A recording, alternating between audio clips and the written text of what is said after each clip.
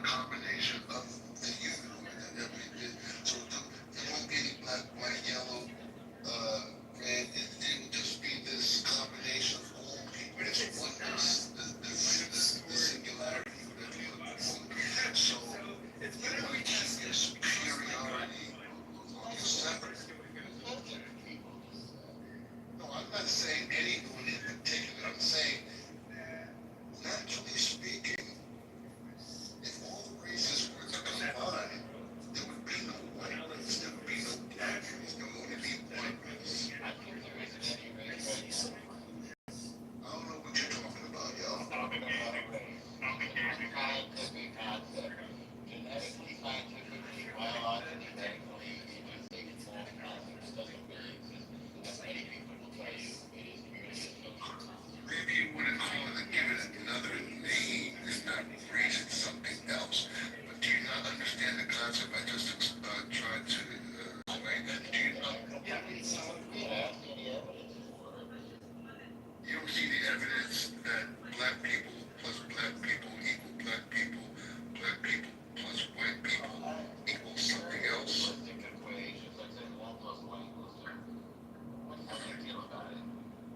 I don't know what the big deal is. I'm saying. So what the big deal about it is whether you identify race as a construct, it's a social construct, but it is one that is used in this country to identify people, and it is used to build hierarchies in this country. So it is not. So while you may be right about that, there's nothing profound about identifying race as a social construct, when it's being used. It's being used. What if I reject it? Well, it's being, but at this time, that's some real life realities for people. So in the way that it's being used, it's been interwoven into the fabric of this nation, and it's been, for all intent and purposes, it has made it so that one group of people gets disproportionate access and resource, and others do not. So you can identify it as just that and say we can just. I don't know if you're just attempting to say we can just not choose not to acknowledge it. Well, it's still woven into the fabric of our. I think it's I don't understand what you mean by saying that. But unlike any country in the history of humanity, I think this country has bent itself into a brittle to overcome the injustices of the past around the subject of around the false concept of race. I think it's kind of remarkable. I think the rest of the world has followed our example, frankly, and I think there's more work that needs to be done. that's being overcome. I think more work needs to be done, but it has been done to a remarkable extent, unprecedented in human history. And I believe, by the way, that the hierarchies are around values, achievement, class, and economics more than they are about race. Hang on, a funny example of that is Indian folks, or Nigerian folks, or Asian folks who seem to be able to come here, embrace these American values and embrace the American system, and emerge on top, even on top of so-called white folks. Well, there's a reason. It's racism. You don't understand. Say that again. It's extreme racism as well. I don't say that they don't, but it doesn't seem to hold them back. That's also a racist argument, because you have to consider who's coming from these places. They're also coming from places where they are of the affluent, of the people of their nations coming. Yes, they are. They come with something in their pocket. That's not true. That's a false. That's a false. I know that might be. Either you're just lying, or that's anecdotal, Norm. No, it's not. But the reality is, if we look at numbers, it's not journalism. It's not journalistic. It's not journalistic at all. Journalism is my profession. I don't even care what your profession is. Actually, the poorest people in New York are Asians. They're not anybody else. But Asians runs the gamut, though. It's that Asians encompass more than just Asians encompass a large ethnic. But that doesn't refute my claim. Yes, it does. No, it doesn't. It does, because those people are coming from places where they are not. They're coming from places where they don't have the same circle they have not been subject to the same things that the indigenous Sometimes it get worse. We had It is folklore not. of it. Yeah. It's not. And the notion that you're just willing to die on that hill to make this up is the reason why we don't make progress on this front, is because people like yourself aren't willing to be honest about what actually is. Though you claim that you are, but it's actually a bad I thing. think you're being dishonest. I'm not being dishonest. Oh, I have no reason to do that. No reason. There would be no incentive for me not to do that. Sure, it's not. It's self-serving. It's not. In mine can be. I can actually provide empirical evidence. You can't. Of course I can. That's my No, you can't. Then do it. Then do it. Because that's a big tenet with you. You say a lot of things, but you don't provide what to prove. So prove to me. So let's do this. Let's do this. Let's prove that the disproportionate amount, and just this, Norm, not all of the peripheral bullshit. I'm saying prove to me that the people that come disproportionately, specifically from Asia, aren't the best of people from Asia, aren't the affluent people from Asia that come with good schooling and come from good backgrounds to come here to work. I'm saying no schooling and no English. And the Chinatown It's not schooling. Of course they don't speak, and many of them don't speak English. No English.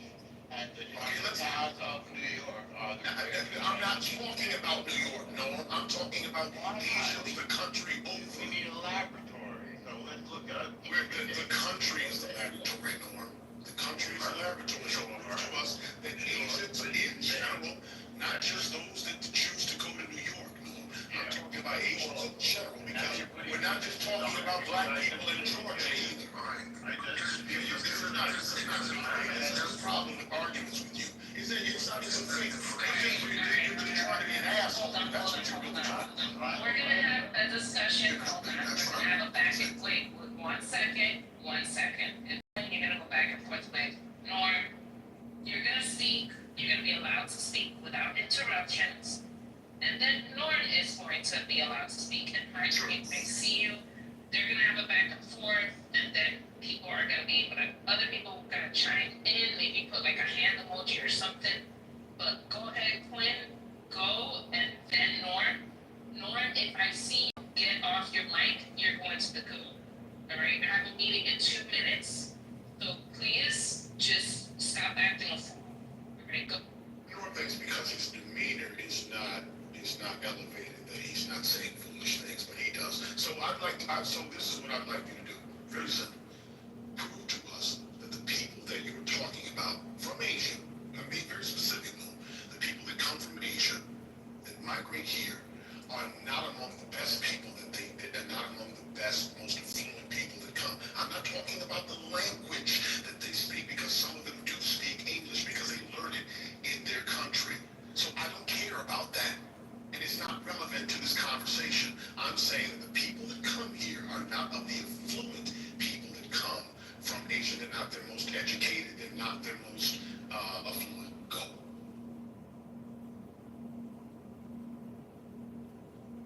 So you made a personal attack. I did not personally attack you. Wait a second, my turn. Mute up. You made a personal attack, Norm 6. You don't know what I think unless I tell you what I think. Point A. Point B. Let's take a population and look into their demographics. Let's look into their demographics. So I made a statement based on my vast journalistic professional experience. And now we can look at the data. So, blah, blah, blah, blah, blah. I asked AI to get a quick answer for the demographics of the Asian immigration to this country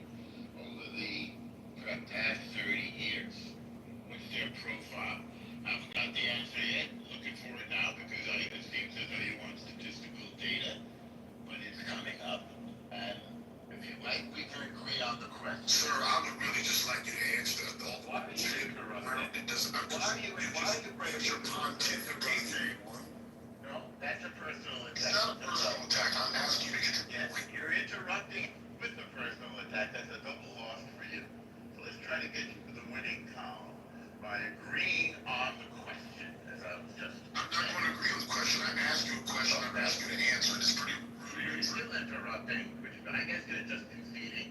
I will take your concession, I'll take the W, and let's move on. Obviously, you don't want me to talk after I was quiet during yours, so you don't also. Yeah, I guess we should have been done by now. Fucking shit. It says that you already had a conversation. Please tell me. So since it's over and we're not letting Norm talk, I'll give you the answer.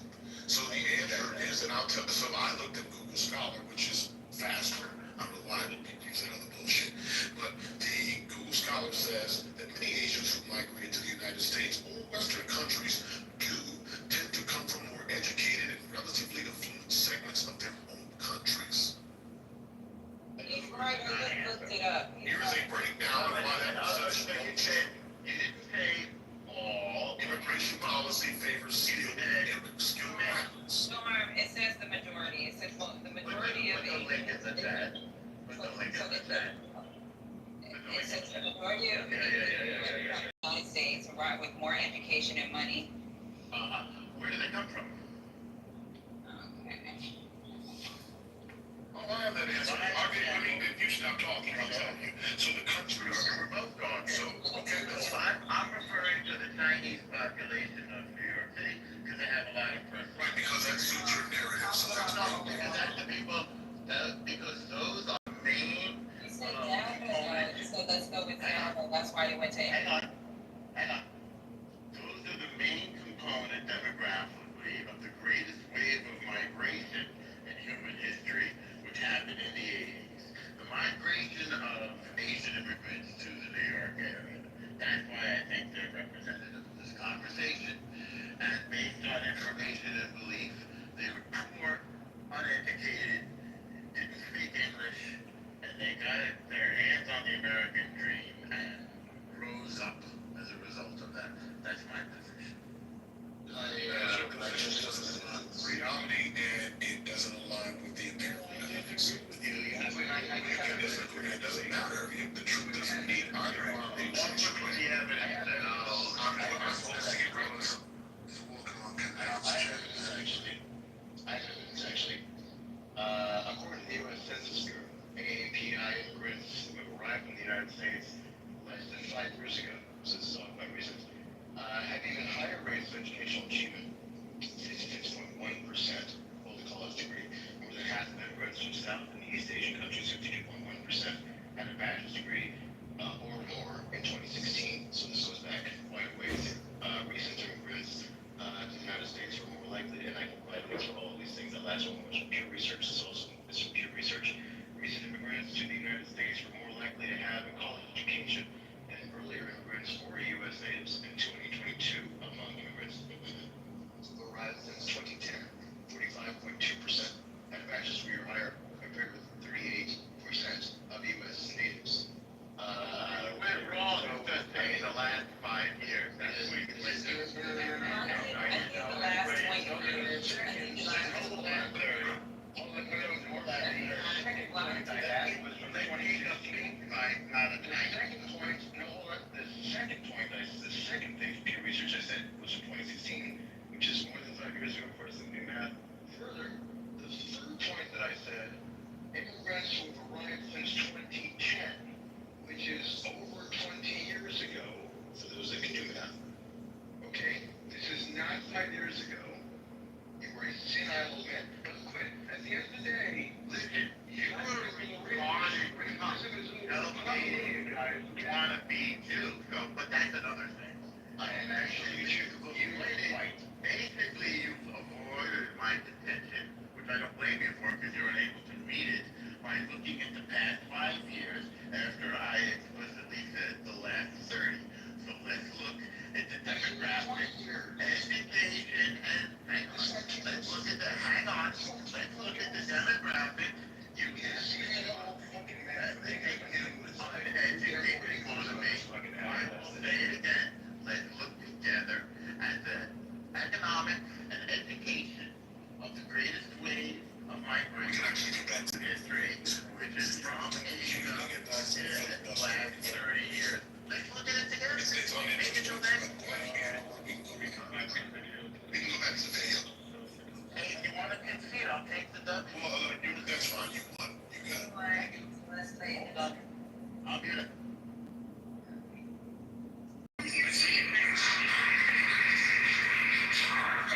Before we go any further, we want to take a moment to say thanks so much to Straight Arrow News for powering the fact checks in this video. Straight Arrow News is on a mission to raise the bar on journalism in a time of media bias and mistrust. Straight Arrow News helps you quickly find trusted information you need to understand the news, allowing you to dive deep into the topics that matter to you, the world around you. Their work is trying to break the bias bubble, helping you understand how every side of the political spectrum is reporting on a story so you get a full picture of the news. That's why we're so happy to be partnering with Straight Arrow News. They deliver the facts, unbiased, balanced, and designed to make sense of a complex world, giving you the clarity you deserve in news you can trust. Go to scan.com/surrounded or click the link in the description to check it out. By clicking that link, you're not just supporting this channel, you also take advantage of a better way to get the news. Welcome back to Trustworthy Journalism. Thanks again to Straight Arrow News for partnering with us on this episode. Now, let's get into it. My next claim is that immigrants overall are good for America.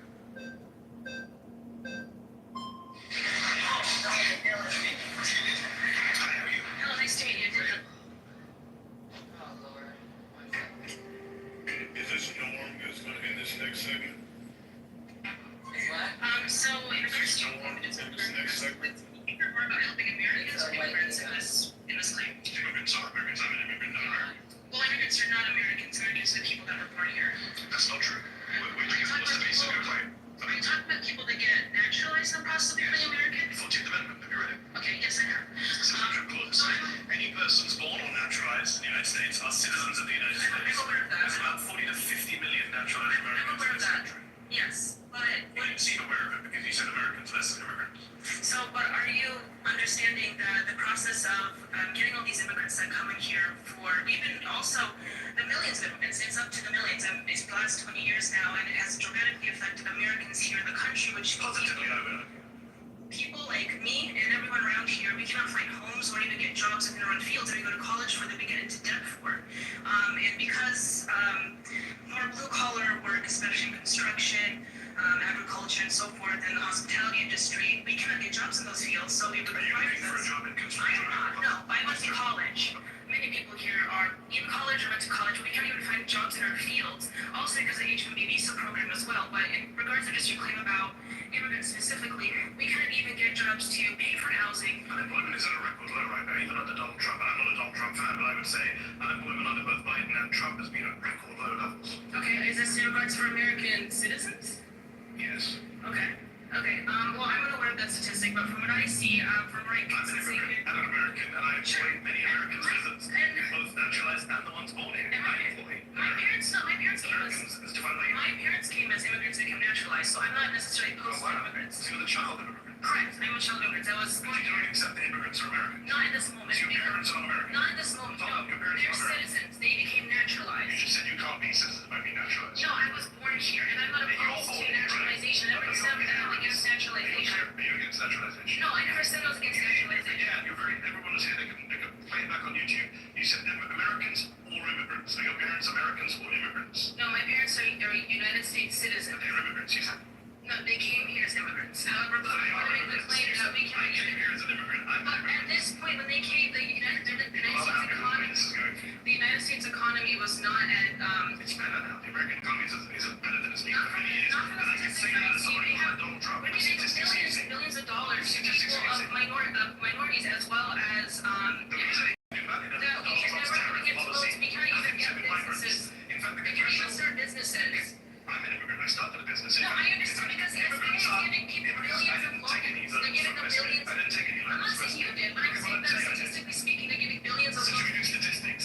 According to statistics, immigrants are 80% more likely to be entrepreneurs than native-born Americans. Sure, More likely to absolutely. start No, businesses I'm aware of and that. hire Americans. No, I'm aware of that. Immigrants But are we more likely also, to pay taxes than take out in benefits. And I'm- They're more likely to add to innovation and jobs and wages. This is what the statistics show. The Congressional Yeah, I Budget Office. understand. I Let me understand speak to that. Rhonda, you come Okay, in. go The ahead. Congressional Budget Office, which is bipartisan, Republicans and Democrats both use it. They have said that the immigration surge that you mentioned will lead to an extra $9 trillion of GDP over the next 10 years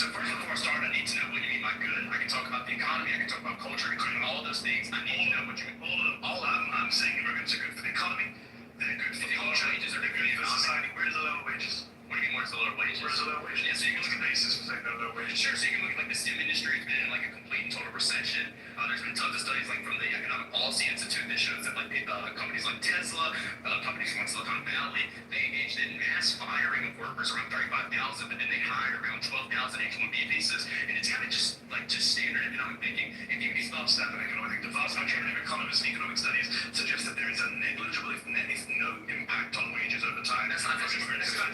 Your colleague mentioned earlier construction. There is actually evidence in construction, yes, but in some industries, in some areas, there is an impact. But overall, no. In fact, a study from the National Bureau of Economic Research found that migrants since 1965 have raised wages and raised innovation.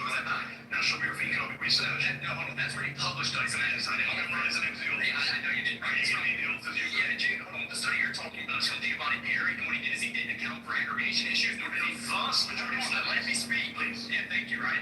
So listen, he didn't account for aggregation issues, right? And when you look at like these spatial approaches, what all these economists use, you're not accounting for the fact that when immigrants come into an area, natives leave. If you look at an occupational approach where you look at the specific firms that immigration's going into, like Kim, ETA, 2013 did, you find a net negative impact when there's a 10% increase in immigration. You find around a 0.5% decline in wages when it comes to the specific occupations they're going to.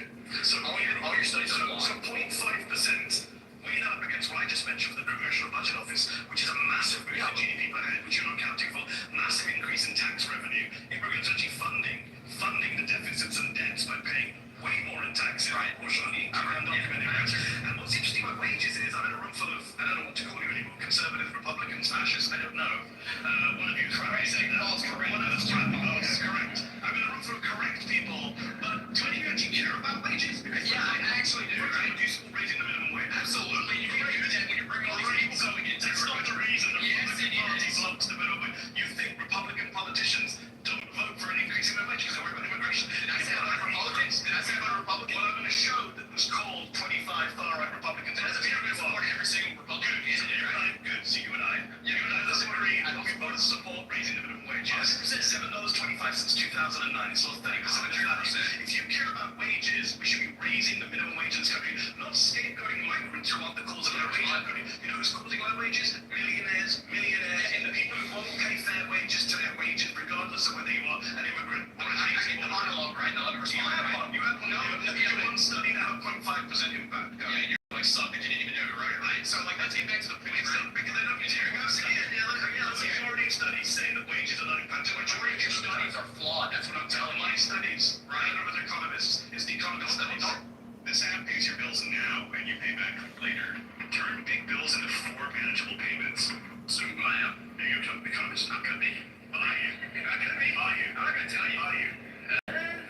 You're an economics. Are you an economist? No, not right now. So when I said not an economist, I was correct. Don't say your favorite word. See here, dude, this is nothing of substance. Look at the red flags. They're coming up. Let me get this straight. But when you talk about the CBO, one thing you're not accounting for here is that they're assuming an equilibrium, right? You know what that means? You shouldn't make these type of assumptions. You said earlier that unemployment is not what it means. It's not going to do assumptions. Okay, hold on. You mentioned we were like at like 4.2% unemployment. Yeah, that's counting people that part-time jobs. That's counting poverty wages. Yeah, I'm against company wages. You want to agree again? Yes. If you go to like the Lookwood Institute, they calculate it in a way where it's like functional unemployment. Okay, if you account for things like just people who make around $25,000 a year, people who have fallen out of the labor market, people who only work part-time, if you count all of those people together and then add on the unemployment, that's around 25% of the population. So when you go, we don't have jobs, we don't have people to do this, that, and the other. No, yes, we do. Okay, we don't have a labor shortage. We have a good job shortage. And when you keep bringing these people in, and they're a good job shortage is the fault of big firms employing I can say that the immigrants. Who hires the immigrant? Yeah. Employers. Exactly. So that's all we real. It's big firms. Okay, so let me ask you something. Let me ask you a question. If you got rid of all immigrants coming in tomorrow, moratorium, you think that Republicans and employers of big firms suddenly raise all the way down? That's what I said. It's completely agree. That's what you believe. That's what you believe. Do you believe the wages? I'm just wondering how naive you are. You believe that the 1% will raise wages in the federal level? If we stop immigration, we'll be forced to. You increase labor's relationship to capital, okay, and you give labor more bargaining power because you're talking to very simple. You understand economics.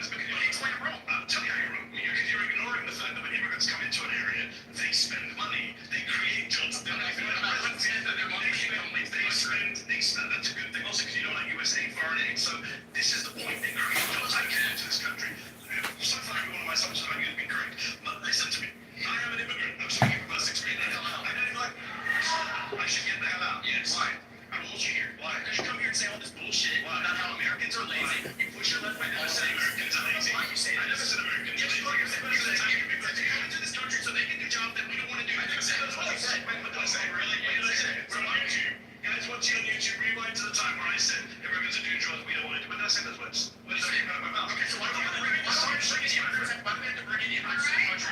People are going to do the job. Pause, you've been voted out. Nice talking to you. Nice talking to you. You're going to have to go pro, is what he said at that left to an American citizen. Good to know. Yeah. Where you stand on immigration. It's not about immigration, is it? That's what it's not about.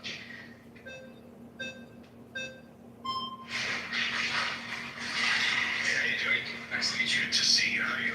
Not bad. So, what type of immigrants are we talking about? What do you mean? Like any immigrants or Immigrants? That's what I said. are illegal immigrants? Undocumented immigrants also contribute greatly to the U.S. I say undocumented are the people that are illegal. So, let's put it this way. You know, I'm an immigrant too. Don't get me wrong. Okay. There isn't even How a do you U.S. feel about the fact that people here want you out? Are you okay with that? I'm here to debate you, not debate them. I mean, you're all on the same side. You're part of one group. No. You mean clapping each other. No, I mean, there are conservatives here, there are far-right people here, there are Republicans How do you here. feel about that guy wanting me and you to leave? But, you know, I'm let's just wondering. Wait, this is the topic of immigration. It's not about my feelings towards them. Okay. It's about staying on this topic Okay. and trying to Good for America. It's you and me. We're good for America. And the guy over there wants us to leave. So I'm just wondering how you feel about that. So I believe that there has to be strict immigration laws. Okay. We have to make sure that the people who are coming here have the good intent of the United States in mind. That's not my claim, but okay. So My claim is about if you just open our borders, every single person that comes in here that claims that they're going to come forward in the country is wrong. I'm just saying, you know, I'm just wrong. Just wrong. no, I'm saying basically, I'm trying to cause division and Division here wants you to leave the country. That's a pretty big deal. I mean, you can ignore it. Like I That's said, your side, my friend. like I said, you're the one that tried to derail this argument by bringing that. It's It's just a good argument. I'm saying immigrants are good to America. People I are asked you what we should leave, not me. I asked you what type of immigrants are we talking about? Are we talking about overall? So, So you want me to get to like particular communities? I'm not to so you believe that people that come here do not have Overall, any respect, society. do not have any respect to our laws and our border, you know, are going to be good for this country. No, of course not. So you can't say that all immigrants I never overall. said all immigrants. Well, I said you said- immigrants overall. Immigrants overall doesn't mean all immigrants. Sorry to bring that to you. All right, so we have to make sure that the people who are coming here have the good intent of this country in mind. I agree. Yes. All right, good. That's what I claim. But when you have undocumented immigration going on, you can't vet that. You can't make sure about that. Let me real quick, talk about my background. There is no American embassy in Iran. So in order to come here, you have to stay in line for 4 years, and you have to go through some serious vetting procedure to get here.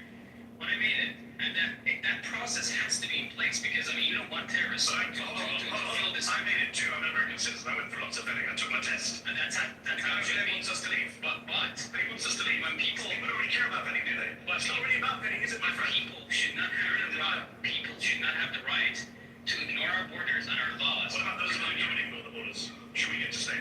Of course. He says we should. Well, I'm not debating him. You should be kind of because you're all together on this. No, I'm debating you. Okay. And I'm putting out to you, see, that your argument is in bad faith because these guys are actually speaking the truth and you're in denial about who's on whose side. There you go, baby. Nice to meet you. The question is, immigration is good for America, right? If you look at the net positives to things like our society, our culture, our food, our economy, our general diversity, I know the D word is a bad word in places like this. I think immigrants have been a net positive. I think if you look at your everyday lives, we all benefit from immigration. And what kind of conservatives disagree with that? Some of the guys who told me to leave this place and go back to, not a citizen. Do you think all conservatives? No.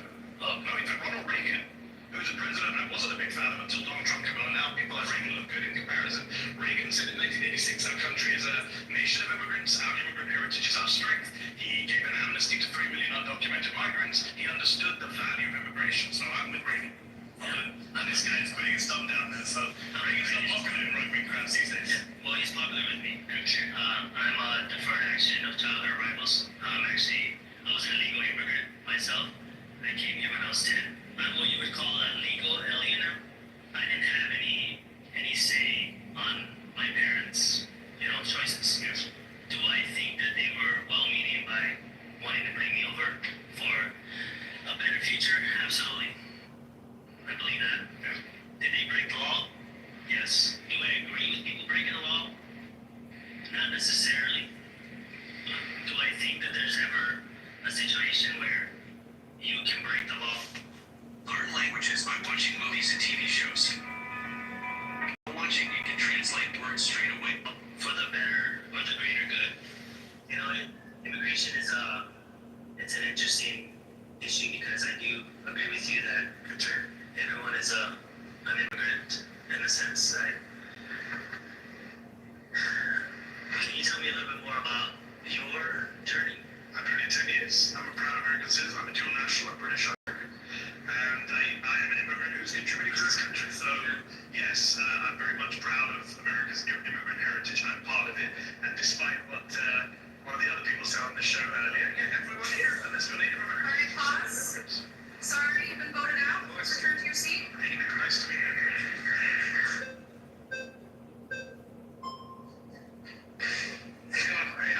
Actually, a fan. I see a lot of Chris Morgan. Thank you for watching. Yeah. So, my argument is that Americans are what is a nation? A nation is a geographical location full of people who have some things in common. So, I think some of the things typically in history are going to be like race, religion, ethnicity, language. These are some of the things that we have to have in common in order to actually have a functioning civilization, especially in self-government. I'm not necessarily a giant fan of self-government. I'm a Catholic nationalist. I'm not a fascist. You have to have at least some things in common in order to actually have a civilization. And immigrants, especially illegal immigrants that come to this country now, disrespect us. They hate everything that we believe. They don't even speak our language. I watched that after Trump got elected. I watched an interview of an illegal alien woman crying about getting deported, and the entire interview was in Spanish. That is a spit in the face. It's disrespect. They don't care about us. They abuse our system. And they abuse From ideological argument to just a bunch of series of wild, unsubstantiated claims. One is They don't accept any of those claims. They hate everything we stand for, and they don't accept. Well, I'm not going to deal with it. I'm going to deal with the false claims here. There's no what's your basis for saying that all immigrants or all undocumented immigrants hate everything we stand for? It's funny that you said you're a Catholic national, and most Catholics get to America. Irish Catholics, Italian Catholics, immigration. Much of the people coming across the southern border are Catholics. Yeah, I know. So it's really funny that you say you're a Catholic nationalist, but Catholics came to America via immigration.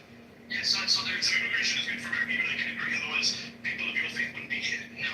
Well, we were here on this side of the world, in this continent, from conquest. We came over here And the big surges of numbers, as you will know, because you're a smart guy, Italian, Irish immigration waves, Catholic immigration waves. Okay, yeah, and I'm not even claiming Those, if you're well, I'm not even claiming that religion is bad. those. I'm not claiming immigration is bad in all cases at all times.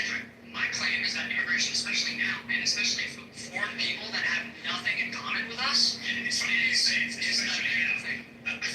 my apologies. Brian. Yeah, how many In every era, there has been a Brian who says, I'm not against immigration, just immigration now.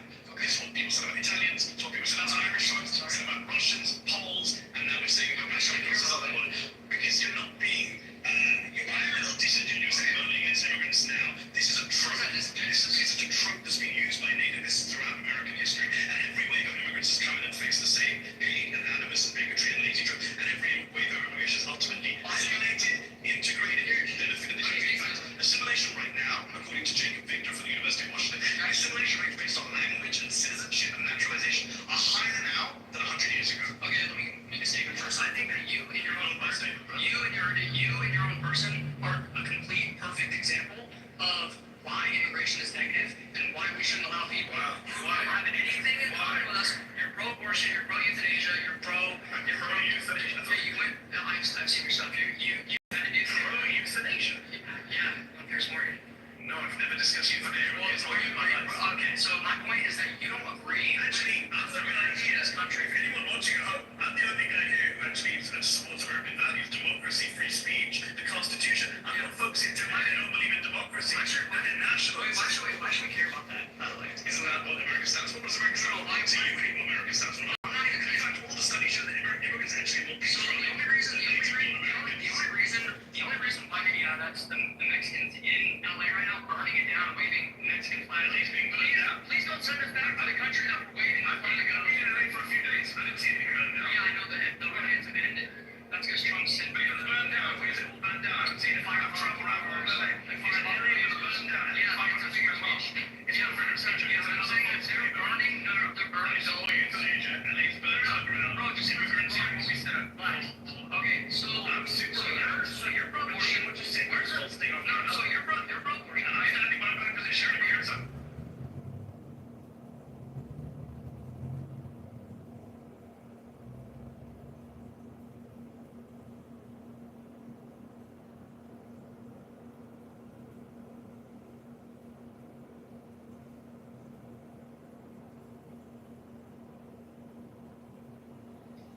Stop, or was it just me?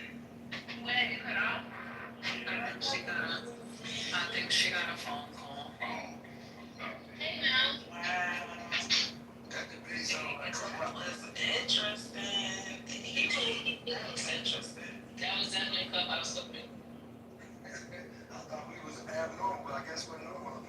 Well, it's the same group of people. Like, I mean, it's not that it's I Clubhouse is not an isolated group of people and it feels like that. But it's not. I mean, this is a broad mindset. Obviously, there's people on the stage who believe the same delusion, they just express it differently. God is being the dynamic of what people can't see. I think we can agree. It is a slight degree of like people just be saying stuff. In person, it's much more interesting to see all this going on. No, I'm not saying it's not. People aren't the same every go. I think it's more. Yeah, I mean, in my estimation, it's no different. I mean, these people are the same here. I mean, I think the difference is you can see them. People may not be as demonstrative, may not be as bold with some of the things they do say. Obviously, in person, it has a different consequence, but I mean, may really have a different consequence. But I mean, it's the same level of delusion. It's the same uneducated, unlearned people. The same things that are based in reality. I mean, it's not new. Yes. I get it. I get your point, but I'm sure you get my point. Yes, sir. Perhaps the moderators can allow a different perspective. Let's assume that it's been proven that migrants help America and immigration is great for America. It raises the question of which immigrants should we accept right now, right? So I posted in the room chat a link to a book called 1 Billion Americans. 1 Billion Americans. I urge everyone to read it. And I would put forth that immigrants are great for America, but our biggest threat is AI from China. So why not prioritize letting in all the Chinese scientists smart enough to work on AI?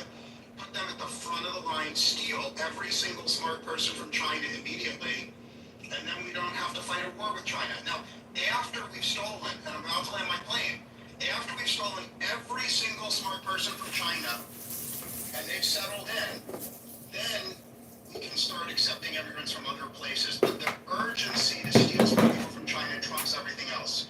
Read the window. Okay, no, you don't think that's the exact game plan, like follow exactly what you said, like steal the Chinese, but I'm sure there's some nuance in what you read.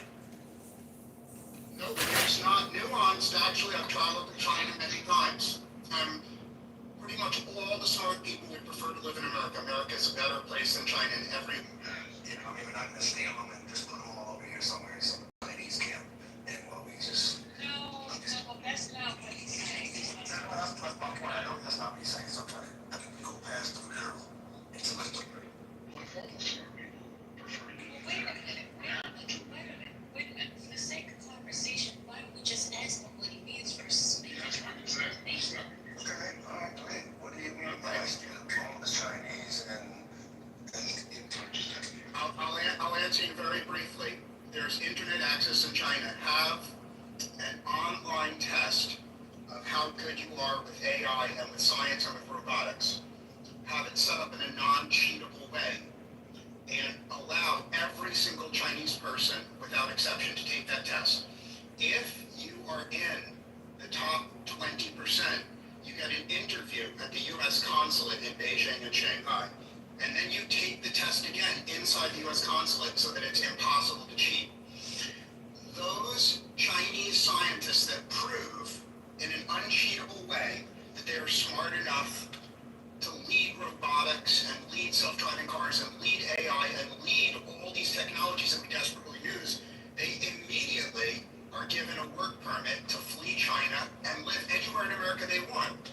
They're not given citizenship. They have to live here for 20 years with no crimes and no welfare usage, and after 20 years, they get to become citizens. And by the way, a small percentage of them will be spies. And I'm putting forth that we are smart enough to catch the spies before they do anything dangerous. And I'll put forth, allow me to finish, Quinn, and then you can, okay, Quinn, respectfully, there's ample precedent. After World War II, we invited a huge number of smart German rocket scientists. Those smart German rocket scientists could have been our enemies if they had moved to the Soviet Union. Because we were smart enough to invite them here, we got to the moon and we won the Cold War. So what I'm saying is my plan has already been tried, it's worked, it's only the racists, and there's plenty of people of all races in this room that are racist against Chinese. So many of the people against my plans are racist against Chinese, and that's why they're against my plan, and I'm done speaking. I get the fact, yeah, because it is precedent. In 1790, the Naturalization Act in America, 2 years, white folks only white people that come like Germany or that, you're good. Come on, you're white folks, you can be a citizen if we want you, but not 20 years, but for 2 years. Yeah, we're talking about the foundation of naturalization in America. Well, all right. How y'all doing? Good afternoon. Happy Monday, everybody. Hey, Melly Mel. Hey, El. Hey, Patty Patty. Hey, Glenn. Grapes. Good to see you. Hey, Katrina. Welcome to CJ Brooklyn. Hey, Sensa. And Eagle. Sweet. Got that. And we got Baruch. How y'all get Baruch on the stage? Lord Jesus. I ain't seen that boy on stage in years.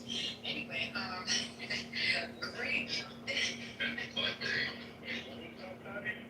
I think you heard them young white Republicans talking that fascist stuff, so you're like, let me get up there. We had that on stage earlier today, so the conversation's been great. So I'm just trying to figure out where you guys, or what about what Grape is saying that you have a problem with. If in fact the idea, and we see the weakness over the weekend, I'm not sure if you guys saw it, or leading into the weekend, there was great talks about how China is so advanced in this whole robotic AI technology and how America is behind. Having a possible solution doesn't mean that it has to be correct, but his thought process is like, hey, listen, why don't we hire the most intelligent from there, pick their brains, gather their intel, create what we need to create so that we can catch back up. Is there something wrong with that? First, let me I'm trying to think you said. First of all, it already exists. Programs like that already exist, even from Russia, quote unquote, right? We don't they really strict on Russian immigration now. They don't give out visas and tourist visas, but even during the Biden administration, they actually have an expedited process for anybody who is a professional in STEM, especially in, if you were working with nuclear power plants, anything, right? There's an expedited immigration process for people from that area. If that program already exists, and we have that for a lot of countries, they take priority. So that's nothing new, and we have been doing that since World War II. He was correct. The thing is that he was saying, I think what was said is that we only allow those. We don't allow anyone else at the time.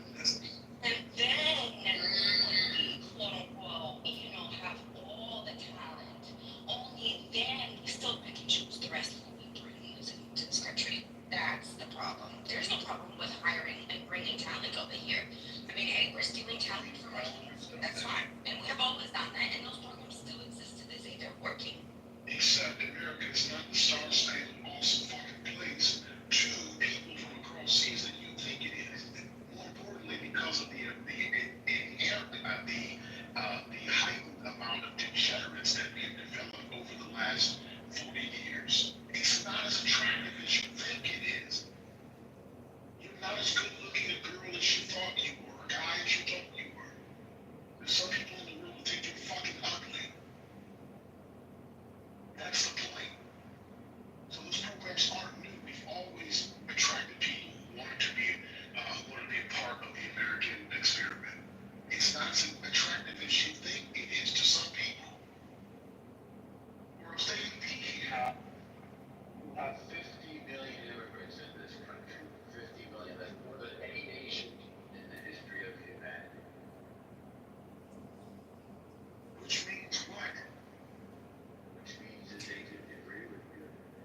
also trying to actively dissuade people from fucking coming here, which doesn't look very attractive on a world stage, Norman. Yeah, okay, so now we're going to argue semantics as to how many people really want to come to America or how many people No, I'm talking about the America actual attracts. I'm not talking about Right, that's what I'm saying. But like, why I'm talking about kind. we don't have a quantitative way of actually quantifying that to make it. Well, but we will have numbers and then we will argue back and forth because there is a set of numbers that will show that there are a lot of people that want to get into America. As we just displayed, you're saying that there are people waiting to get in. There are people who are fighting and willing to risk their lives to stay here and find themselves in concentration camps, but find themselves in immigration camps because of the fact that they don't want to leave. So there is a group of people that exists. Two things can exist at one time. So to argue about that is really it's a big point. That was the argument. Overarching. The argument was a little bit greater. It was talking about the kind of people, meaning innovative people, people that build things, people that could complement everyone contributing. So that's not what I'm saying. I'm talking about specifically people who are more innovative, who come to do the things that Greg was asserting that they do.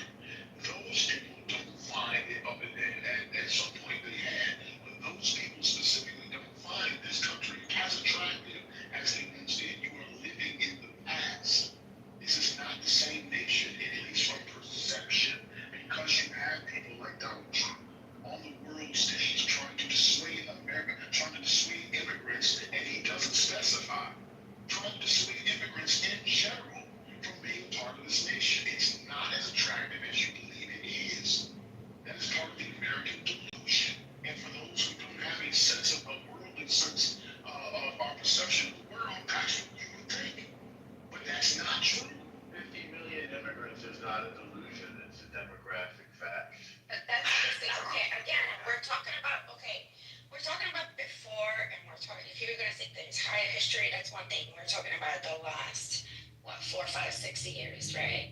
If you actually look at statistics, actual statistics, how many rocket scientists, right? Like we're talking about like savants. We're talking about Einstein level professionals in medical field, right? People who come up with curing cancer. If you actually look at how many of those have actually stayed in our country, let's just say they came here to study or whatever, there is in recent statistics a lot more of those savants and Einsteins that are leaving the United States than before. Not saying all, but it is an increase of them leaving, and there is a decrease of them coming. Yep, it's called the Trump effect. And many of them come back and visit America when they grow and can come down their own terms and great value, whether America wants it or not. So America should get real nice and really try to win these people over and to try to want to come because they're making it very unattractive opposed to being in Saudi Arabia, the Middle East, Australia, who knows where, everywhere else. And have whole new opportunities where they don't have to deal with no shit if they're going to get snatched up one day. That's not making America a very attractive place to want to be. I think we're talking apples and oranges. Well, for somebody who may not understand the complexity, I can understand. So why do y'all always gotta find yourself? I mean, why you gotta say apples and oranges? They couldn't see a parallel. What Why do they have to degrade it by creating listen, I'm saying we're talking apples and oranges because what I heard Great saying, and then everybody saying why his solution won't work. He said it's Chinese. What do you mean? Instead of building on what you would think would work, right, and how we advance our technology, you guys want to focus on how to tear down his argument, and that to me doesn't seem. You know what? Y'all got it. I'm not gonna argue back with people. I don't like when people interrupt me. People don't like when they interrupt interrupted. I don't have the energy for it, so y'all got it. I'll come back later when I don't have anything. No, let me finish. I'm gone. I gotta go. I can't. I don't have the energy for it. I think All that right, it's wait, disgraceful. hold the fuck up. Because lady wasn't even here last week. Okay? So what's going on? I understand everybody wants to speak, etc. I get it. But the only reason that you're here and the only reason why we're here is people like Lady, right? That time and time again try to moderate y'all. So I don't like it. I don't like it.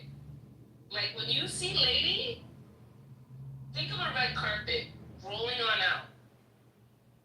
That's how we should treat Lady because time and time, like she's in here sometimes for hours, day in, day out. And it's like, y'all just be talking over Lady. I just be, like, believe me, Lady pays attention. She's looking on the phone. She tries to let everyone speak. I don't. I'm more of a fascist, if you will, when it comes to Clubhouse. Right? I'm blocking y'all. I go on and on. That's right. Okay? You don't want me and Mel to be in charge. Believe me. You want Lady to be in charge because she's fair and she's nice. Okay? Me, I'm not nice.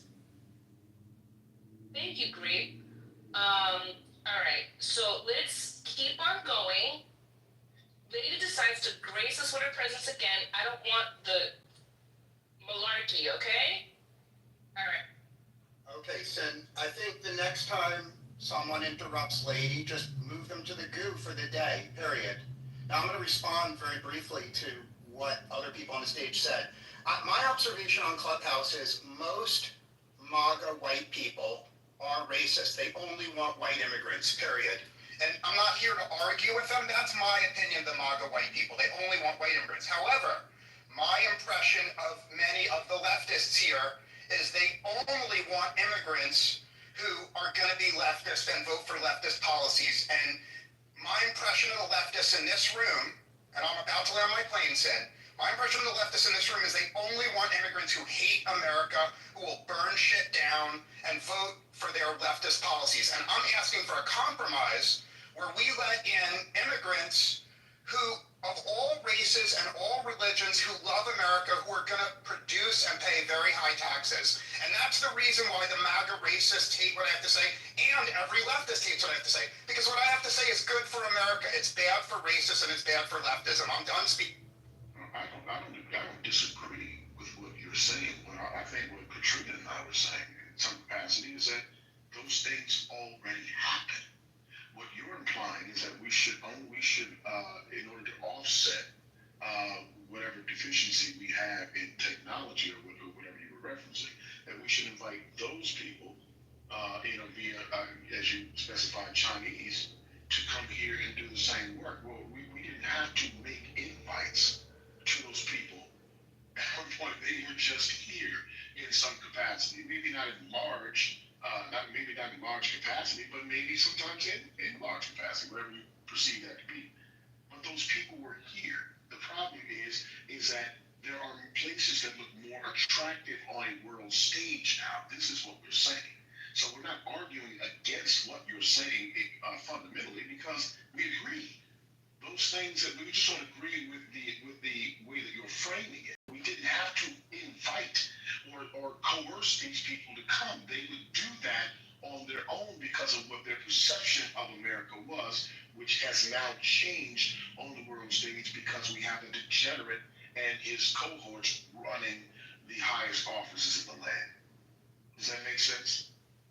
So, Trump is a villain, but he's addressing a problem that is undeniable. And that problem is the percentage of people in this country who are undocumented immigrants. He's doing it in a heavy-handed and apparently often illegal way, but he's addressing it. The previous administration did.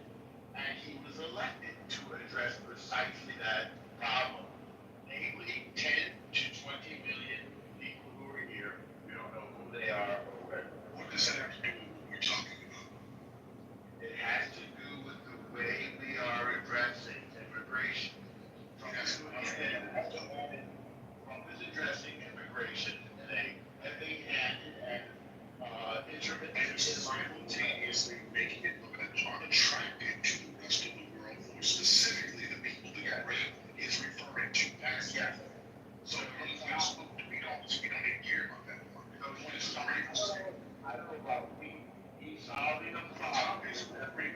You're a senile man, get it out. Listen, you're a retarded asshole.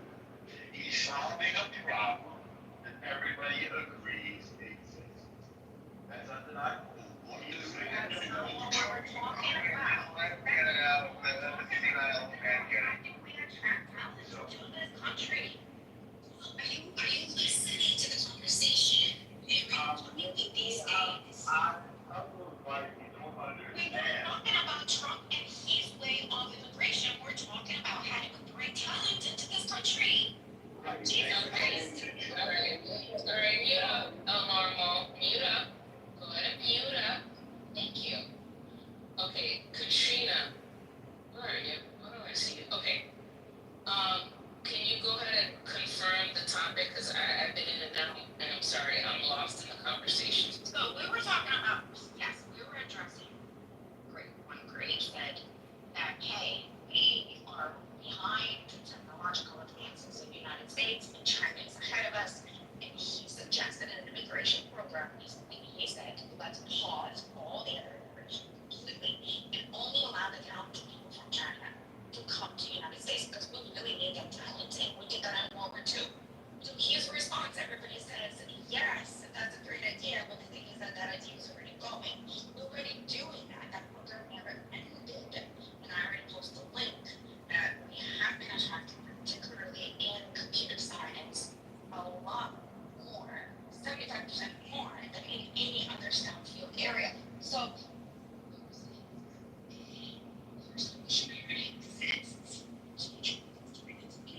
Wait, you guys sound muted a bit. Go ahead. I'm saying first, we're all agreed that we do need to bring talented people to the United States. That that program already has and is going. It has never stopped since World War II.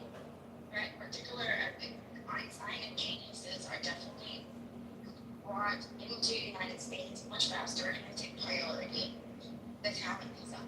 And then number 3 is the fact that he's saying we're not going to allow anybody else to come to this country until we bring all the talent in. Well, that kind of sounds ridiculous. You can't just not allow any other immigration just based on the laws that we have right now because we have not changed the law about asylum seeking cases, which we did because we fucked up in World War II when we didn't allow Jews to come to the United States. Great day, the two most technologically advanced countries are the U.S. and South Korea. Needless to say, we're allies.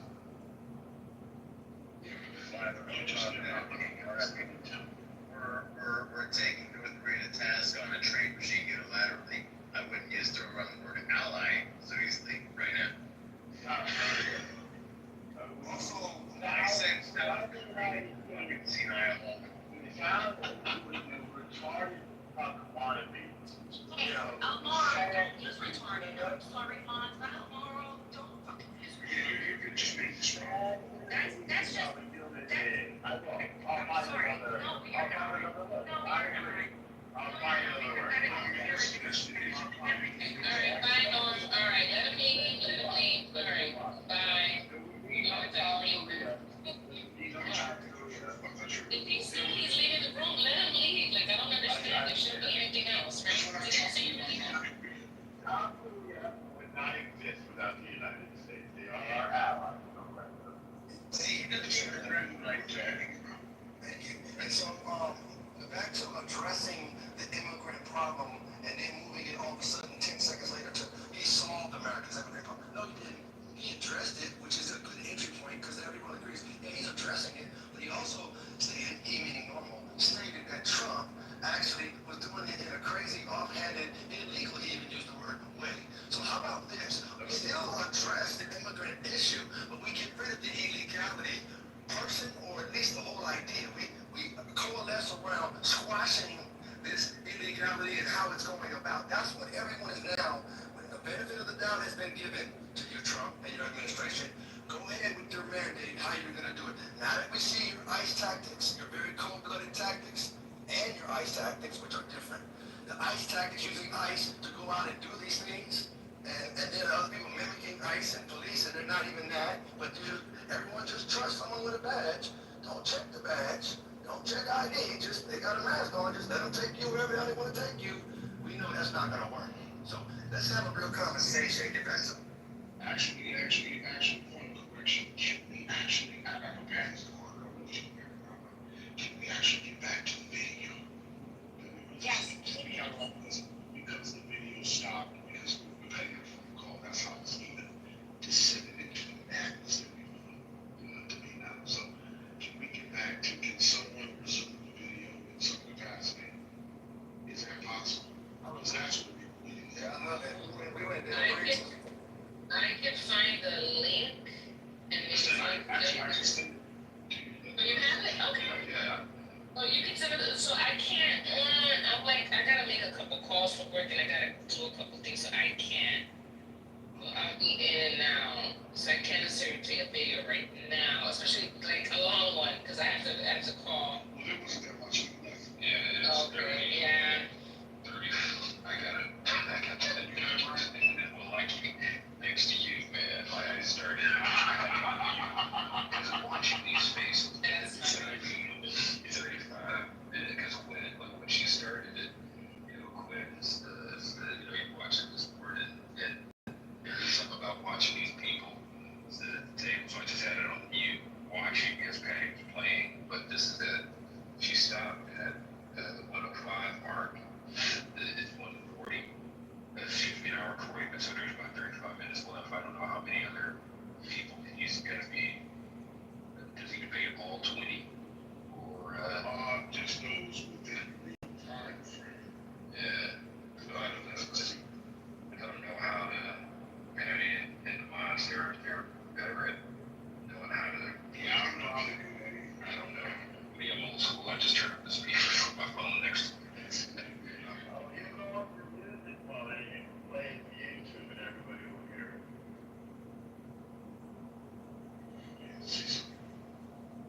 So I can play it on different play and walk away and put it in a different room because my son can't have certain noises around him. So that by then I'm gonna walk away and you guys and it's just gonna keep playing. So you put this in, you said you put it in music. Yeah. Yeah, so the top three dots. Make sure you Top three dots. on. You have to have your Yeah, go to audio quality, select music, and then it should play. And then we'll give you a thumbs up when it starts playing. Also, I'm just playing on my normal YouTube video here. Yeah. just make sure you have your AirPods on. No AirPods. Oh, no, your console. That's nice. So Quinn up in here learning. Shout out to that one. No, man, listen to me. Learning something we.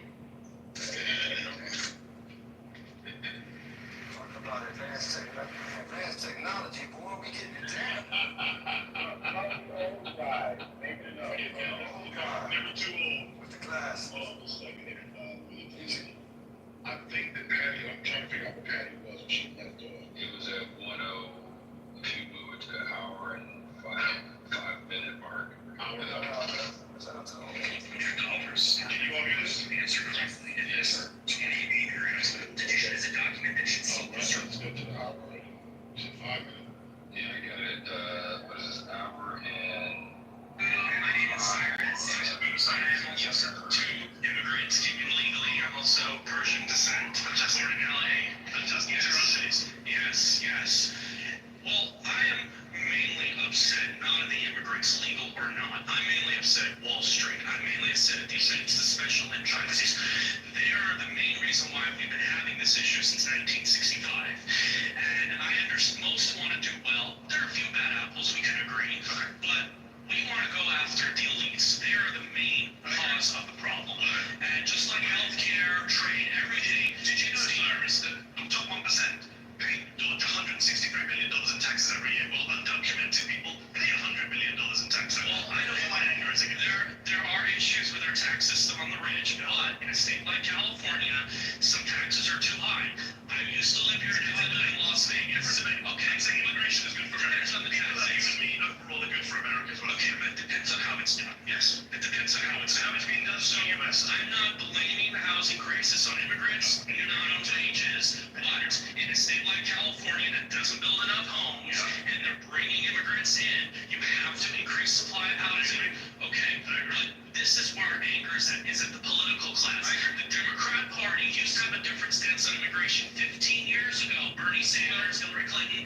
I'm not here to defend different Democrats. What I will say is that everyone here actually does think immigration is good for America. Everyone here uses an iPhone designed by an immigrant, is on Gmail designed by an immigrant, is watching it on a YouTube channel. But this is to a YouTube channel founded by an immigrant. You were there here, but that's a tiny minority. So you all love immigrants, whether you like it or not.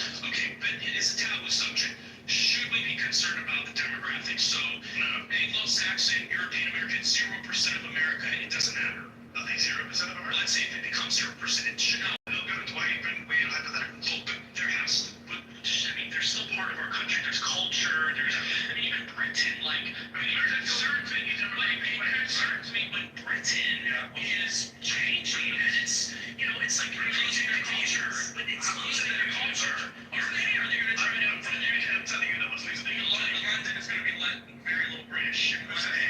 What's the plan? That's what we want to know. What's the plan? How do we know? Have you been to London? No. So then maybe you should come on places you don't know anything about. But what's the plan? I grew up in London. What's the general plan? I was in London a few weeks ago. Okay, it's a very British city. I hope not. I understand that there are people in this audience that don't like me or you in this country, and I respect that. There's some that don't even want me to date a blonde woman. They want to keep to their own, or ginger or whatever. I respect that, but there has to be a deal made. There's Idaho, there's Montana. They can go live in a homogeneous society. They don't believe in force, okay? And I believe that there has to be a deal made. And I think there's upsides and downsides to diversity.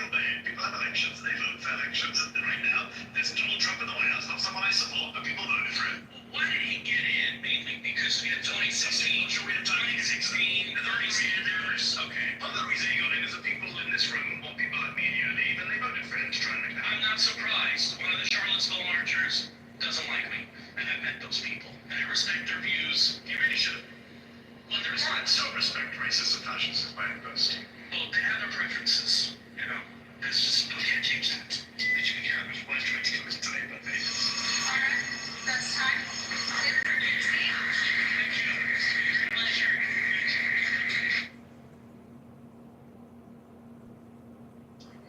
Moderators is on you.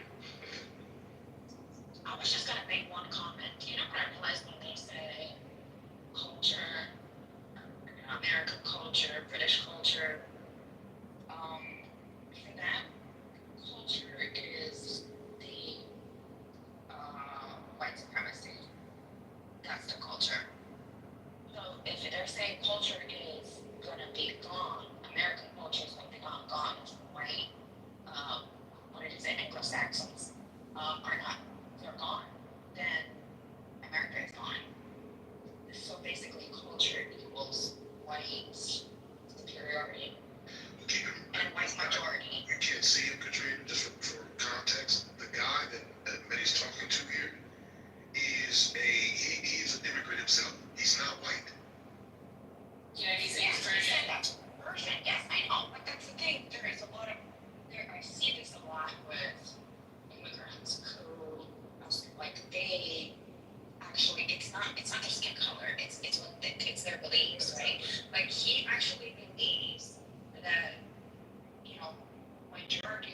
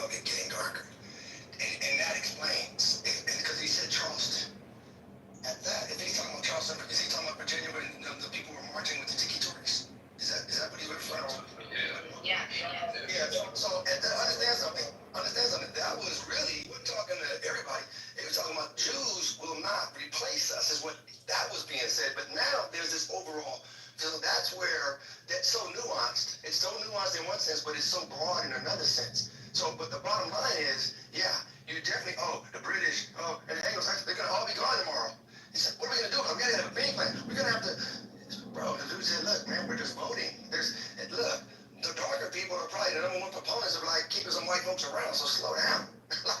like there's a whole kind of you might say a competitive advantage on the planet these days. So ain't nobody just gonna get rid of what's not working.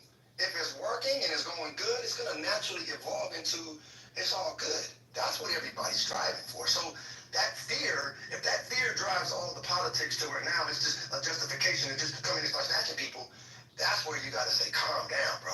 Like, look, you're not gonna just be replaced tomorrow. Nobody, you know what I'm saying? Especially, but it's good to understand the history of where he's speaking from because this country, again, 1790, after 1776, obviously, for July 4th, 1790, there was a Naturalization Act. Who can be a natural citizen? So there's a foundational history that to me has never been addressed. 14th Amendment never really addressed it. It just said, okay, blacks, basically now 13th, 14th, 15th Amendment said now black folks you can vote, not vote, I'm sorry. Now black folks you can be citizens. If you were born here, we're gonna call you citizens. We're gonna call you that, but still gotta work it into the fabric of the mindset of the whole country and the spirit of the country. That's a whole longer process than just saying it on paper. And it still got to work itself out in economics, which we're working through still to this day, and all of that. So I just wanted to lay that foundation that this idea of making America great again, maybe he's talking about going back to 1790, where you had to be white and you needed to be here for 2 years before you could be a citizen. Everybody else, and he kind of was like, look, that wasn't even about you. When Trump said this, the 14th Amendment was about black people. He's trying to say to them, after all the rest of everybody else, he's saying, everybody else, particularly Mexico and Haiti and Venezuela, that's not even about you. Don't usurp that thought and just think, now I'm born here. That's what he's trying to say. There's a lot of traction around that. What's more interesting is I thought, from his dialogue is along the lines of what Katrina was saying, was that he feels the need to respect people who are racist, xenophobic, and which is, obviously, which many, suggested to him that he did not need to respect that. I think we see that a lot of times. We think we have to respect everybody's opinion just simply because it's their opinion. I can respect your right to have an opinion, but I don't have to respect your opinion. So I respect your right to have one. I have to respect your right to have an opinion. I don't have to respect what your opinion is.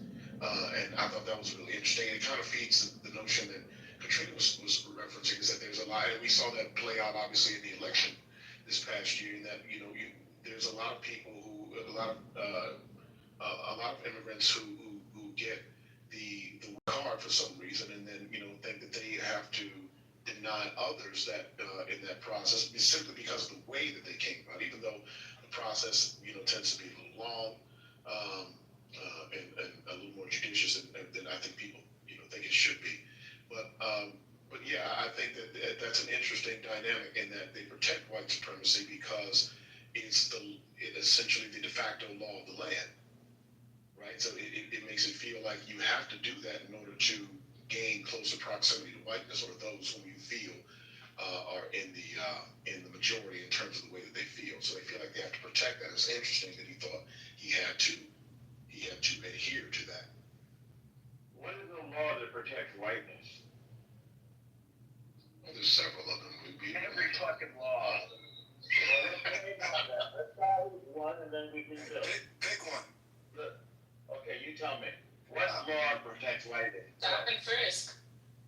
Okay, stop questioning first. How does that protect whiteness? So we can move on to the conversation. We don't have to. Yeah. We don't want to go down that road. How many white people are Possible Google it. How many white people is there one? Is there a law? It's not a law. It's a practice which is discouraged. So tell me the law again that protects white. We really don't want to go down that rabbit hole. If we just You want to name one? we'll be having to figure out the answer to that question when you steer the room. If I could just answer it for 1 second, I could just move on. I really feel like we should move on. And I think that we had this conversation with you several years ago, actually, on Clubhouse. But speaking of search and frisk, my husband, who is not white, would be stopped at that station almost every single fucking day. And by the same people, pretty much every that was followed down because they were on rotation and get searched. These backpacks searched, everything gets searched. But every time I would come into the city, I would never fucking get stopped. And yes, there is such a thing as white pretty privilege, and don't fucking deny that. And that shit happens. No one ever pulls me aside at airports or cops or anybody else. Yes, you can say woman, yes, I'm pretty, and yes, that also exists. The white pretty privilege exists. Discrimination exists in this country. From no That's it. laws, though. Move on. Don't you trust this? Okay, this is not the topic.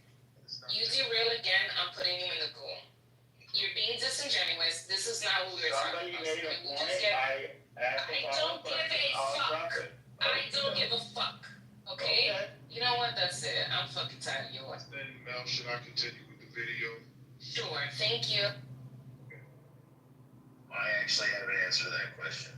Laws that specifically protect all things equally actually entrench systemic inequities by treating it as equal.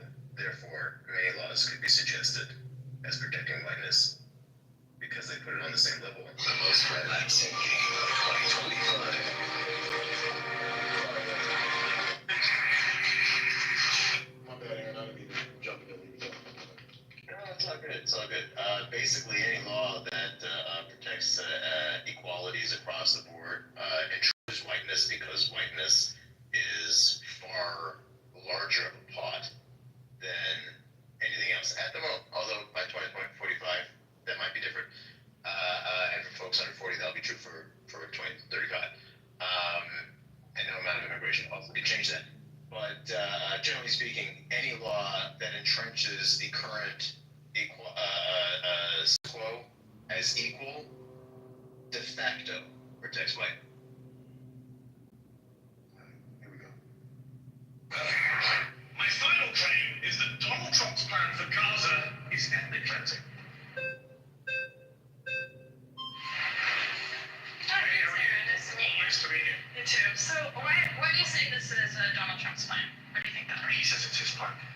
Have you seen his plan? What did he say? He said it standing next to Benjamin Netanyahu in January, February. He said it on Fox News in an interview on Fox. He said it on Air Force One when he was chatting to Word for word, what's an example of what he said? word for word, he said, for example, we're going to clean out the Gaza Strip. He said they're going to leave, we're going to take control of it.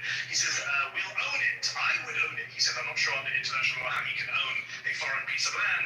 And when he was asked on Fox News, the people, the Palestinians who are being forced to leave, would they be able to come back? He said, no, they wouldn't. That is the literal definition of ethnic cleansing, according to a UN definition. Why do you think that Trump is saying this? Do you think that he has some personal interest in cleansing Gaza, or do you think there might be some special interest group or perhaps religious or ethnic group that's, that maybe he received money from them and that's the whole reason why he wants to cleanse Gaza, or why do you think that is? I don't do Donald Trump's motivations. I really don't care. My claim is that what he's doing is ethnic cleansing. Well, do you agree with that? I don't actually, probably agree, but Do you agree that it's ethnic cleansing? Do you agree with doing ethnic No, I cleansing? don't agree with it, but I agree that's probably his plan. But I'm trying to figure out, why do you think that is? Because Donald Trump's a white man, he identifies as Christian, I'm not sure if he really is. But what interest does he have in preserving a Jewish ethnic state? Why would he have That's that? a good question. You have to ask Donald Trump that question. I've got multiple views. you don't I'm sure think- you have many views. I'm not sure I like where you're going with your views, but I think Donald Trump is definitely someone who's got financial interests in ethnic cleansing. He's got political interests. He loves the evangelical voters he gets. A lot of Christian evangelicals like to support Israel because they think Jesus will come back if all the Jews are gathered in one place with no Palestinians. I think he's going to make money, he thinks, from beachfront property with Jared Kushner. He said something similar in the You think past. that's the real reason? I think there's multiple reasons, yeah. I think financial, geopolitical, ideological, evangelical. I don't really care. My claim is that what he's doing is ethnic cleansing. Ethnic cleansing is a war crime according to the Fourth Geneva Convention. Yeah, I agree. It's against international law under the Rome Statute. So we shouldn't be part of that. The United States should not be supporting Donald Trump's plan. Ethnic cleansing. I agree. What do you think should be done instead with the Israel-Gaza situation? I'm not sure what your I would like stance to is on see that. a ceasefire in Gaza. Ceasefire, two-state I would like to solution, see, I don't type really get into debates about what solutions. I would like to see an end to the killing. I would like to see Gazans have freedom. I would like to see the Palestinians in Gaza somehow get their land. 80% of Gaza right now is under Israeli military control or displacement. I would like to see freedom for the Palestinian people. I'm an American, to go back to the core of this show. I support American values. Free speech. It really is a religious and ethnic. That's what religious. Well, yes, that is what it is. Obviously, between Jews and Muslims, No, we it's want not. control of the Holy No, it's Land. not. Yes, it is. it's not. What else? What other? Actually, the founders of Israel were secular. They were not religious, actually. And I think some Well, exactly. religious Jews, like Bezalel Smotrich,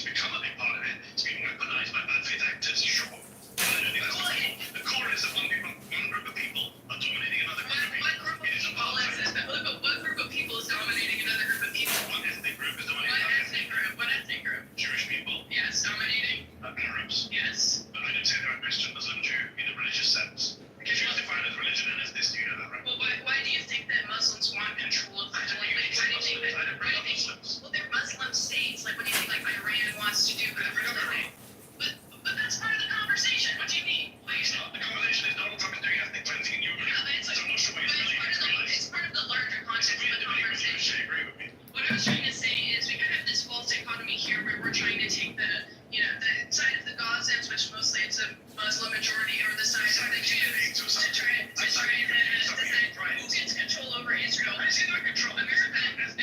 is a majority Christian country. Should we be deciding Christians should have control of it? Donald Trump should not be deciding what happens to Gaza. That's my claim. If you agree with me, So are you saying, do you think that America should just cut ties with Israel altogether? What's your definition of cut ties? Like stop funding them, stopping their military arm? Yes, one second. If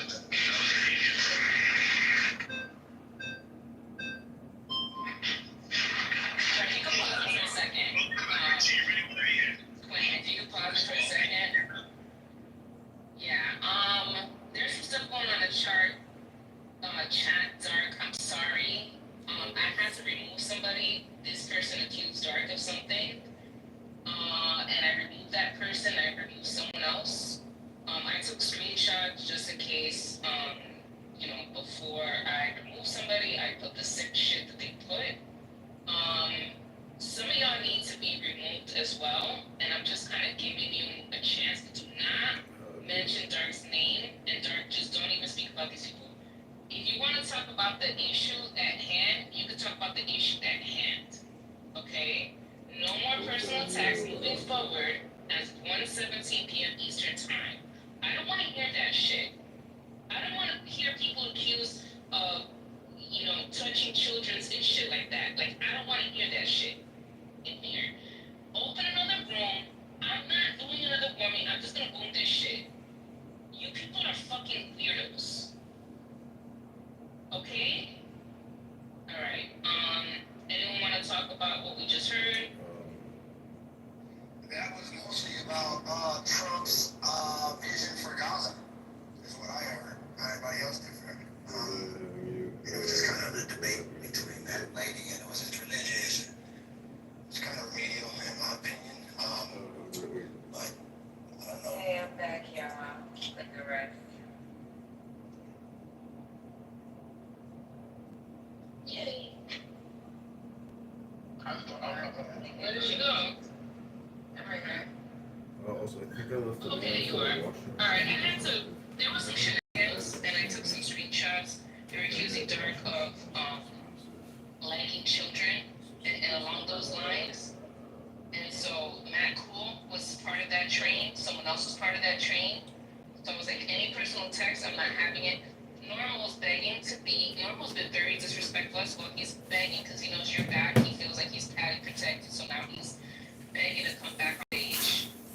So, but no. Does anyone want to talk before we bring El Normo back? Because it's going to be all about him. He's going to keep interrupting y'all left and right. Does anyone want to say anything about the clip that we just heard first? Yeah, his stupid ass clip. Go ahead. Just really quick, all I wanted to say is that I don't think she had a good argument. Like, that there was no debate. He kind of schooled her into seconds. So, I don't see. She has no strength whatsoever, to me personally. There was nothing to make it out. And also, moderators can allow people to also go down to such a level of personal attacks as demeaning people who are in special ed, please. As somebody who does have a child with special needs. Like, that's just disgusting. Thank you.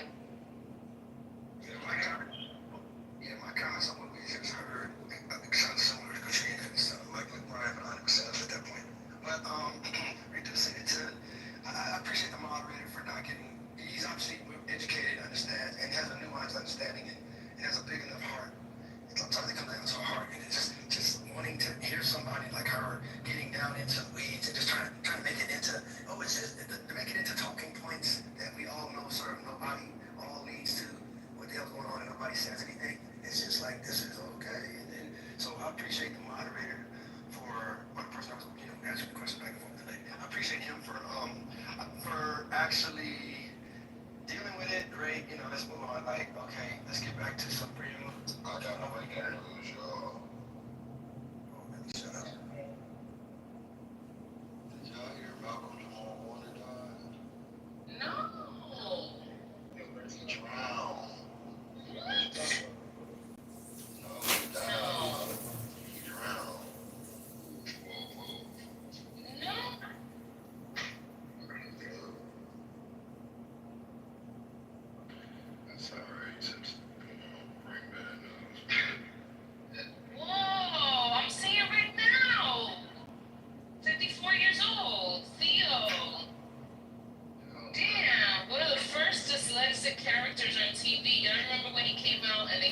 had dyslexia. Damn, I remember that episode. Fuck. He's from Bed-Stuy too. I believe he's from Bed. Is he from Bed-Stuy? I believe he's from Brooklyn. Is he from Brooklyn?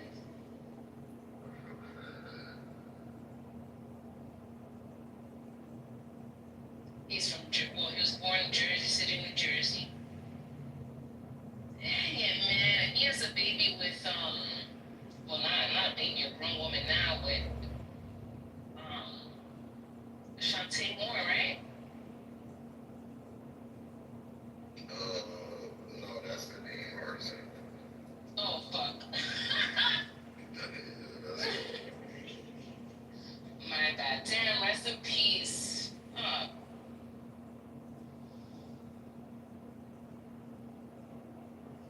So did you ever stop did you play it? Or is this the last conversation from the last part that was played? Sin.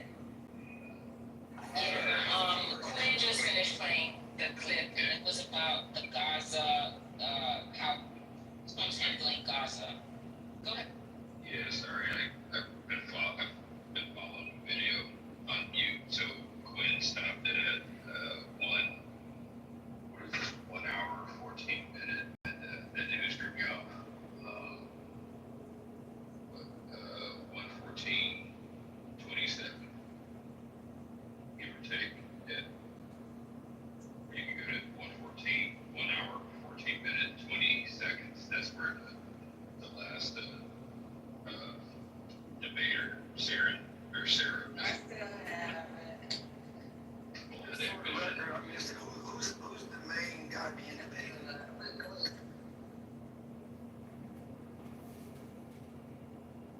Wait. Y'all playing from where y'all stopped at? Because I don't know where y'all at. Yeah, that's where I was. When stopped it at 1 hour, 14 minutes, and about 22 seconds.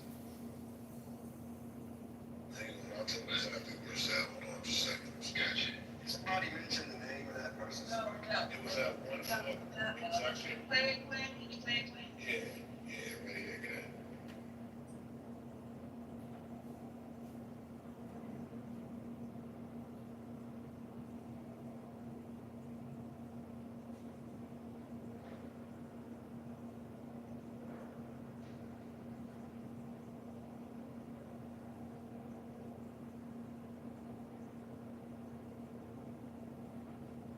Are you playing it? I'm sorry, I thought y'all was hearing it. Audio. Oh, hold on, let me do. I can't know how to do that. Hold on just a second. Okay, I roll it back a bit. I'm sorry, I know exactly where to go because I know where we're going. Does that?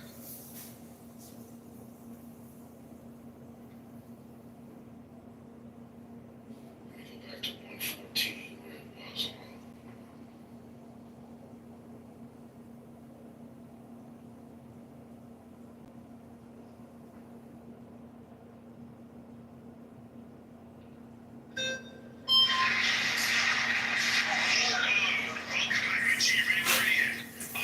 First of all, I really thought that obviously where we started, where it ended up, there's a lot of aggression. I can see in your eyes, there's a level of exhaustion from being here. This is where my empathy comes in. Where it doesn't is, when you have a room full of people that do agree with you, we have this opportunity to come together, and you're kind of mocking people when they do. So you mocked Sarah a little bit, when you guys clearly had a common interest and goal to reach. So I can tell you're agitated. I want to bring that all down. Please. I'm guessing you're not going to do this. No, I'm going to. I do want to point out some contradictions first and foremost. I don't believe you're pro-American in the value system that you claim to uphold, especially with free speech, if you're not willing to debate people that don't share your values. That's very un-American. Plan because it is cleansing. I emphasize again, it is free to join my community. The stocks I share are also free. The techniques and strategies I teach. I don't believe it's ethnic cleansing. Because it's not his plan. It's my plan. No, he's He is obeying someone else's plan. You cannot do nothing about the anonymous. Oh, he went for the massage. Come and get me. I need to be killed. Because you know why? I'm entertaining the world as I decide any good besides. how should be a Zionist? Should be a Zionist. I believe everybody should be Zionist. In my opinion, the whole world should be Zionist. I agree. But the question is, how do we do that? You have to have tactic, because now you have social media. So the girl that lives in Egypt, the girl that lives in Syria, she has TikTok. The girl that's in Thailand is smart. How do you come about that? How do you change that mentality? This aggressive mind that is not going to work. You have to find different tactics. There are a lot of well-spoken who started by Israel, Jews, Israelites. So you need to find solution. That's all good. So now, what you need to do, you need to bring a more. But I gave you the best solution, the best solution. Well, come here, I was killing nobody. Zionists are very respectful people. Doesn't kill anybody, they save lives. Zionist ideology, no, they don't kill anybody, no, not respect. They save lives. So whatever happened in Gaza, that was because of October the 7th. If you want to war and you knew what's gonna happen, you wouldn't do that. So that blame whatever happens in Gaza, that blames Hamas and Qatar, as well as Syria. What is all of those people? His name was Solar. He's Australian. But that's the point. I'm saying people that are on our side, that get shut down by people like you because you're leveraging this position of emotion. You know, I'm not. You're leveraging the position of emotion. My side of the aisle is trying to pull here. You shut down. They're trying to do that. So you're already shutting down the entire race. So what are you talking about? Oh, we're all talking about it. You're all white genocide guy? Are you kidding me? You know the fact that you're not the millions and jubilees on some of you guys. Do you see the email? Why are you trying to oust me? This is such a deceptive. You're gonna know it's true. No, I'm an immigrant. I'm gonna be on eBay. No, but you're not immigrants. No, I'm not. You're not immigrants when they helping you. You just hide the cop my side. Alright. This is not genocide. Pause. All right, you've been voted out. Please return to your seat. Okay. I really wish we could. I mean, even if I'm genocide, so it's very long. If you guys could see, Man, his face. Bro, you haven't watched it. Is that a thing? White genocide? Oh my God. I gotta see that. It's not a video. Go to Jubilee this week. It's or you just type it in YouTube, Many. It's the Jubilee. Yes, Jubilee. But the entire is look. Okay, I'm about to use a movie reference because I paused it right where you stopped the video. He reminded me of Neo in the Matrix when he discovered he was the one fighting the robots, whatever he just looks like.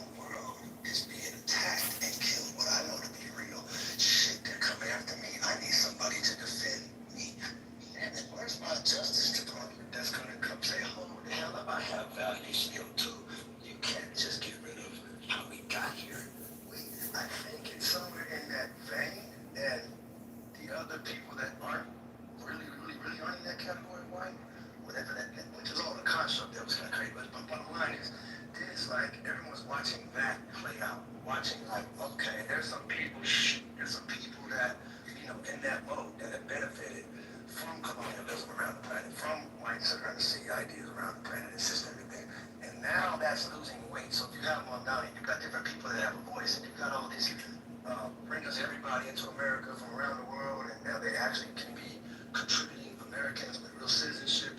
You will lose the ability as white supremacy, if you're subscribing, if you just believe in that, or just trying to uphold white is going to run everything of power, and that scares the hell out of people, I'm sure. I think that needs to be addressed as a planet, because it's definitely a mindset. I won't say a sickness, but it's definitely just ease, just the opposite of ease. It's not, the mind is not at ease, and it can feel being attacked. And what does any living creature do, or any system, anything do, when it feels attacked? It attacks back or attacks first.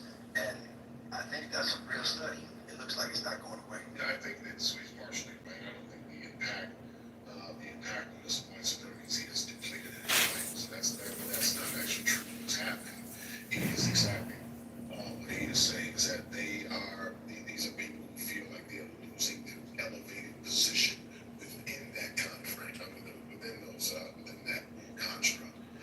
They don't believe it is treating them the same way that it always has. That obviously comes from the loss of jobs to technology, their black president, which signifies the elevation of people who do not look like them at the highest office in the land.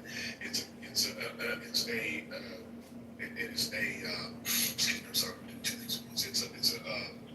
It is a combination of a few things. So it's not just one thing, but all of those things, and the appearance that it appears that they are losing their place in the construct, and that's what's aligned in. But they're also being fed propaganda simultaneously that confirms that within them people feel the same way they do, which is allowing them to, which is emboldening them. Obviously, then there's a grifter at the highest office now who confirms all of these things and who panders to them, based on those things. So it's a multitude of things, but ultimately, in the serving exactly what he was saying, is that they feel like they're losing the privilege, and that's caused the response that we're seeing. I watched a really cool interview by a journalist that went undercover dating on right-wing dating apps, and her biggest takeaway is that these men are like very, very insecure. It was interesting. One of the things she talked about is this is in New York, and they all act liberal with their friends because they don't want to lose their friends, but they're very right-wing in their private thing. But yeah, her ultimate takeaway is insecurity and exactly right. Dang, I lost my train of thought. ADHD. Yeah. So it's when they're feeling like, like you said, they're losing their stuff. But ultimately it boils down. Oh, that's what I was gonna say. The propaganda. I watched a video of a guy who just watched thousands of TikTok videos to see how long it would take different locations to go to the right or to the left, and it was actually pretty evenly spread. But one location in particular stood out to him, and that was when he set the location in Mississippi, and it was only like 40 or 50 TikTok videos before it went hard incel, and then it was like 1,000 incel videos in a row, and then it went right wing. But yeah, there's a lot of stuff happening out there, but I think it boils down to insecurity and then feeding on that insecurity. But we all agree that it is their perception, right? Like, there is no laws that have been changed to, quote unquote, like legally, where I guess the tolerance of white supremacy has still really gone down. And is that why do you feel uncomfortable? Because, a white man is still as much privileged as he was before. Like, he still has majority of privilege in this country. Do is because we have, and this stems a lot from capitalism, but ultimately, wherever it comes from, we have a very scarcity mindset. And so if somebody else is getting something, then I'm not getting something because there's a pie, and if a piece of the pie is missing, that's my piece of the pie. So that's that scarcity mindset. And so they're thinking that, well, if black people get rights, well then I'm losing my right. Yeah, I agree with that. There's a twofold thing. Like those that have a lot of wealth, they're watching a lot of that wealth being lost in this. I'm making it very general, but that will maybe diminishing to some extent. Others are getting more people at the same time. But the bigger thing I think is, like he said, the idea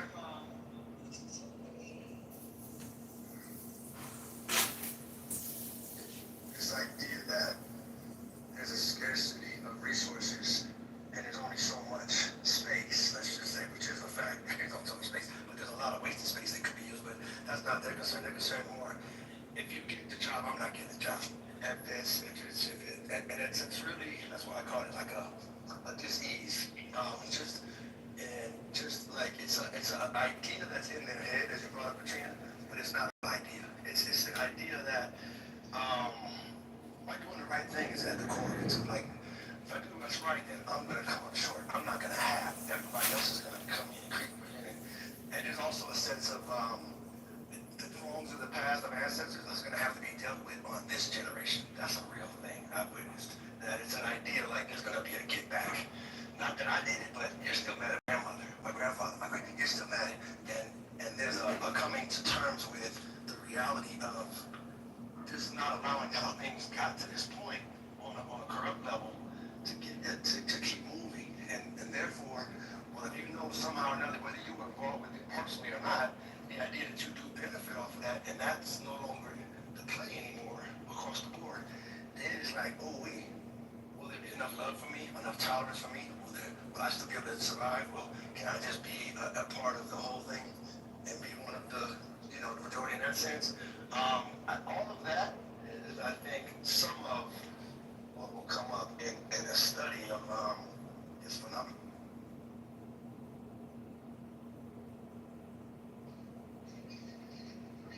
Sorry. I was just gonna say this, but I've been sorry. Real time parenting.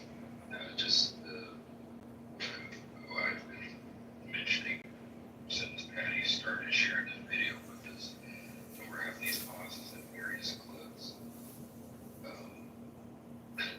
Why non people of color gaining in their respective lanes is a threat or a perceived threat to the whites that's what I come back to why like I think one of the earlier women that Betty debated was talking about her college degree and graduating, and yet they quote unquote are taking construction jobs. And he's like, well, are you applying for one of these construction jobs? And like, no, there's this perception, this perception or this feeling or belief that others making gains in whatever lane, even if that is not a lane that you're in, is somehow a threat to their well-being.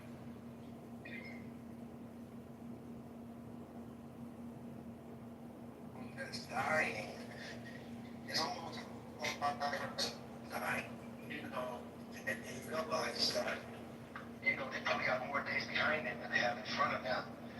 So in that case, it's like a care for that person, for that system. All of us have parents, grandparents, great-great-grandparents that aren't here anymore. I don't care what ethnicity you are. That's just a phenomenon of life.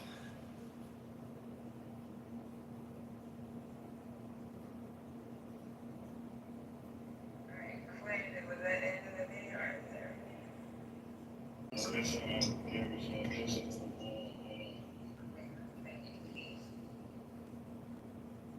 See if I got kicked out of that thing again. Was it on YouTube? Yes. Oh, still, okay, cool. Yeah, it'll go right back to it if you.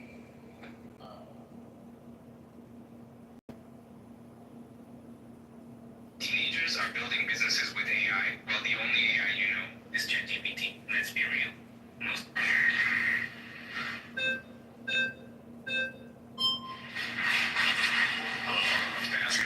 Nice to meet you. Hello, so, also jumping to the Gaza thing in a second, but I just wanted to touch on that. You said that you support free speech, of course, right?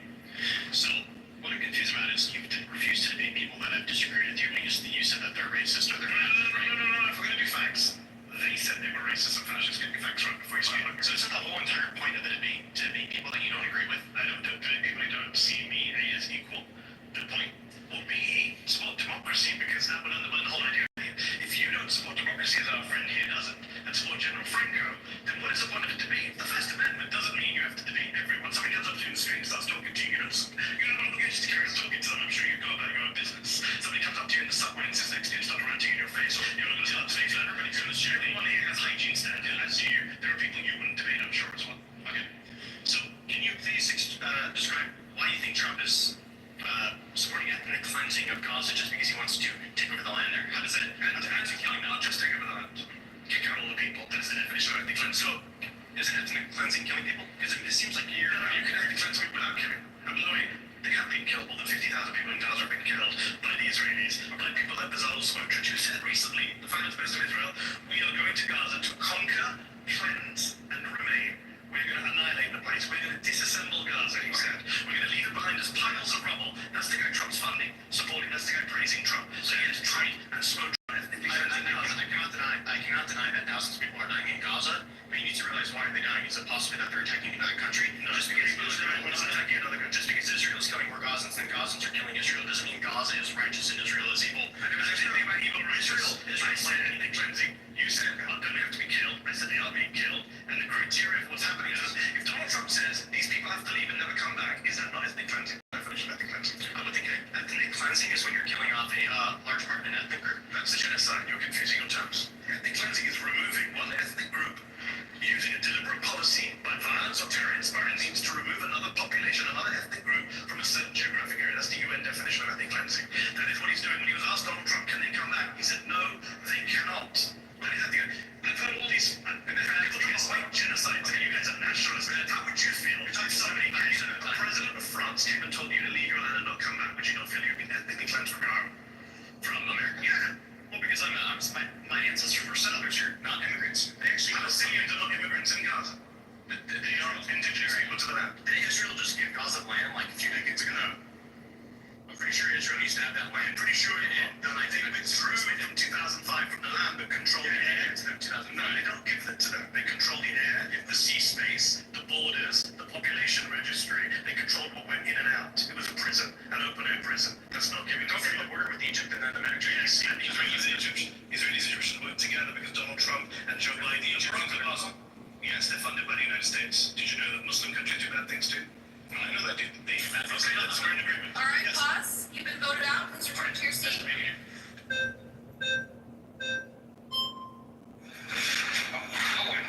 Hello, sir. Welcome back. senior mentee. Alright, so I agree that Trump wants to do a cleansing, but not an ethnic one. Because that area requires a lot of cleansing. Because when you have a population that was taught from early childhood age to hate Jews, Christians, and pagans, you need some serious re-education. Number one, that's not true. Number two, that's not what he's proposing. Well, I mean, most Palestinians, by polling number, do support Hamas. They support resisting Israel. Well, I mean, the thing is, what did they do in the first place? That they were in this, what you call open-air prison? Great question. What did they do just being occupied? Well, here's the thing, because the Islamic Republic in Iran is using them as a tool.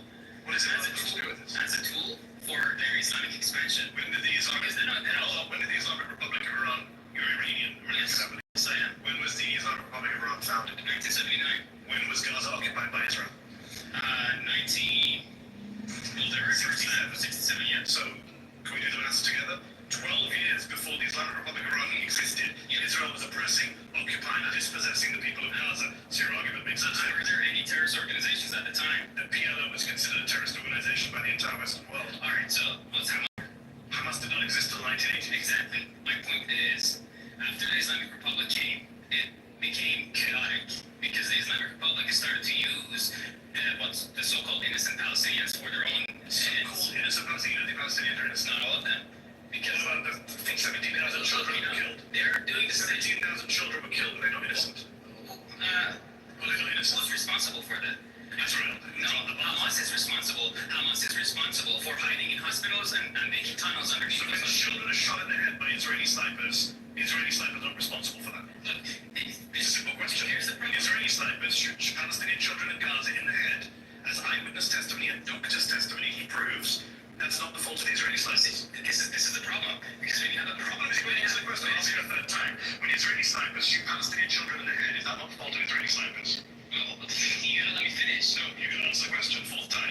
Israeli snipers Get to the shoot answer. Palestinian children in the head. Get to your Running answer. out of time. I need to know what you think about innocent children. Exactly what you said was pretty outrageous. You said I will get to your innocent Palestinians for the fifth time when Palestinian children are shot in the head by Israeli snipers. Is that not the fault of Israel? What did they tell me that the children deserve to be shot in the head? The problem is, you know, they start brainwashing children. They start brainwashing children at a very young age. You support sniping children in Gaza. Look, a lot of people here support sniping children in Gaza. Is that a conservative position now?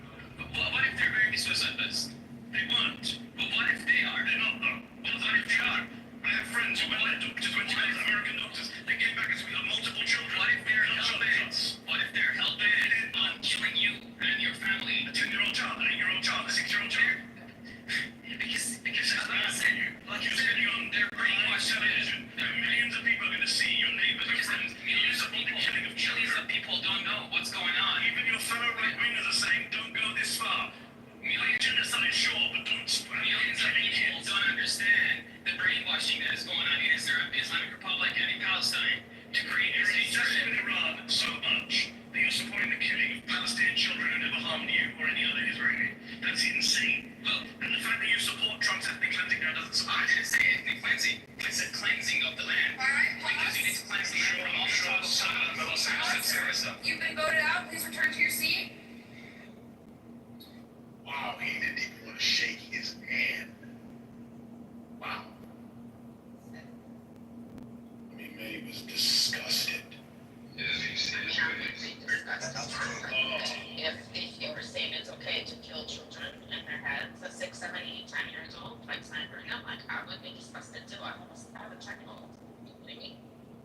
And for those that are new, if you want, I put the link in the chat so you guys can, watch on your own or like fast forward to where Quinn is at and just watch in the background. But yeah, he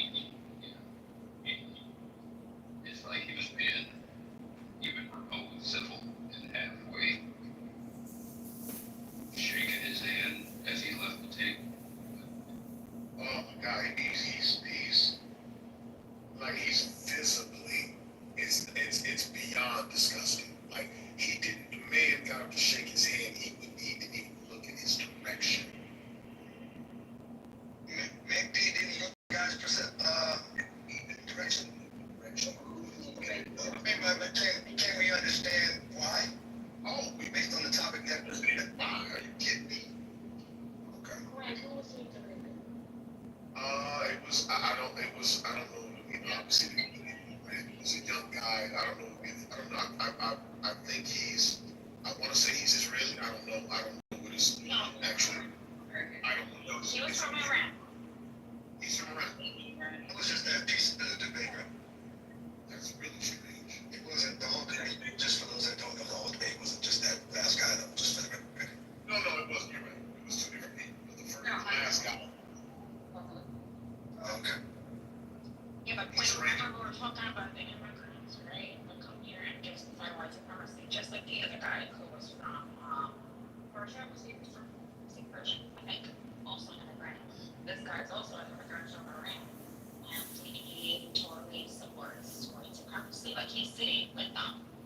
And the last time he came up to debate, I actually asked him, "Are you okay with some of those people you're saying that they're wanting to get me out of this country?" And he refused to answer that question. That is the most mind-boggling thing for me. It's how somebody from Iran would sit there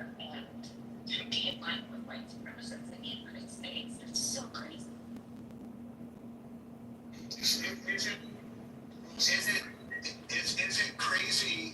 Is it crazy because the parties have realigned? The parties are no longer racially aligned, and as I've pointed out, there's plenty of white leftists who hate the white race and call for white genocide. So I'm asking you, if there are white people that openly call for white genocide and say they hate their own white skin, why does it surprise you that there's some non-white people that feel the same? Wait, just to be clear. Because I'm thoroughly confused. You say that there are white liberals who hate their own race of people.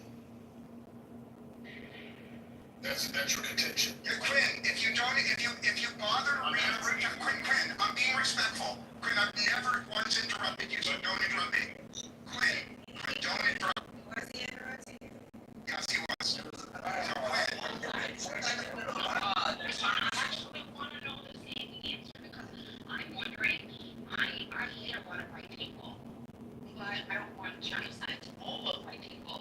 I hate some of white people's, a lot of white people's security problems in the house.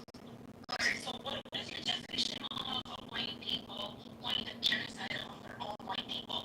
Okay, well, if I'm not interrupted, I actually just posted in the room chat a Clubhouse white leftist openly. He got a job teaching at a university, and he teaches his white students that there is a necessity for white genocide. That is to say, this white professor says because he is liberal, because he is leftist, because he is progressive, and because he's on Clubhouse, he says there should be death camps where white people are around. Okay. Yeah. Where is that? I don't see the link number on it. It's in the, well, respectfully, I'm about to let my plate. It's in the room chat. So go ahead and delete it now before you say anything else. You don't want that in your room chat? No, I don't. You're not putting people profile in here. I didn't talk about it.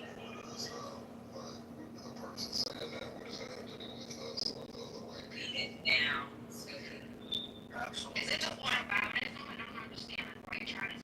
There's a white guy. Whatever, but what he's not gonna do is put people's profile in here for us to be trying to, for him to talk. Because it's private. Well, unemotionally, we can look at what Greg is proposing and the extreme of that and then come to the conclusion that everybody that has a problem with white supremacist crazy systems is not have to be in the vote now. Whoever that is saying, okay, white genocide, it's back to this nuance necessary moving forward with the training to understand some are going to feel like it's a straight genocide because when you put fairness and no longer like some sort of system in place, and that dies a natural death and everybody can just vote whether we want masses of people, and they're going to have to join in and those that might feel like, oh my God, it's a genocide now. Opposed to those that might be out there trying to kill some people. Yeah, I think it's a ploy of overcorrection to get you to not just buy into that. So a lot of people say a lot of things like that doesn't mean like that to me. When people do that, it's like to get you to say to overreact or overcorrect in that direction to line you up with what they're trying to do. So It's not, again, it's not something that is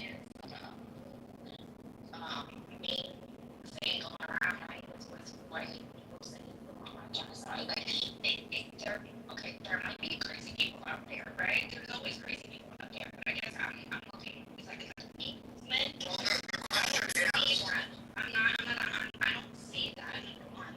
And there's some crazy people who feel that way, I guess it's their right to feel that way, and they have First Amendment, as long as they're actually not threatening anybody.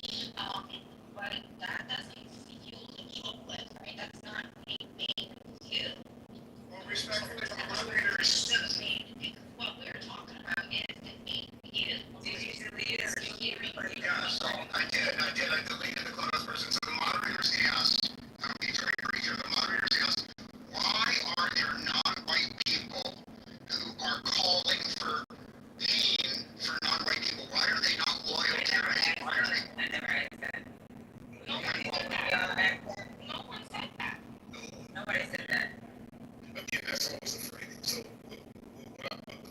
would ask you is how does one, if that one person is representative of what you're talking about, how does one person's perspective become representative of the whole?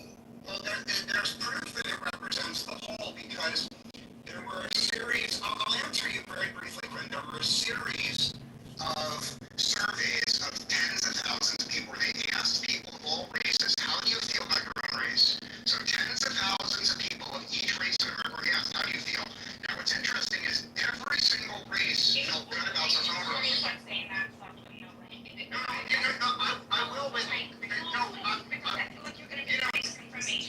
actually, a moderator, you're not a moderator, okay? So I posted 4 links to college professors, white college professors saying there should be a genocide of whites. Now, the link I'm about to post is a survey of tens of thousands of people of all races, and people of all races in America like their own race. There's only one exception. White liberals hate the white race, and in 4 surveys, the average white liberal said they hate white people. Now, I am done speaking. I'll just post it in the room chat. You read for yourself. Black people that hate being black. Trust me, there's some Chinese folks that don't like that. If a white person points out some wrongs that they know their people have done, I think that's what's going on. Some white folks probably have said, you know what, we white folks don't need to do some objective shit around this planet. If they're saying that, I'm not going to put them in the public now like genocide. Now, some other folks might, what they decide to do with that data, that empirical data, by the way, that's some distractive shit. Yeah, I don't know that. White people in the room say they see the way it's now you want to genocide. That's not the fair part. Racist black people. I've said I think they're immoral. I think those people do a lot of damage to society. I think people, but that's not totally for genocide. That's like saying I think it's wrong that that person wants to murder or is murdering, and then it's like, well, she's white, so you're against white people. You want all white people to what? It's like saying, well, Hitler, yeah, I agree, Hitler did some bad things, you know, but there's something when America was founded, you know, how that was done was wrong. And, you know, you can have that, you know, this conversation. You can say, you know, without Africa, that apartheid thing, as a species of people on this planet, that's really not a cool way to operate. But if someone else over here, oh, see, you're going to black folks play hard on black people, ever. And I know one that's really hard on black people. That's another, believe it or not, I can recognize all the many more of the races. That's pulling you back in. If you think that genocide, then you think, oh, you're trying to attack me. No, just stop running around stealing shit. And I know you want to do whatever you want at 5 or 6 or 10 or any age. No, that's not how we do it here. At that point, it feels like a dictator's telling you, no, and if you don't wash your hands before you eat, well, I don't want to, it doesn't matter. That's another debate class right there. And I think as a planet, the saying is there is a people on right. That's just not cool. You know, you think it's cool to run through and take over the country and shit. That's not cool. Not in Africa, in Australia, not in Europe. It's just not a cool way to be. And there's definitely a agreement to understand like the time for that is up.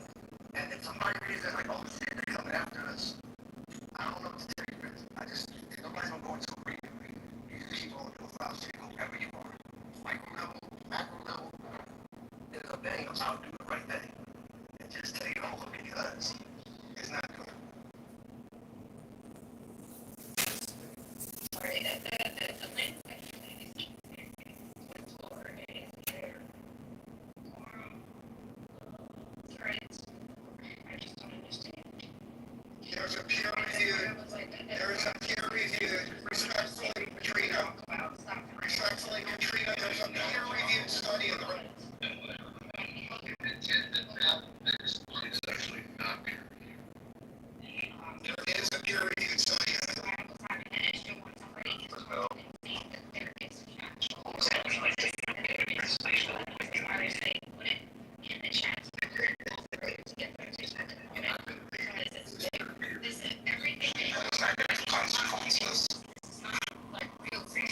They don't. I'm sorry, I can go and ask people a question here. You're a great point, right? Just sit there, majority.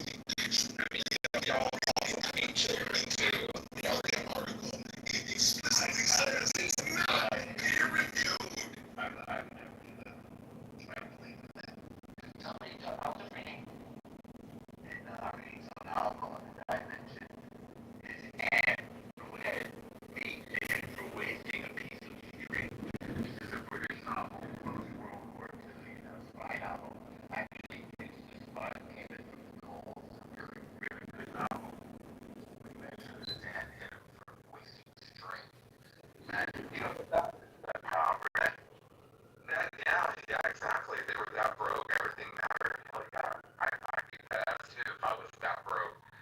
Um, I noticed that back then for that time, they used fear to make things happen a lot. They hit you to make you submit. They tell you that God is real and judging you, gonna send you to hell if you don't submit and do right. Like everything was so fear driven. And even today, like my parents and my grandparents and all that generation that's older than 55, like they're so fearful. Not all of them, but a big portion of them, they're just so fearful. I don't know. You're projecting on them, Barbie. Me? You. How am I projecting, Congressman? You're saying that baby boomers are fearful, but the truth is you're fearful. I don't fear homosexuals and marijuana like they do. Oh, well, that's not the type of fear I'm thinking about. Well, that's what I'm talking about. Like making a shop submit so they eat them. You know what I mean?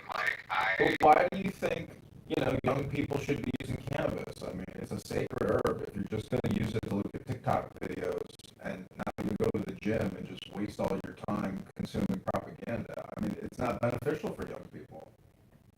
What, marijuana? Yeah. Well, I never said that young people should smoke marijuana. Well, you said that's what the baby boomers are fearful of for these younger people. Are you not following your own conversation? I never said that. That's not at all what I said. So what is it then you think baby boomers fear? Did anybody else in this room hear me say that? I claim that you were projecting onto baby boomers your own fear. Yeah, well, I just told you that's not what I just said, so maybe pay attention. It is what you said. That's not what I said. Well, how about you have a seat in the audience, and yeah, we'll have you back up. They're gonna be bastards for life.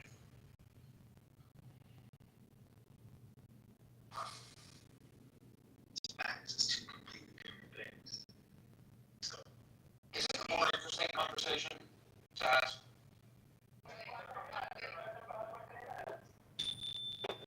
All right, take a deep breath, everybody. Just relax.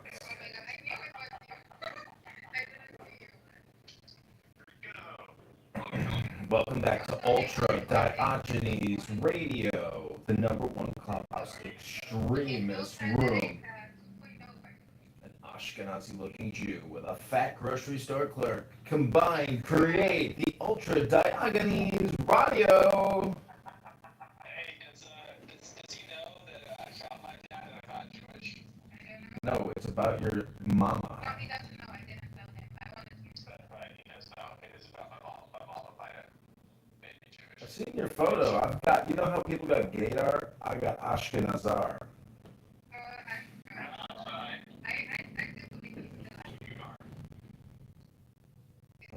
What a hypocrite. How does a self-hating Ashkenazi come on here and talk shit about Ashkenazis all day long? Well, now you're talking about it. It wasn't me who brought up the Jews. It was you. I was talking about the Ashkenazis. I was talking about Ashkenazis. There's a difference. I'm saying there's a difference. They're called different words.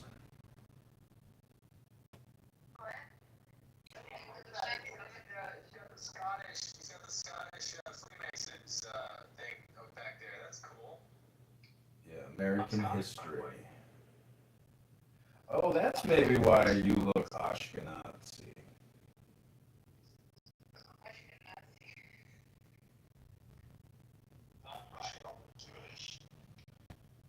With all due respect, how dare you? I just want to.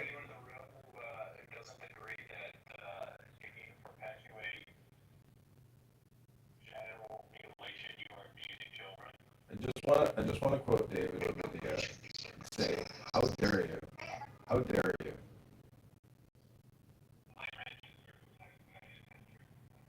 How dare you?"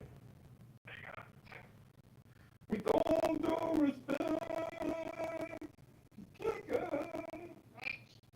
John Kitover, did you hear that Sergeant Hunt is dead?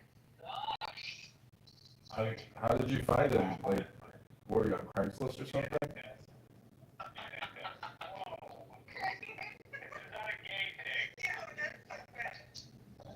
Where did you find him and in what state of disrepair? First of all, okay, it's Craigslist, but it's a sad story. What's the sad part of it? That's Ancestry.com. Yeah. You used Ancestry.com? I did, yeah. And then you somehow found your absentee father? It's hard to call him an absentee father when he didn't know that he had created me, right? You didn't know that he inseminated your mother's uterus with genetic material? Well, I mean, if we're going by, he came along with all of his, the answer is no. Interesting. Well, I congratulate you on finding out where you came from. I gotta take this call. So, we'll see you. Yeah, sick.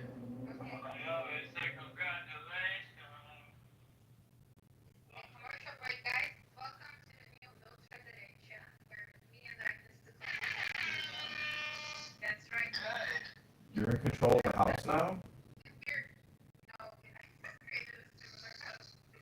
Oh, nicely done.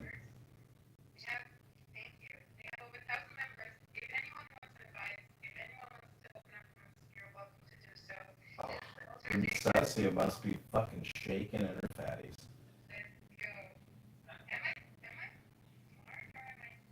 Oh my god. The Bitcoin.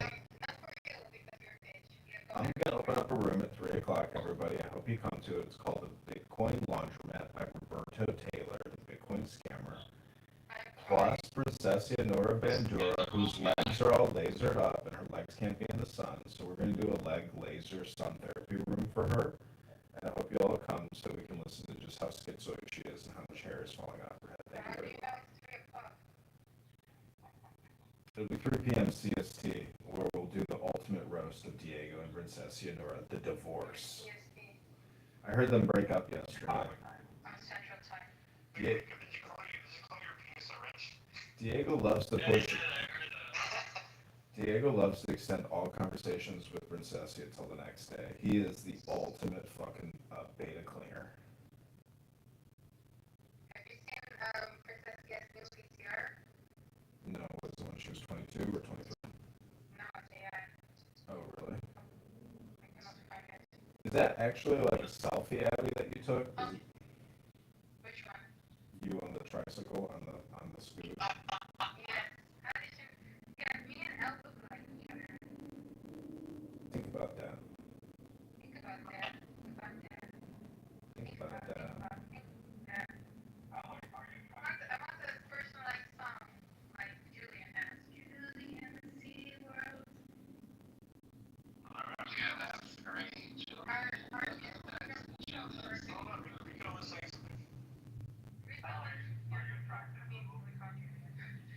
Rico and Congressman, are you gonna meet each other? No. Why not? I mean, if he wants to have a beer like on Friday, Saturday night, just, go to Russian Division or to the Dock restaurant, and I'll meet you there. Russian Vision? Russian Division. I mean, I'll meet up with anybody from Clubhouse. I'll meet up with anybody for a beer. If I was a man. I'm a woman. I said if I was a man, if you was quiet for a second, you would have heard that. Well, you ran away with did you run away from Diego? No, that fat ass didn't even get out of his car to shake my hand. He just sat there like a fatty. He just was lounged back in his car with his fucking gut hanging out.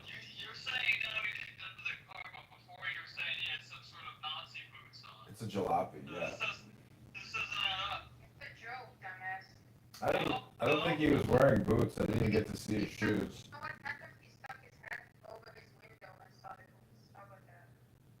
He thinks he's Robert De Niro from Cape Fear, but that's just the way his family lives. It's like, oh, Diego, do you have cocaine on your shoulders? Oh, hold on. That was Andrew. No, he keeps it sober. He's a fatty.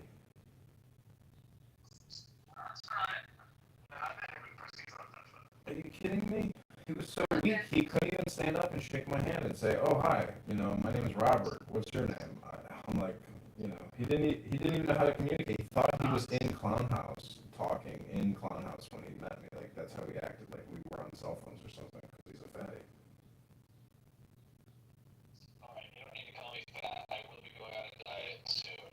Yeah, don't you go to McDonald's? You're disgusting. I did go to McDonald's. Thanks for telling everybody, Abby. Thank you so fucking much. Gross. Did you drink like an extra large Diet Coke?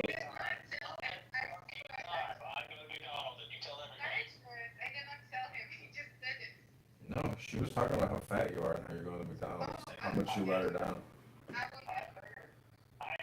She actually went to McDonald's within 3 hours to keep the trend going. She wanted to be one with you. Julian,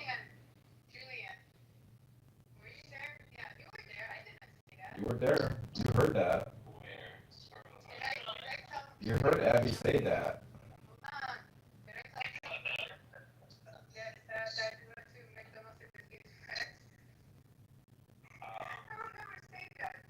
Sweet, are you guys technically like a functional?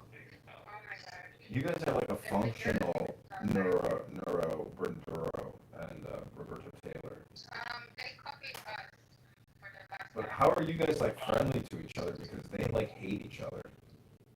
What do you mean they hate each other? He roasts her, she roasts him, she starts crying, then he tries to be nice. It's like a sick, disgusting relationship. Yeah, it's a total toxic relationship. When you hear her, I don't know. There's not any. Go to the black rooms. Yeah, there's a lot of Chicagoans on this house.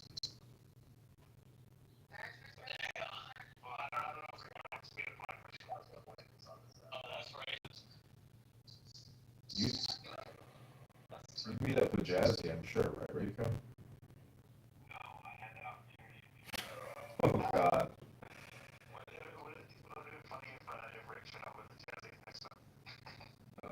Yeah, I guess.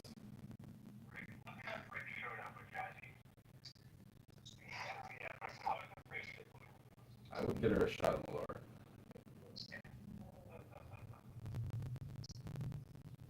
Rico, this is all you gotta tell the girls in Chicago is that you work for Dr. Malort and the Malort family, and it would be a great honor to the Malort family if you were to do a shot of Malort with me.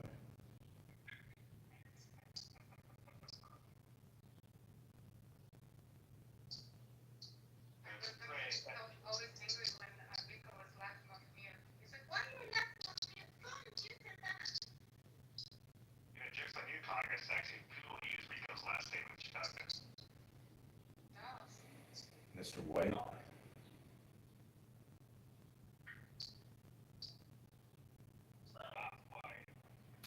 Did you vote for Trump, Rico?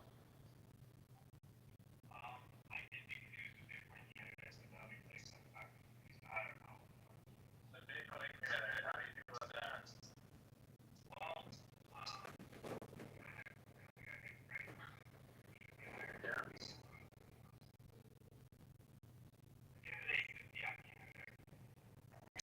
Kids in school. Establishing, destroying cryptocurrency by making it a part of the fiat system. And you know how much easier it is to stop pretending that cash is a part of an essential part of the money system? I mean, cash limits central banks. In August, Congressman was ahead of us. You don't though. You don't actually free distributed money because you continue to support Bitcoin, irrespective of everything that I've told you, which is undeniably true about its centralization and the way that it's going to be utilized by the government to ensure a complete lack of anonymity and and spending.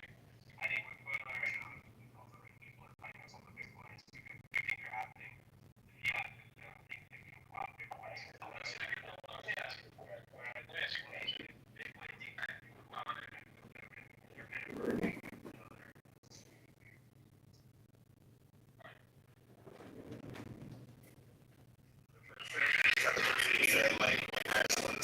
White people are indigenous to this country.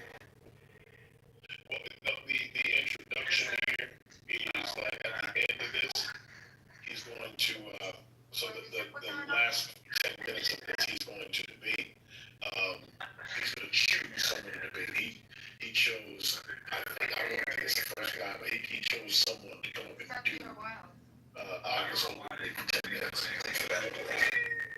That's what it says. You can't see that in the writing, but that's what it says in the writing that he's going to choose to do. She was a little supposed to vote for pro-life. You're replacing my country. You're replacing the bullshit. Yeah, okay, like.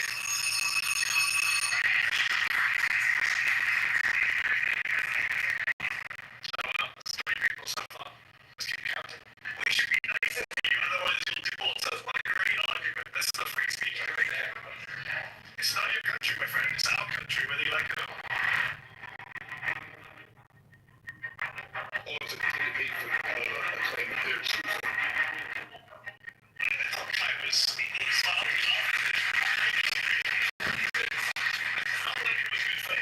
I appreciate it, man. He seemed to be in good faith. He seemed kind of too many subscriptions. You need rocket money. Smart. And he's one of the few people who doesn't want to deport me. We'll make it up. We're gonna find out. Okay. My claim is we should get rid of birthright citizenship. Like you want to get rid of birthright citizenship, and how, by the way, because you know it's in the Constitution. I'm so glad you brought this up. Yes. If it was one of the 14th I mentioned to a bunch of your friends, and nobody wanted to engage in the 14th. Yeah. And let's talk about the 14th Amendment exception rule, which says that if you're born here, you're a citizen of the United States. Yes. I chose this because it's an extension of the original debate and the immigration debate. I think birthright citizenship, first of all, when it was originally argued, among the people who were actually voting on the clause, right? It was argued that the birthright citizenship was not automatically extended to everybody who was just born here, and we have a long history of that as well. For example, with the Native Americans, who had particular laws that applied solely to them. What I think we're seeing in this country is not everybody is so similarly under the jurisdiction thereof of the United States, right? And by allowing for birthright citizenship and not interpreting the Constitution as we're legally allowed to, and restrict, the automatic citizenship of anybody who's born here, we actually remove the issue, for example, of family separation, because there is no incentive of a family to come over to this country illegally and then have a child, which is contributing to the awful situation we have in America of breaking up families. This is not something that I imagine you or I agree with. The issue is birthright citizenship has incentivized that. So, even if I were to concede that in some cases birthright citizenship has incentivized that, I don't like the phrase extra babies, but I'm not naive enough to pretend that there are not immigrants who come here and time the pregnancy in order to get. Of course, you and I can hear that. Yeah. But that doesn't mean you then rip up a constitutional principle that goes back centuries. It goes back before the 14th Amendment. 14th Amendment came about, I think, in 1868, if memory serves me correctly. But the principle underlying it is actually from another country, the UK, ancient English common law. Right? This was always the case. The 14th Amendment, as you know, because you seem well read, came along and codified what was already a principle in American and English law. That if you're born in the country, you are a citizen. And you mentioned the point about jurisdiction. There is that little bit in there where it says subject to the jurisdiction thereof. That in the debate, if you go back and read the debate that the senators had at the time, they were very explicit. That was to do with foreign ministers and foreign ambassadors, diplomats living in embassies. Their kids should be citizens. Obviously, they're here on their own. The Argentine embassy in DC is Argentine soil. So we accept all that. So but when they were asked about Chinese immigrants, Senator Trumbull, who was I think the chair of the Judiciary Committee back in the 1860s during this debate, he said at the time, Chinese immigrants' children, they're citizens. In fact, 1898, as you well know, we get Wong Kim Ark Supreme Court case, Wong Kim Ark versus the United States, and the Supreme Court says yes, even the child of undocumented Chinese immigrants is an American citizen. So this is a principle going back centuries. So while I can agree with you that there are cases that abuse the 14th Amendment, that there are issues of family separation, I'm not going to rip up a constitutional principle that goes back centuries and is backed by 127 ways to cut the number of brown and black people in sense that if you don't mind me interrupting, this is where I think it's important as well to go back to what we talked about with the Constitution.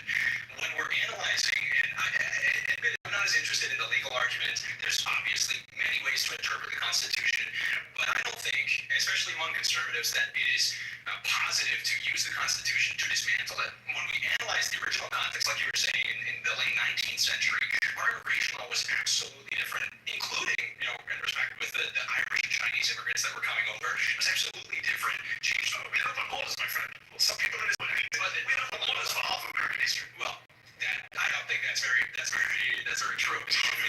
Hold on. If you're comparing the open borders, which I don't concede to, but if you're comparing the open borders prior to like 1910 and prior to the Hart-Celler Act, and you look at the amount of immigration and who was coming over, the inflation amount is irrelevant. It is absolutely relevant because the Constitution, like the founding fathers, your argument is we had open borders. It's important to analyze the context wherein these laws and parts of the Constitution arise. The original founding fathers said the Constitution was made only for a moral and religious people and is wholly inadequate to the government of any other. Which means the people that wrote this document understood that it would not be able to properly secular people. Let's just be clear. Oh no, that's not true. They were deists. A lot of them were secular. The majority were deists. But they were secular. Secular doesn't mean atheists. I understand that, but deist doesn't mean secular or atheist. It means they believe in a God, but not a God that's anything about whether it is or it doesn't. It's secular. Okay, the second means you separate church and state. Okay, well let's talk. We could even talk about that. That's a perfect example. You just run out of your own time making your argument, which I understand. But the separation of church and state is now completely differently understood than originally proposed. Thomas Jefferson, who talks about the wall of separation, which doesn't even exist in the Constitution, understood this as if we're going to go precedent, as you well know. Yeah, sure. But the precedent of the last 100 years where the country has been completely different from its founding should not overrule the original intent of the people who wrote the document that you and I are both signing. Which means... But I'm not locked into what the people who wrote that. We've had amendments to the Constitution, you know that, right? I understand that. Okay. And this is our fundamental disagreement, is that I don't believe... You think you could read the minds of people in the 1770s? That's not true. And I'm stuck. I just believe this country ought to be more like the country we originally had, and I don't think... That's your opinion. You're entitled to understand that. But on a factual basis. Well, let me try to see what you believe. Okay. If we are voting on these constitutional amendments, if we are interpreting them, and our interpretation becomes absolutely, let's say, a 180 from what the original intent of the authors of that document is, are you in favor of that? I guess it depends on the issue. Okay, I would say no matter what. So for example, the Second Amendment, which we kind of danced around, is something that come up here and there. Yeah. You know the debate about the Second Amendment is the fundamental debate is one side says it's unlimited, and the other says what they meant was the militias. Yeah. And they had muskets. They didn't mean AR-15s, right? So we can have that endless debate, which I really don't care for about that. But to come back to your point about the constitutional principles, the 14th Amendment comes along in the 1860s. So it's pretty old. It's not as old as America. Yeah. But it comes along, and it's been around for 150 years. So if you want to get it was around before 150 million Americans. And I'm saying it was around before the United States was even created. It's part of ancient English common law. If you're born in a place, you're a citizen of that place. And as you're a child of a foreign diplomat or a Native American reservation. English common law did not exist simultaneously as millions of people coming across the border in here. Just to get to principle, your argument is all the numbers change everything. Because we've got so many more people. Not solely, but absolutely. Okay. The demographics of your immigration absolutely change. Yeah. Can I ask you a question? If you got rid of the 14th Amendment, what would be the next place? I think a citizenship test would be fantastic. I think we could administer it in high school. To everyone? Sure. Just the immigrants? No, everyone. And then if you fail it, you denaturalize white American. You get a government job. I think there's plenty of benefits that the government offers people that you should not be able to receive. I'll tell you this, right? This might sound bad. And I think people care for me anyway, so let me say something you might not like. Nobody would pass it. If you have a high school immigration citizenship test for everyone, citizenship more seriously. Immigrant kids are going to outperform the white kids. You might actually end up denaturalizing some of the white kids, and then people here will be really upset. And I like to be consistent about this. That's possible. But what I think it would do is it would give everybody a larger sense of the importance of citizenship. So you would say no one born in this country is a citizen. No one. Automatically, no. Automatically. Oh, wow. I think we could extend that. People who have heritage in the country. Until they pass the test. Undocumented? I suppose, yeah. They are not able to receive government benefits. They're not able to receive government benefits. They're not able to apply for these jobs. Okay, we're talking here about the way that we would implement it. Yeah. We're not trying to get rid of the 14th Amendment. I'm trying to ask about the practicalities of it. And we're not trying to do it right now. And I'm not going to be able to explain it to you in 10 minutes. But what I can explain to you is that right now in this country, we have a crisis of people not understanding. Hold on. We're not understanding what citizenship is. The way that you've referred to citizenship makes everybody who hasn't come to the United States an undocumented American citizen until the time they come over here. That's how a lot of countries are. You know that birthright citizenship is operated by multiple democracies around the world. I know Trump lies and says, we're the only country that does it. He lies. That's not true. Multiple countries. Do you think it has to be that way? Do you think everybody in the world is an undocumented American? Hold on. Well, we're undocumented Canadian. We're undocumented Brit, right? Yeah. We're undocumented, sure. I'm an American, so I say America. But yeah. But I'm saying, right, the principle if you immigrate, we have free movement. I support free movement of people around the world. But you believe they're all Are you Kim Jong-un? You think people should only stay in one country and never leave and be blocked from leaving their country? I think That's a very illiberal and conservative position. I think there's big room to move between being Kim Jong-un and saying that I give one side, I want to give the other. There's a big room to move between being Kim Jong-un and saying that everybody in the world is an American, they're just not on our soil yet. I think being an That's a American ridiculous statement, right? Because everyone in the world is not heading to the United States. Yes, yeah, but Right now, but the people coming in dropping off. But the idea that you are supporting is that the moment you come to this soil and that you're born here, you become an American. And I'm not saying the moment I come to soil you become American. I didn't. I had to do the test. Okay. I had to do the naturalization process, which is guaranteed by the 14th Amendment. And the 14th Amendment also says if you're born here, then you automatically get it. And I'm not saying that I'm saying it's a hill I'm going to die on. The problem we have is we don't appreciate citizenship. The problem is that when you talk about immigration like we did before, when we talked about everything before, what were we talking about? We were talking about products. We weren't talking about practices or perceptions, which is really what immigration is about. Can I agree with you? We don't in this country value citizenship enough. I agree. I think we should encourage people to have more civics lessons in schools, understand American history and Constitution much more. Here's what the irony is. I'm sitting in a room today where I met a bunch of people claiming to be Native Americans who hate everything America stood for centuries. I think they stand much closer to the America that we originally had. And I think you disagree with them. I had any clue what that was like. But you've agreed to dismantle about that America. But you've agreed to dismantling that America as soon as it's illegal. You have. You're the person who came here and made your argument. I'm a constitutional originalist. Taking away an amendment of the Constitution. I did. I said keep the Second Amendment. I'm an originalist. I think we should interpret it the way it was probably originally interpreted. All right, guys, that's time.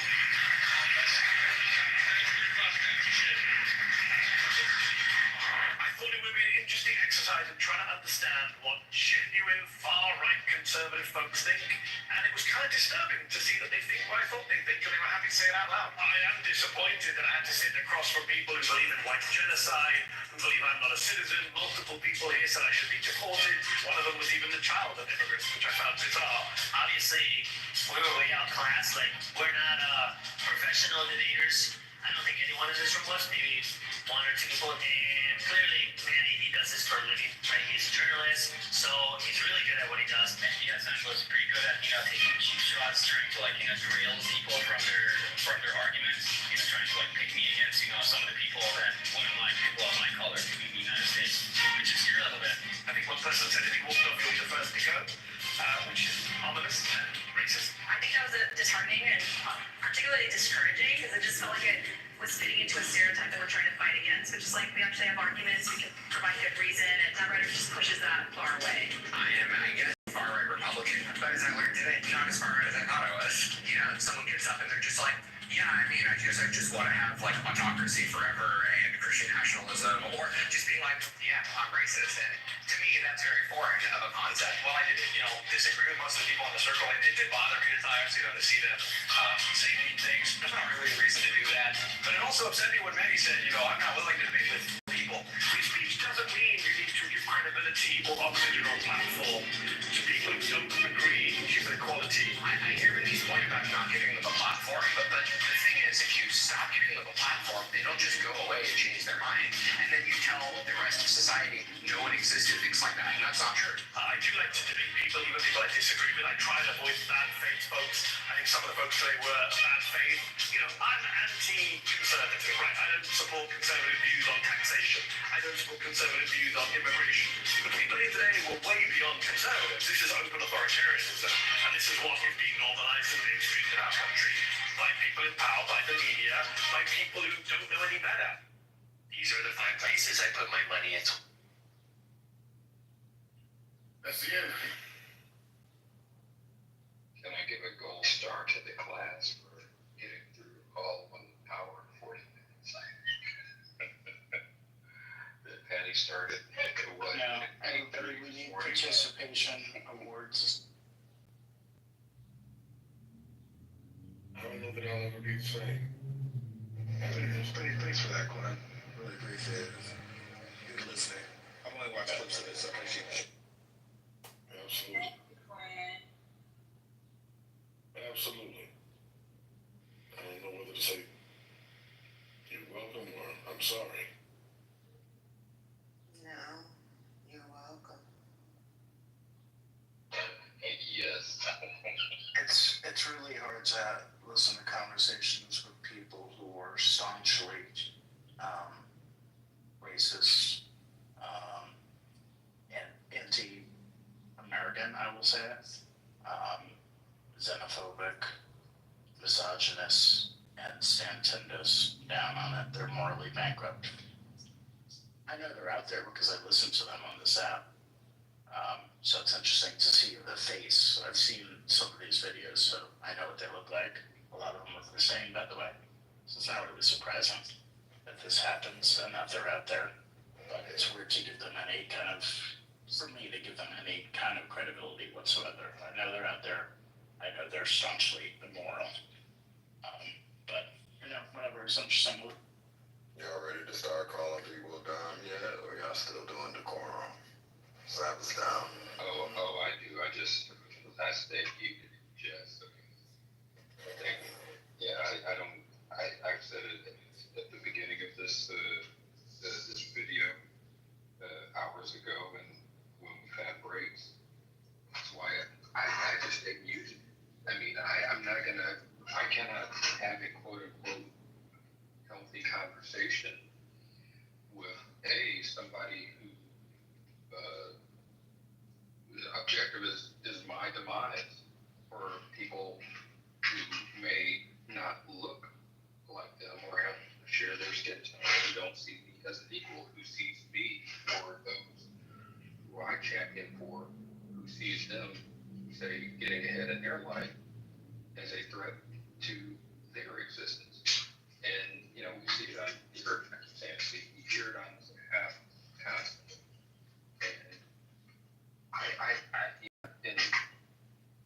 And I said it before, I'll pause, but the notion that when the call is out, said out, hey, ping your MAGA friends, I have none, because to me that's an oxymoron that I do not even remotely swim in.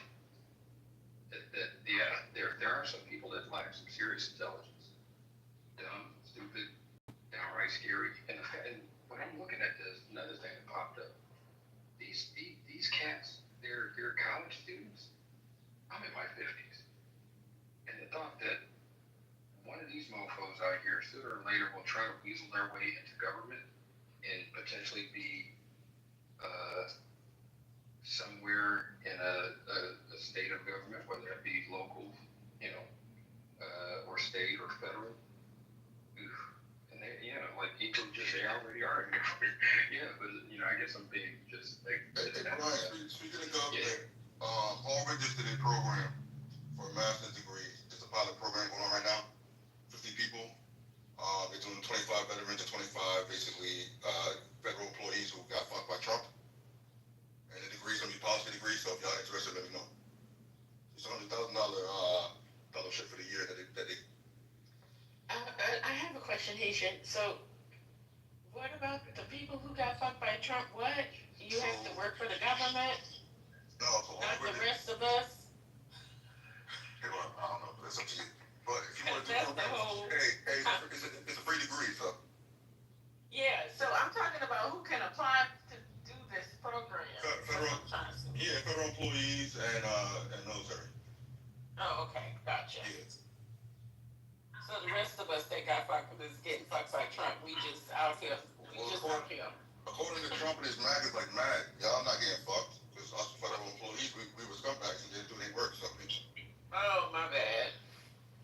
I'm mistaken.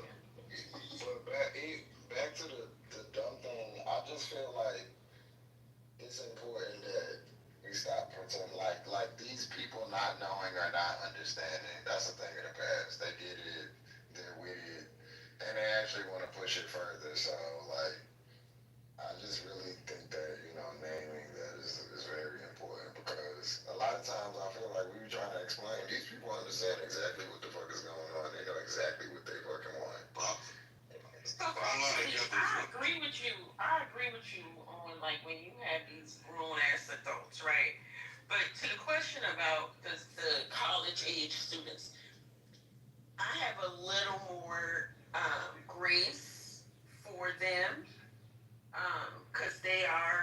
in the process of learning and figuring out. And there is that period where, you know, now some of them, they'll go out into the world and they will be these people.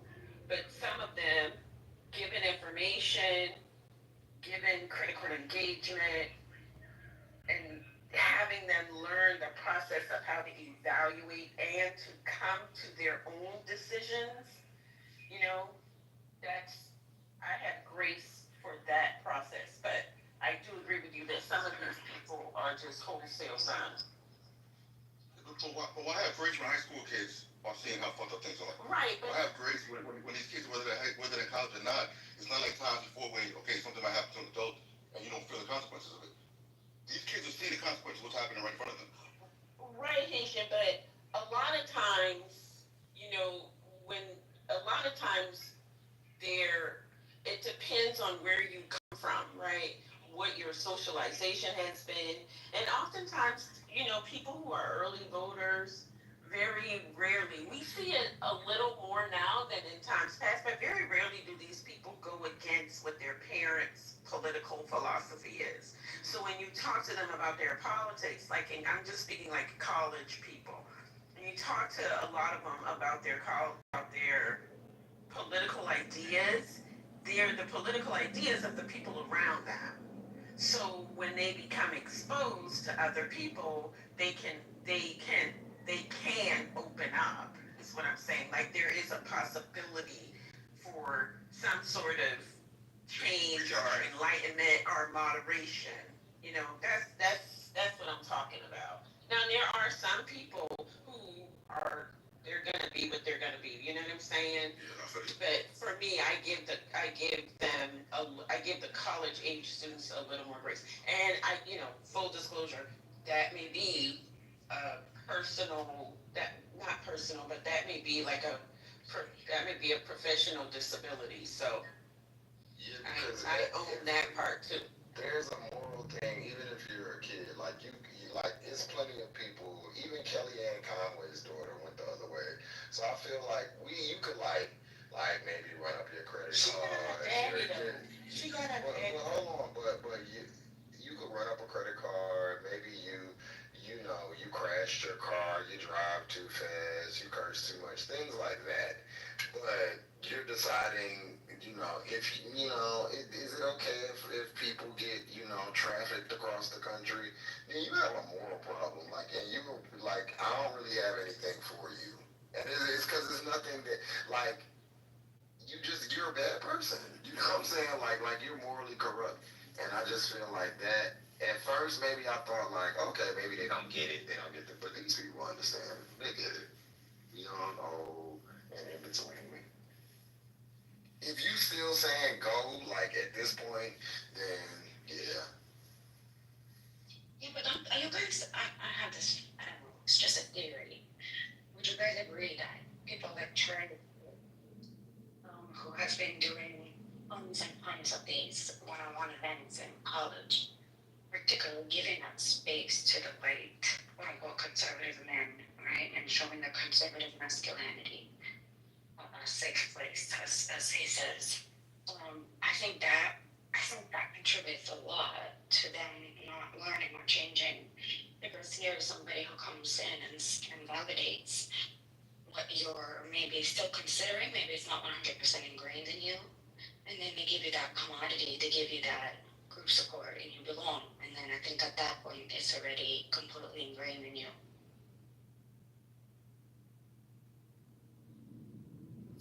I get it, but I just still feel like reason, like it's important to like. I think decent people are reasonable. You can be reasoned with, and a lot of these people. It's one thing to be a troll and to stir the pot. That's one thing. We're now these people are like little like terrorists. Like the stuff that they're saying as jokes, it's not a joke no more. Like it's not funny. I agree. And so I feel like in a lot, man, in history, we've like probably not seen when people are turning into evil. These people are turning evil, y'all. You know what I'm saying?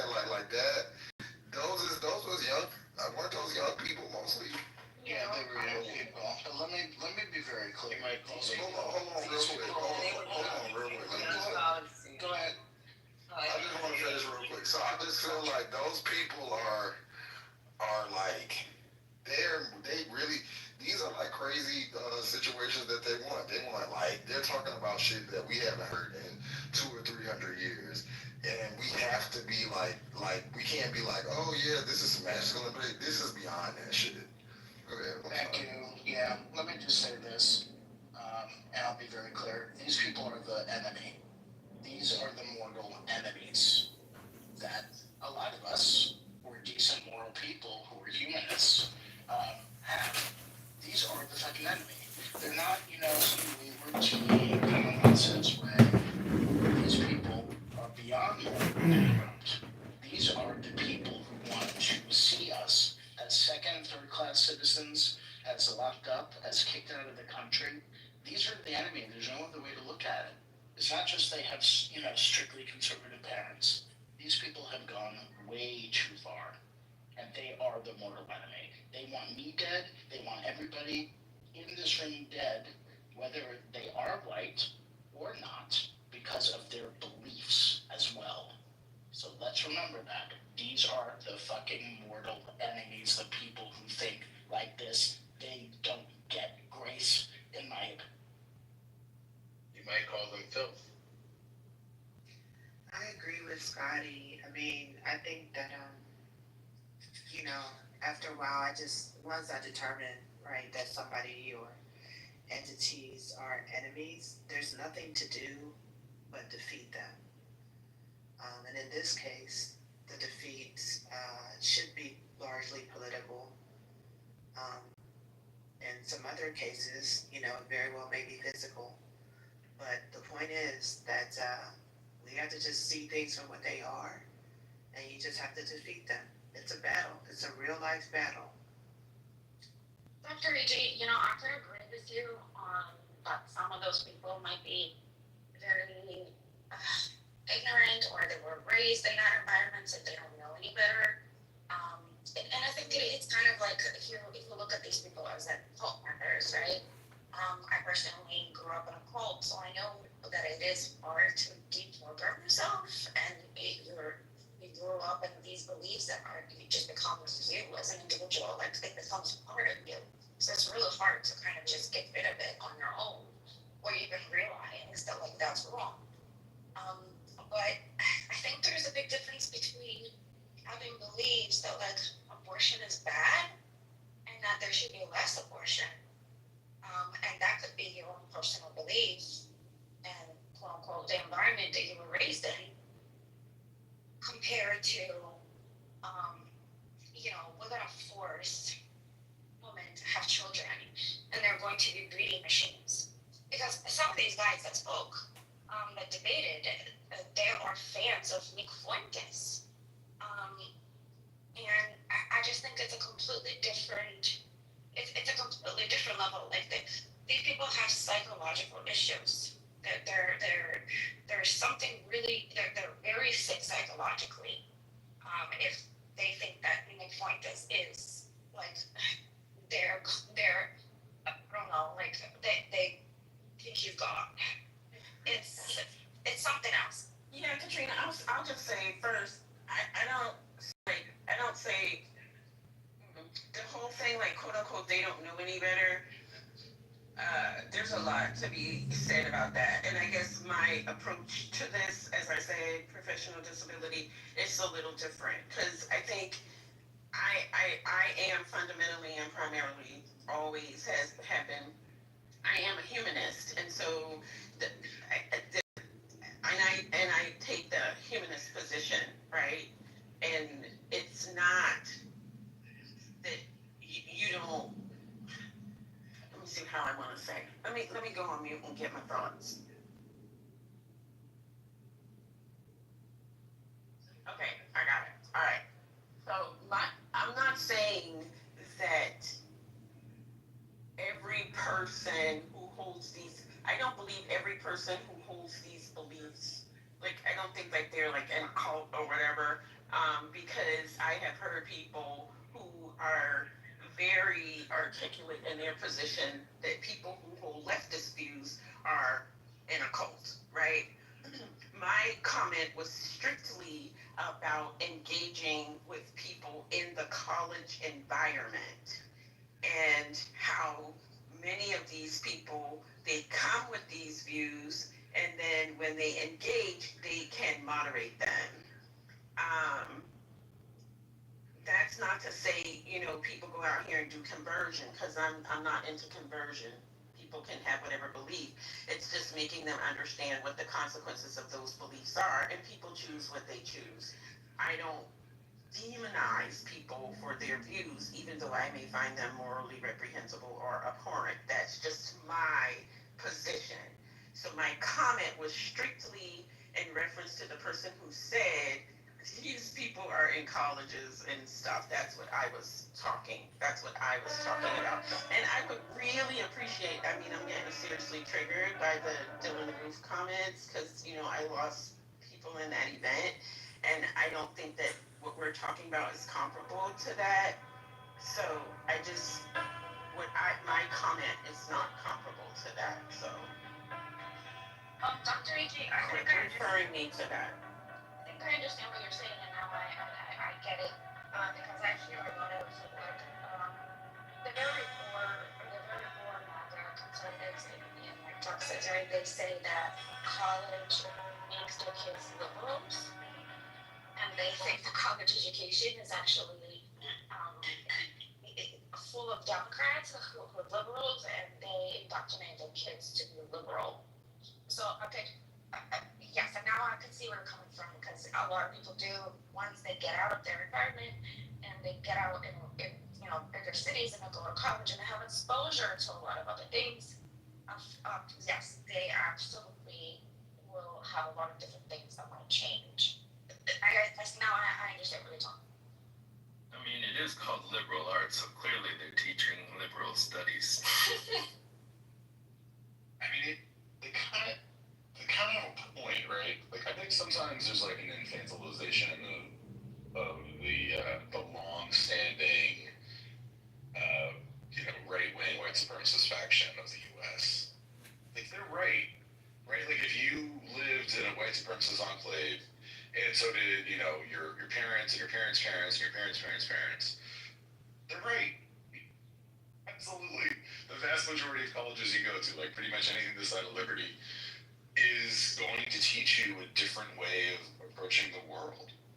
And that doesn't mean I'm not trying to cast or sort of paint such a broad picture that there's no exceptions or exceptions.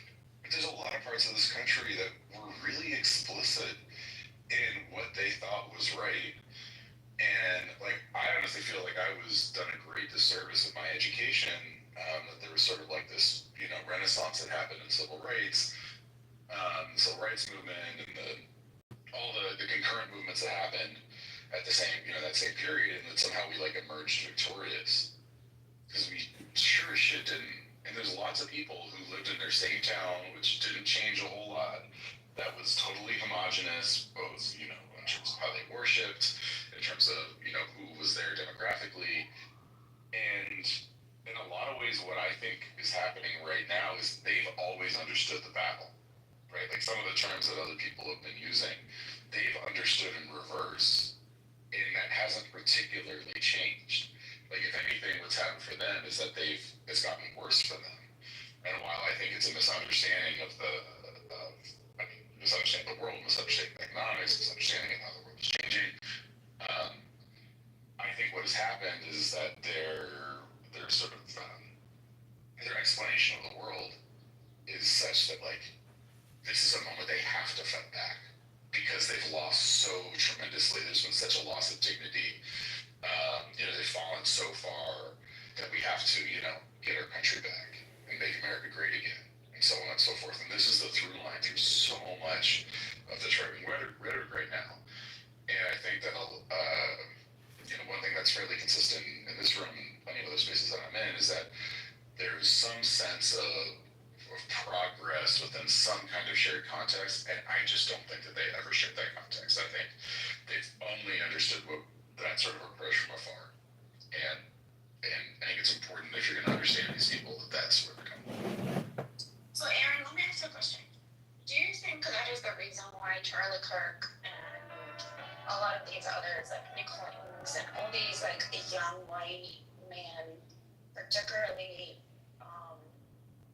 are getting young white men in colleges? And I think would you agree that they're actually targeting it on purpose because they realize that college does allows them to kind of see things differently. And It's identitarian politics, just like any other identitarian politics. It's the same. They're looking out for their people. But I'm asking, do you agree that it's happening right now heavily a lot more? Whereas, especially with online and everything else, like you were saying, people move more, right?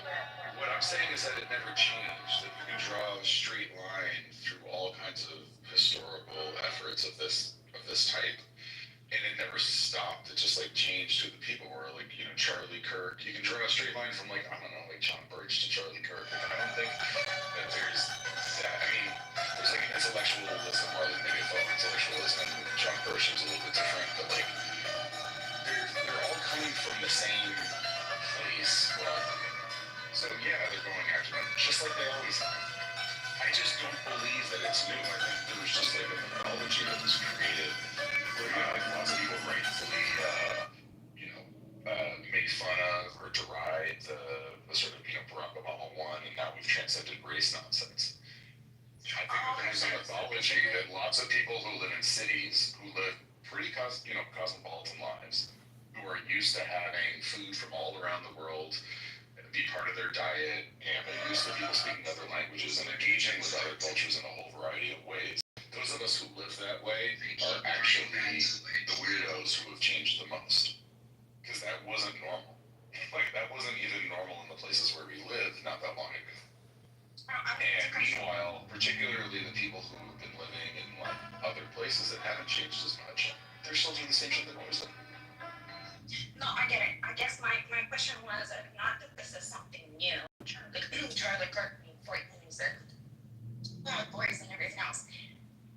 My question would be, I feel, and if you agree with me or not, that they have found that with social media and everything else, they actually found a way to be more successful at it, especially creating that environment for those young men where they feel like they belong and they're heard and everything else, and that sort of, I feel like this is very effective maybe compared to the past. That's what I'm saying. What I'm saying is, well, the only thing that I disagree with is that it's new. Like, I don't think there's a whole lot of difference between this moment and say like Rush Limbaugh in the late 80s, where he had, they had a theory of the case, like right-wing radio was a good idea, and it was well funded, and it started to work, and Rush had built, a lot of power by the late 80s.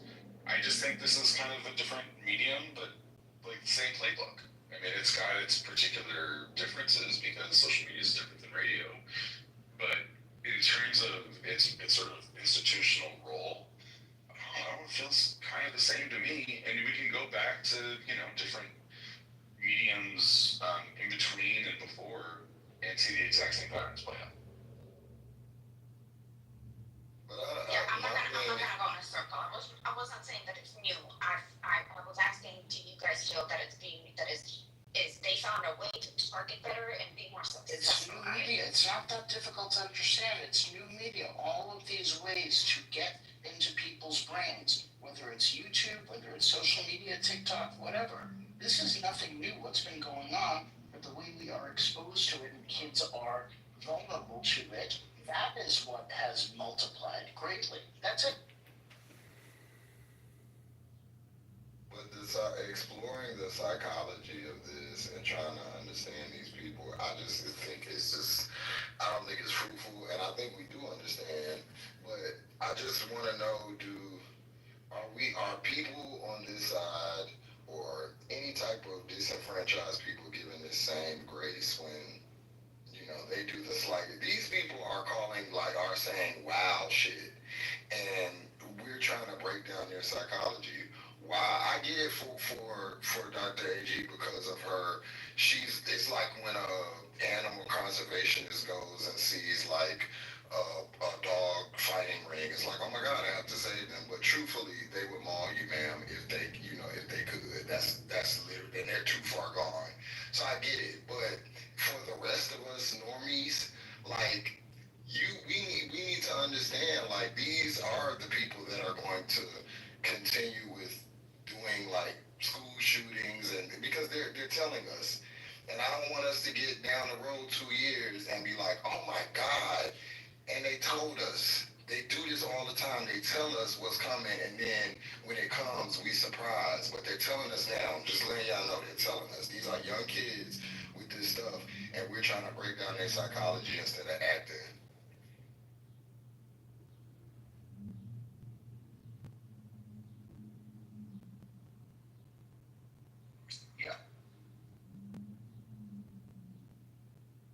I just noticed that this popular with this particular with I found a whole new social media uh, where I have never seen this before.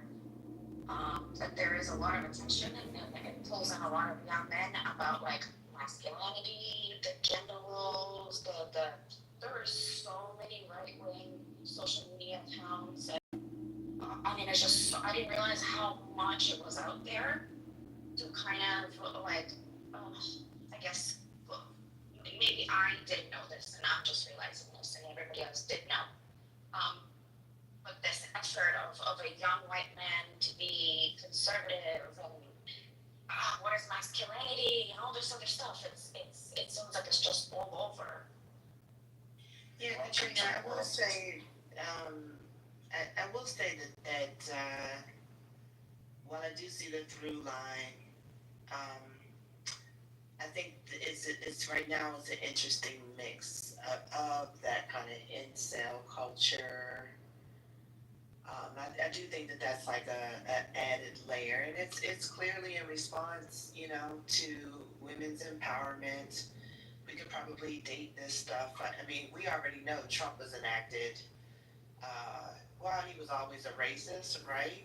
He became hyper vigilant with the candidacy and the presidency of Barack Obama, right? So maybe that's part of the difference is that like Trump always had his through line, but it does seem like the efforts have been like steadily increased. I was thinking also just like about pop culture and the role of hip hop, right, since the 70s, even though there's a through line of racism, in this country, I think the more visible presence of people of color, of culture, presence on college campuses. Um, I could see like an increased focus on these people, and naturally, any media, new media, of course, is going to exacerbate that. So it is an interesting combination that you have here, because that whole incel culture,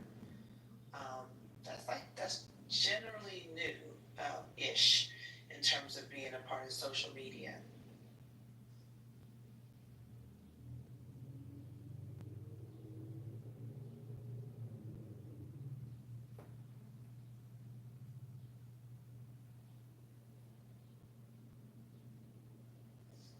And yes, it is at least 10 years old, Chris. I remember the incel culture, um, even on Twitter.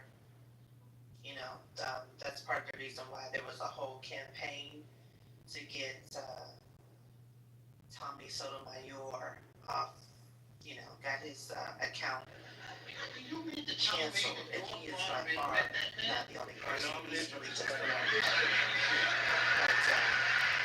as a black man, he always makes me this like together to represent something out there. So, even though he's back, but he doesn't have anywhere to I'm very pleased to meet you. How do you do? You remember Dr. Goddess when they were having like this type of rallies, in the 90s with young black and other type of people. The language was they're super predators and they need to be put to heel. But now we like these people like making same like I wasn't shocked, but the fact that they're young and they saying this out loud on YouTube and nobody is like nervous is it's really telling to me. Yeah, I mean, it's probably we talk to our older parents and grandparents, they were used to that language, but there was like a level of reprieve, right? I mean, it's always been there, but it just ebbs and flows in terms of being a full part of the mainstream. And I do think, I mean, we already saw it. I mean, even in Trump's first presidency, hate crimes, like, they more than spiked. I mean, they really kind of skyrocketed under his presidency, right? So, and we know, like, even black people, we were making videos like, all right, don't let Trump get your ass beat, right? Like, these are some different times. So, there has been this reinvigoration of the same old tropes. I've been listening to this shit for years, honestly. In the early 2000s, I was in a relationship for 5 years, interesting, addictive, dysfunctional relationship with a man who was, before me, he was MAGA. And I can tell you that two single things that I can point out. One was it was about classism.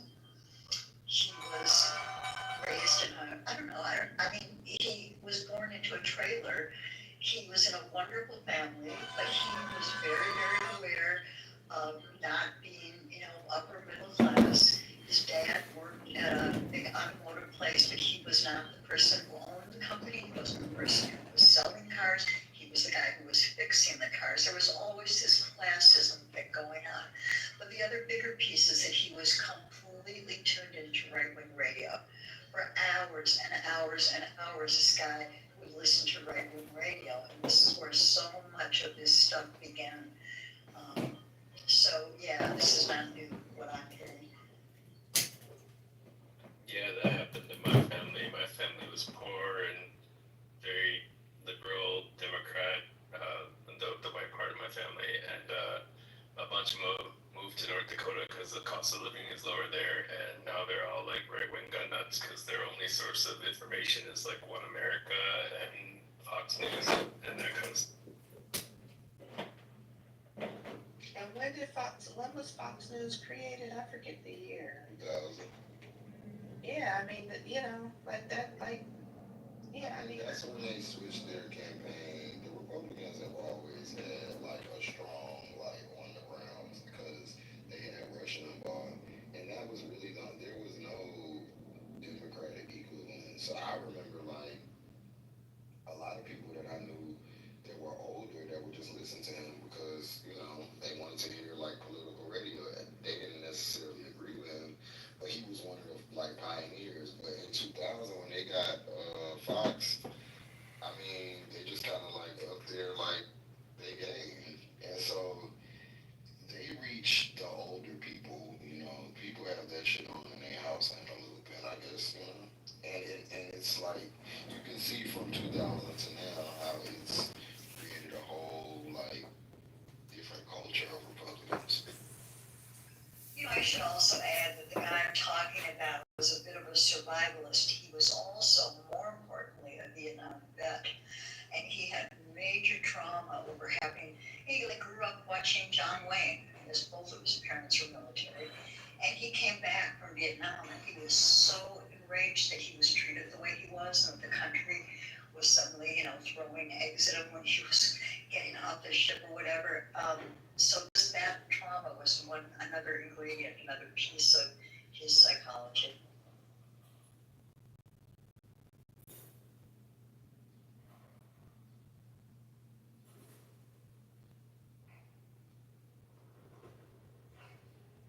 I do have to agree that people, when... Oh, my bad, it was 1996. I'm sorry, go ahead. 2000. Can you guys hear me? Yeah, I just wanted to correct that.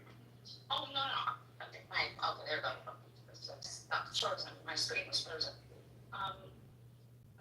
I do agree that if you take somebody out of the environment, put them in a completely different environment, and they live there for a very, very long time, only exposed to certain things.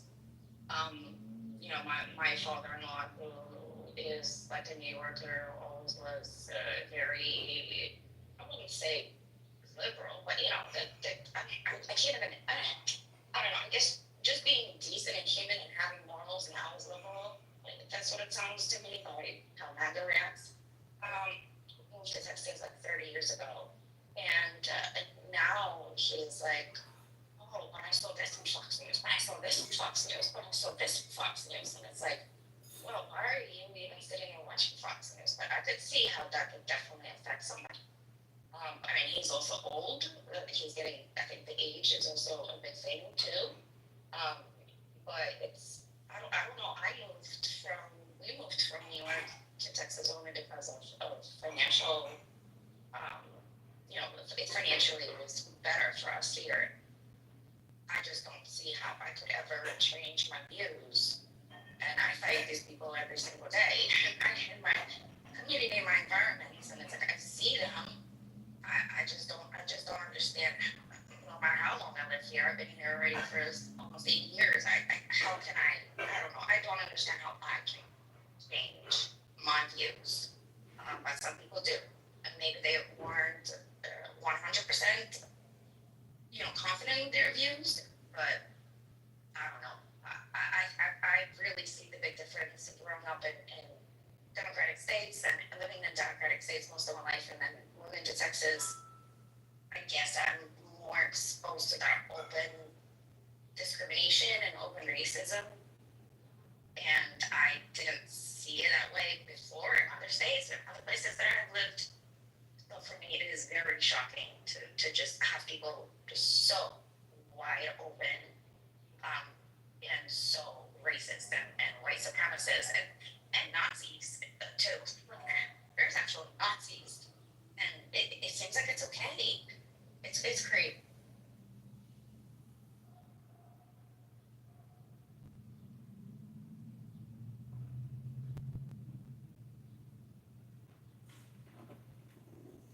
Yeah, and I think it's important to note that groups like the KKK and thankfully Eagle Hawk is typing in the chat about the Conservative Citizens Council, the CCC. Um, that like the KKK is always present in America, but in terms of its popularity and like success, it ebbs and flows because like the group or a set of groups that get defeated, and then it goes back down to like low numbers, no money, no real like effectiveness, and then we see like another ebb of it. So we're in that era. Um, that's why we saw those young people.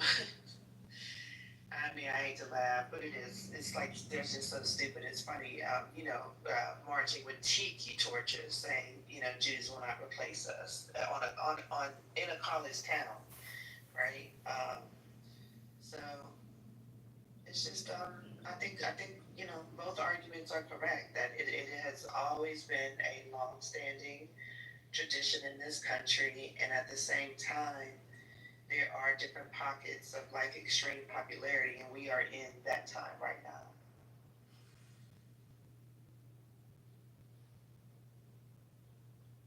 And I'll just repeat that, I'm not trying to convince anybody. Even if there's like young people that are in college or, I mean, I do operate differently, when I'm educating officially, but if they're just young people and they're just sort of out here or whatever, I mean, you can maybe grow or gain forgiveness later, but the fact of the matter is you have to be defeated, period. Like, I don't care about you or your feelings, in that regard. Like, you can go cry, once we have set the society, straight as it should be, so I like that.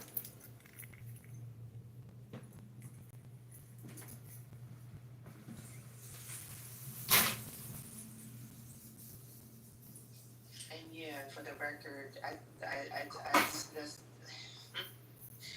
try to make myself clear when I'm speaking, but I said that the KKK is never defeated. They're always there, but there is an ebb and a flow. So case in point, one of the eras in which they were defeated is when the head of the KKK, who at this time, like the headquarters, or at least the head was based in Indiana. He ended up like raping his wife on like across the country on either one or like several different trains. And you know, the KKK's ideology is that they're doing all of this to protect the white woman. So when that case came to the fore, it was a major blow to the KKK. And his condemnation and just the whole exposure of it, that caused the group to go down, you know, in terms of membership. You know, people just got demoralized from what he did. So the KKK continues to exist, but it does go through an ebb and flow period. And I do think that right now, people people feel empowered. They don't feel like they need to wear hoods. You know, they can just be conservatives. Which is not to say that all conservatives are members of the KKK. I'm not saying that either. But you know, just read Eagle's comments in the chat. I think he does a good job. Dr. Goddess, I will agree with you because there's just like Aryan Brotherhood. I'm trying to remember the Texas ones. There are some really like Christian nationalists, and there's so many other groups, and I think as far as I remember, the stats of KKK haven't really grown, but it got this new image, right, by Groypers and Proud Boys and the Aryan Brotherhood, and if you look at the statistics of those groups, like I remember there was an article in Texas Tribune that those groups have like tripled its membership, and since the first Donald Trump's presidency, particularly in Texas, like the far right, it is like breeding in Texas pretty bad.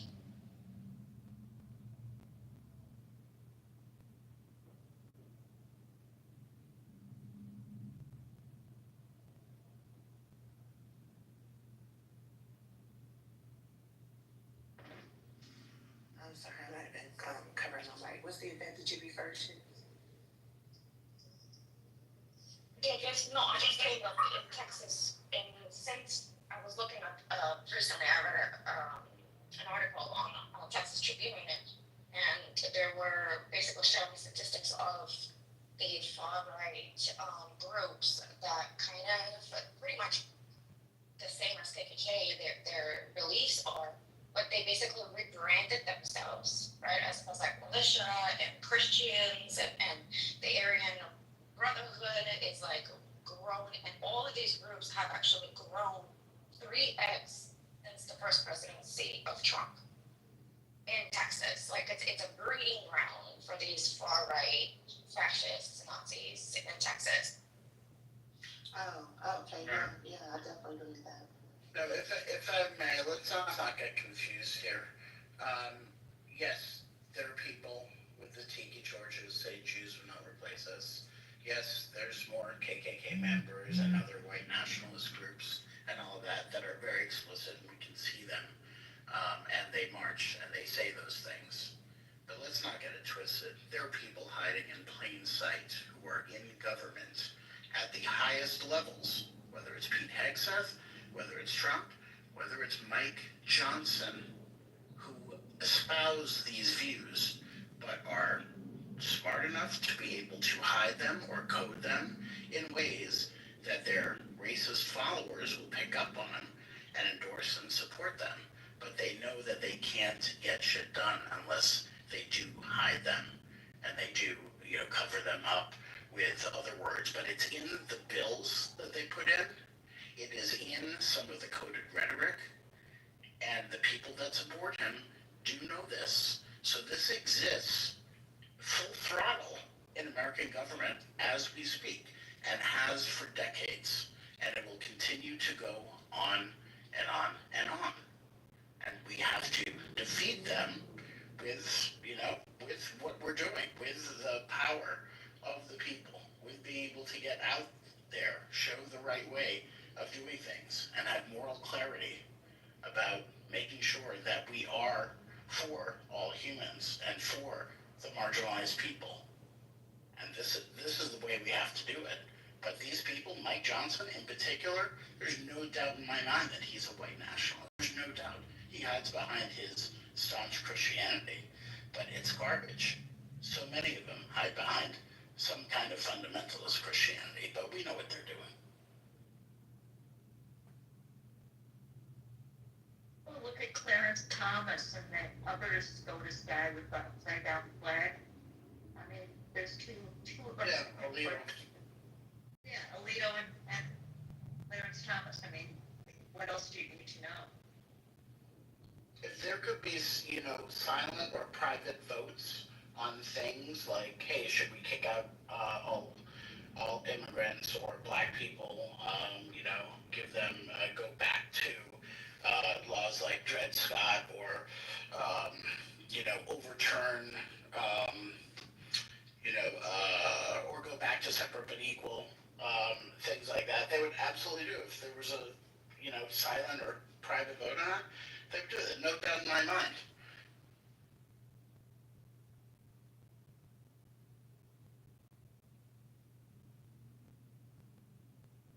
Yeah, that's an interesting challenge, Scotty. I mean, I agree with you in terms of what would pass, which ultimately is more important. And what we would lose is the accountability. But I think that the former is really more critical in terms of salvaging and turning all of this around.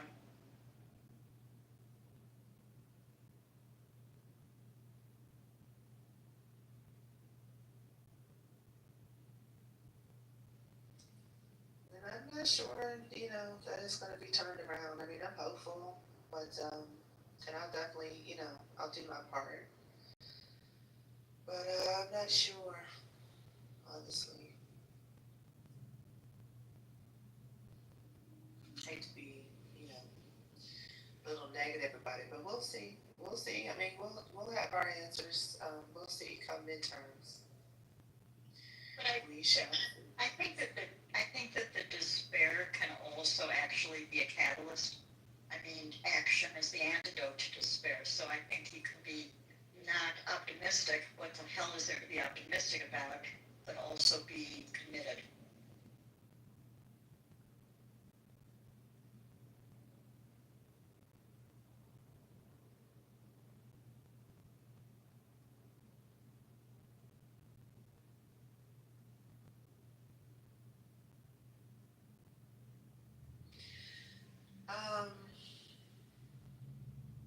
Well, I'll address something that's on the chat, but does anybody else want to say anything about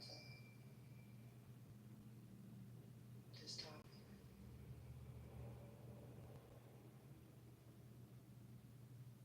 All right. So I just want to stress that, we, the Democrats, at least the new ones anyway, did and do have a plan. And, that's why we were pushing forward Civil Rights Act, women's empowerment, disability rights, affordable health care, and things like that. I think that Project 2025 has gotten people twisted to think that Democrats don't have anything. And that's just not true. I mean, the Heritage Foundation was created to completely dismantle civil rights, and specifically the Civil Rights Acts. They've been very upset about it. That they've been planning this for a long time. So I think that a part of what we see right now, because the code word with these CCC conservative members is always about quote unquote taxes, right? The hypocritical behavior that we see where you claim that you care about fiscal um, conservatism, and then you and then you rack up the bill, literally, in the one big beautiful bill. I mean, this is all to reverse the civil rights movement and the women's rights movement and the LGBTQ movement. I mean, it's, any of this sort of progressive ideas of freedom and human rights, that is what Democrats stand for. To take it all away and to regress the society is what these Republicans stand for. I mean, it's a full-on battle. This is a full-on battle. Everybody got to, armor up. Armor up, figuratively speaking.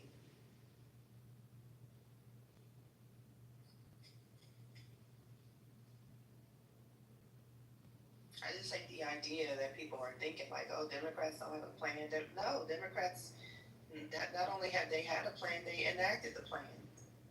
That's why we have rights. And I don't know. I mean, I'm just thinking through some of these things. Going back to states' rights is definitely taking us back, and I just think that the next step, because I just keep thinking about, all the things that Elon Musk and Trump were talking about, like, it's going to hurt for a little bit. It's going to be a little painful at first. I think that at least they're going to try to go back to states' rights. And then from the state level to engage in further acts of discrimination that won't be based on quote unquote race, but based on the stat that they have, and I totally agree. Go ahead. I don't want to monopolize the mic. I think that this is just my opinion. I think that the Democrats of the days of getting rights is very different from the Democrats now. I think that back then they used to have like a backbone. They don't seem to have that anymore.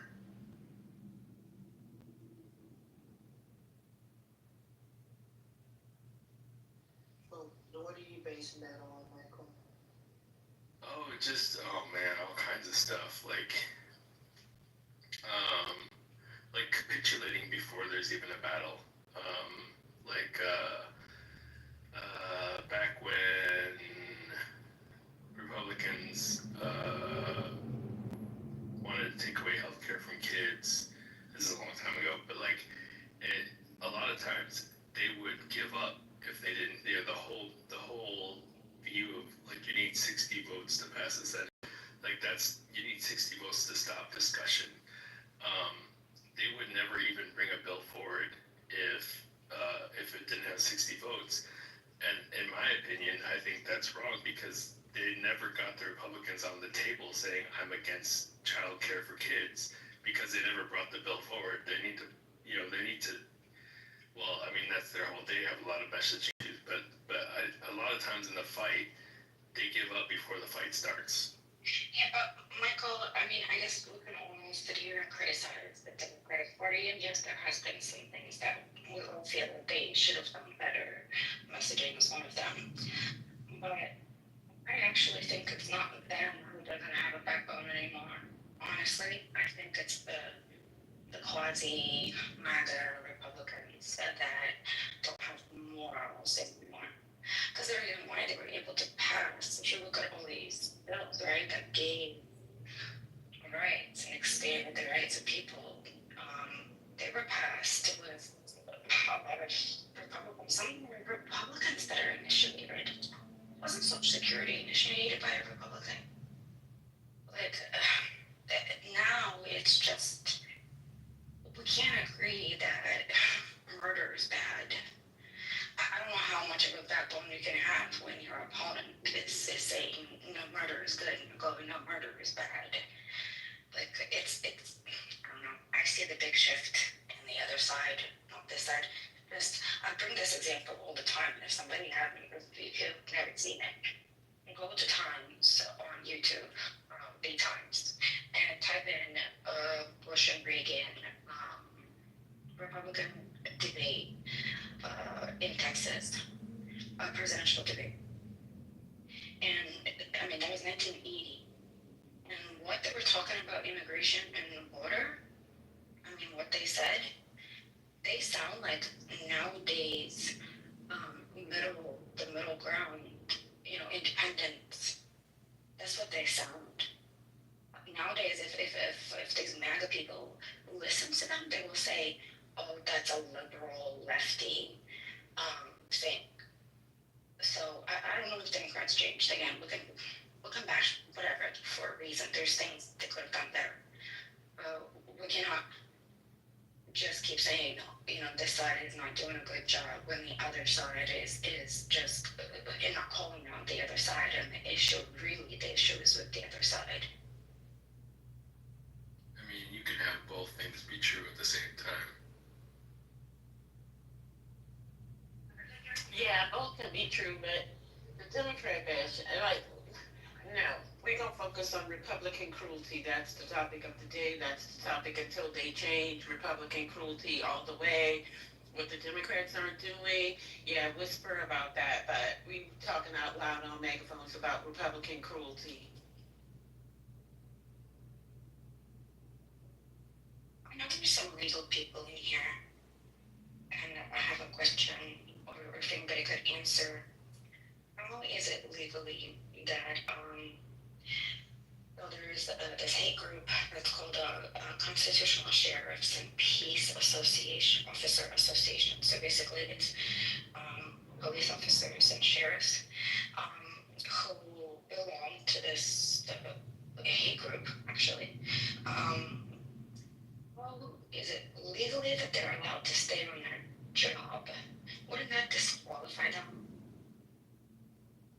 I mean, the Constitution guarantees freedom of assembly and association, so as long as they're not violating the terms of their jobs, you can't tell people what kind of groups they can belong to, I don't think. I mean, that's unconstitutional. That's their First Amendment. Oh yeah, I understand if they're doing it on their own time, but they come in uniform and they have like police officers and sheriffs in uniform, so they're acting from their job. They're representing this group as they're on the job from the viewpoint of, you know what I mean? No, I'm sorry.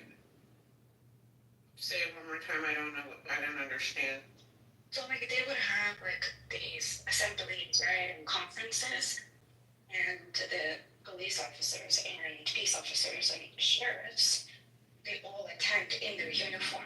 So they're participating in this, and they promote it as this is part of our job type of thing. It's one thing if you're a police officer, but you're a Christian or whatever, and you go off your own time, right? Do your own thing.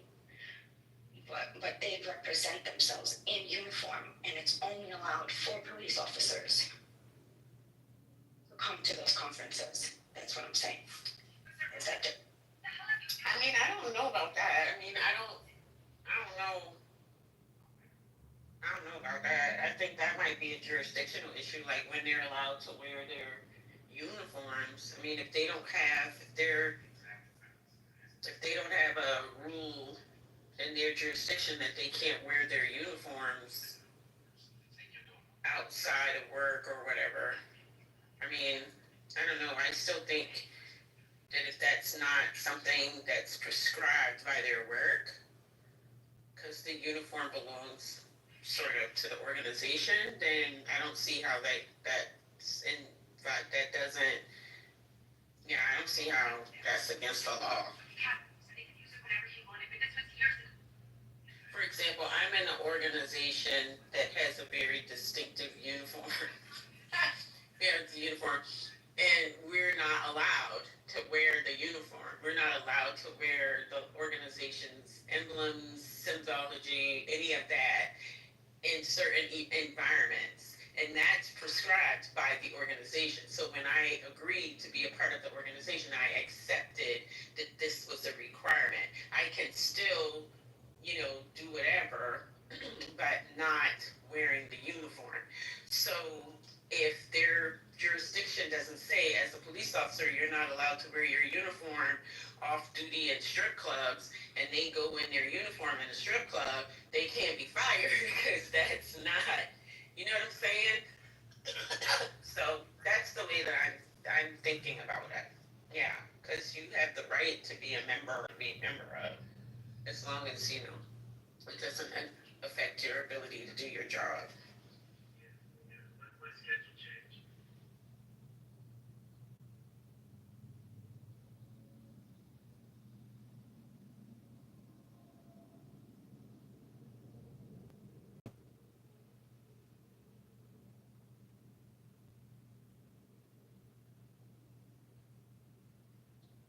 Yeah, I guess maybe, I don't know, this is kind of, it's tricky. There's a lot of nuance in here because one of the things that they believe in is, and it's that main belief in what they want, is that the country is not the state or federal government, and that should control of all land within its borders in the country. There should be the ultimate law enforcing authority in the U.S.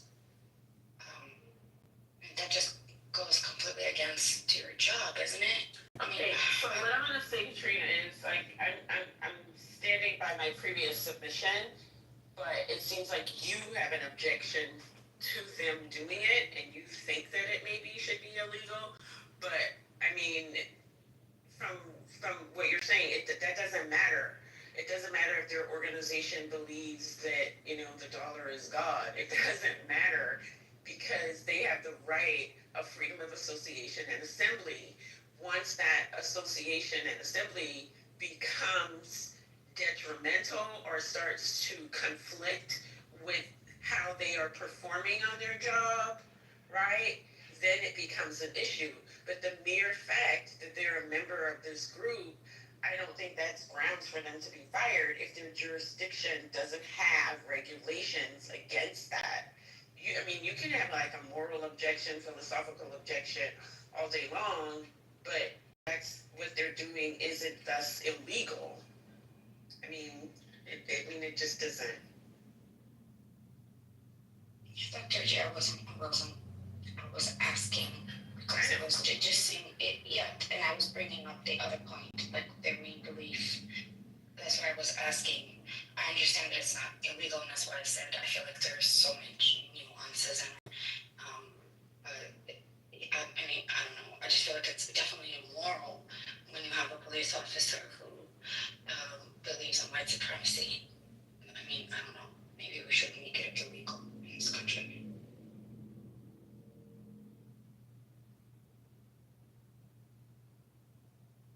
Yeah, Talking about police officers, have you guys checked out that video of the guy in Jacksonville, Florida? Yes, it's a hot wreck. Yeah, that was fucking disgusting. And the fact that there was a black officer standing right there, that was even more disgusting. But yeah, I didn't see that part. Where was the black officer at? Oh, he was right there with the two white officers. I'll put the link up on top, and you guys can check it out and tell me what you think. What kind of reluctant to do anything though? Like I feel like he can tell that everything. That's the wrong one. Hold on, that's the Maryland flood. Let me get the right link. Hold on. Not you having multiple links. Oh yeah, because I was just looking at, there was a Maryland. I didn't know there was a flood in Maryland. The cars are sinking. That was July 19th. Hold on. Let me get my stuff together.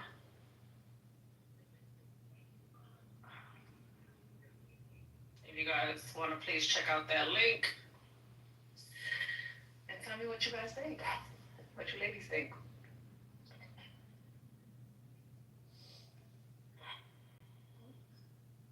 He's lucky to be alive, but at the end of the day, him getting punched punch in the face, that whole thing situation, not cool. It's not okay.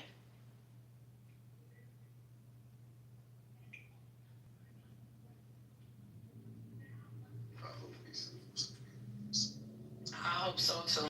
No, he got that Trump as an attorney. Jacksonville thing, the incident from the traffic stop, was that like earlier this summer? I'm not sure when it was, but No, it just came out. From No, earlier this, it just came out yesterday. It just came out yesterday. yeah. The stop was in February, apparently.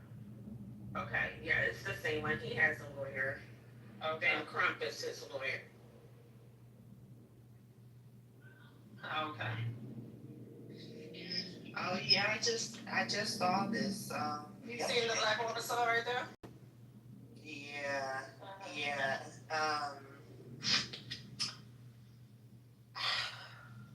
Yeah, I read about that earlier in the summer.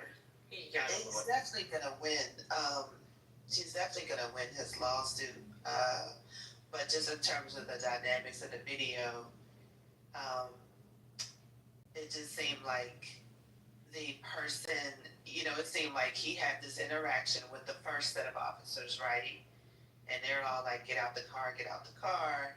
And then it seemed like the other officer was newer, right? And then he was trying to tell him the story. And then when he asked for a supervisor, I mean, I kind of, and then, he's like, yeah, just go ahead and break the window. I chuckled to myself, only because I wonder if they thought that he was,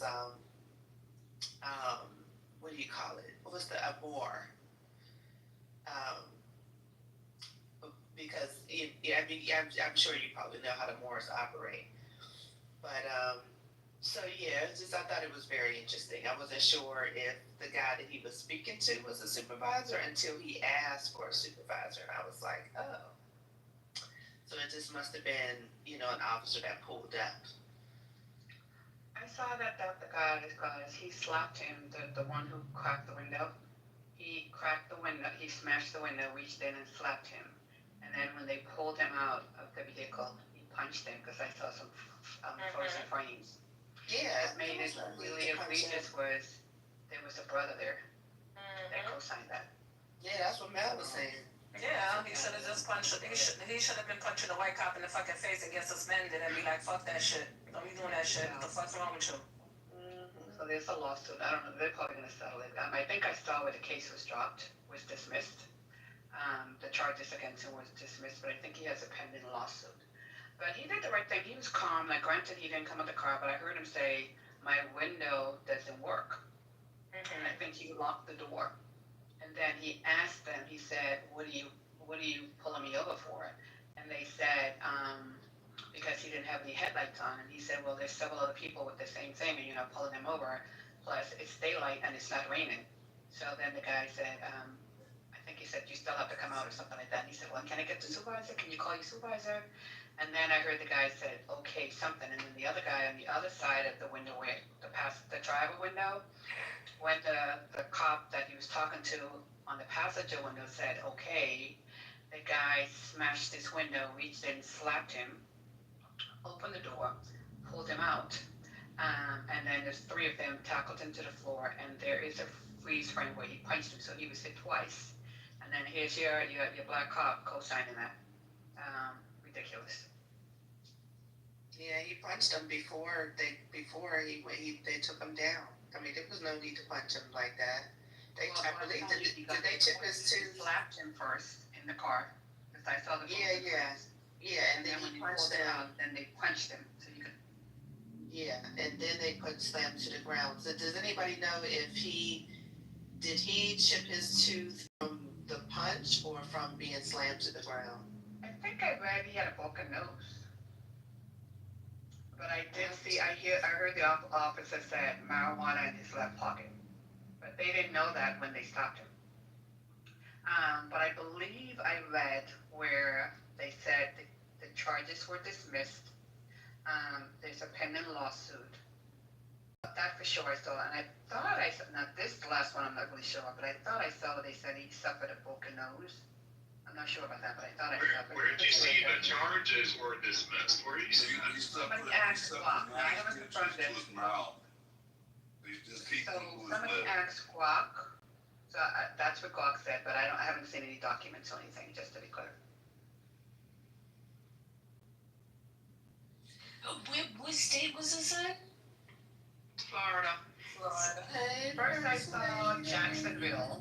Yes, I it's think Jacksonville. Guac is conflating two different cases because summarily there was some other stuff about Akron, Ohio. So I think Guac is merging these two cases. Because first when I saw it was trying to say Jacksonville, which is typical for Florida. And then I saw something where they were attaching Akron, Ohio. So I think they're conflating two different cases. Yeah, the one I'm reading just says officers in Jacksonville, Florida. So Guac is conflating. Hey, Dr. Bessie. Dr. Goddess. I'm sorry. Don't even start. I ain't doing nothing to nobody. I ain't doing nothing to nobody. Patty, stop. Patty, why you laughing? You're laughing good.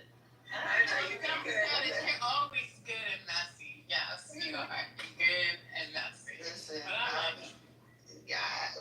y'all gotta, you can tell me openly or in the back channel what I have done, because I literally. No, nothing. No, I'm not saying that you did anything. I'm just saying, you know, you got all the tea. That's what I mean. Well, you know. Yes. I talked about it earlier this morning, but Patty wanted to save it for Lisa's 3 o'clock one. Oh yeah, Lisa was supposed to have a 3 o'clock room. Let me find out what's going on. Because we wanted to talk about it, but we can't, because we gotta save that for her. I just gave it a quick message. There's a message from the Jacksonville Sheriff Office, and it said, "We are aware of a video circulating on social media showing a traffic stop on February 19th. We've launched an internal investigation into it and circumstances surrounding this incident. We hold our officers to the highest standard and are committed to thoroughly determining exactly what occurred." So the investigation is happening now. Yeah, I mean, come on, y'all. Like, yeah, you cannot.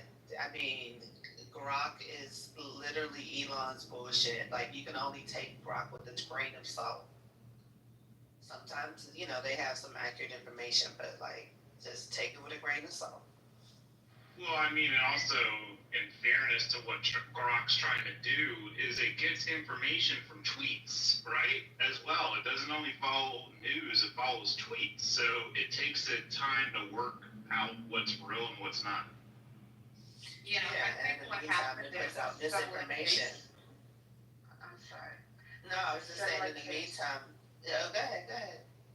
No, I don't mean to step on you. You can go. I'll go after you. No, I was just saying in the meantime, Grok does put out misinformation. Like, you know, just like Chat GPT, right, is like incorrect. Like all of this AI stuff. Like it's good to engage with, but just understand that like it puts out a lot of inaccurate information. That's all. Go ahead, Lamar. Yeah, well, that's why you say it according to Glock. It's not verified in any other sources. But I think what happened is there's a similar case that happened, very similar in Akron, Ohio, because that was trending with Akron, Ohio. First it was Jacksonville this morning, then they switched the tag to Akron, Ohio. Very, very similar case to that. And I think Glock, what they do, you know, they accumulate all the information that's in the ether from different sources. And I think what happened with that is they concluded it because there was very similar cases.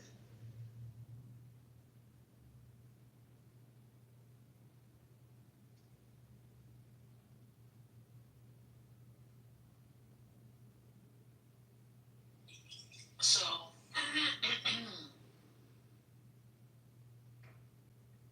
R.I.P. Jamal Warner. That's all I gotta say.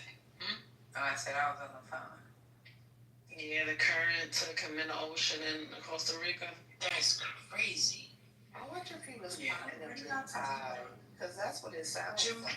Jamal from Cosby. Malcolm Jamal Warner. Him gone. Yeah.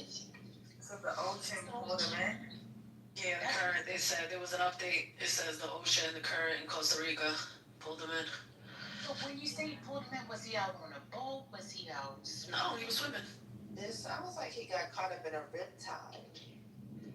That's one thing my mom taught me how to swim against the ocean. You're supposed to swim sideways. And it still fuck you up if it's strong enough. Like that's why they tell people don't swim in the Mississippi. It's some that are really, really strong and ain't nothing you could do. And some people be drunk at high. They have like a undercurrent, like you can't see it from the surface. Like once you get in there, it pulls you down. Even with jet skis, I go sideways. I go against the current or try to go with the current versus going against it. Because when you on them jet skis and you pop, and then hitting them ripples, man, it's hard to keep steering and control it without losing control. So if you swim There's your echo. somebody was echoing. It's Mel. That's Mel. But yeah, I don't know. So you said he was out there swimming, and was it like a vacation, or was he out there for work? Anybody know? I just sent you a screenshot, man, of the update. Miss Non-Link. Yeah, read it. Are you talking about Yeah. Yeah, he was on vacation with his family in Costa Rica. Yeah, I just sent you the screenshot thingy. Man. How old was he? Like 50 something? 54. Damn. That's too soon. It is. Okay. Alright, I'll be quiet. Lisa's open. And she's gonna open in about 20 minutes. She just got home, so. Hey guys, we just got back from the doctor. I'll be open in a minute. Just trying to get out my clothes. Hey everybody. Hey Stage. Sister Wild. Sister Lauren. Everybody. Hey, did you say something about Malcolm died? Yeah, Malcolm Jamal Warner. Yeah, him did. The Malcolm Jamal Warner from Theo. Yeah. Wait, that's crazy. Theo He Hudson drowned, is he dead. drowned on vacation, huh? Yes. It says Wow. tragically Warner drowned off the coast of Costa Rica on Sunday, as confirmed by the Costa Rican National Police to ABC News. The police reported that the official's cause of death was exfoliation, and he was caught by a strong current while swimming near Cocos, a beach in Limon, Costa Rica. His body was discovered on Sunday afternoon. Oh my goodness. Warner was formally identified by the National Police. He graced our screens as Theo Huxtable throughout all 8 seasons of The Cosby Show, which aired from 1985 to 1992, earning Emmy nominations for his heartfelt performances. I can't even believe that. And I didn't know he was 54. I don't know, I'm so used to seeing him as a young person, and my mind can't even age him. He looked good. He aged well. The picture they used in one release was from 2023. He looked really well. He didn't look. I'm 58, so he's in my age range there, and he had aged very well. He always was an adult. I thought he was wasn't he a teenager?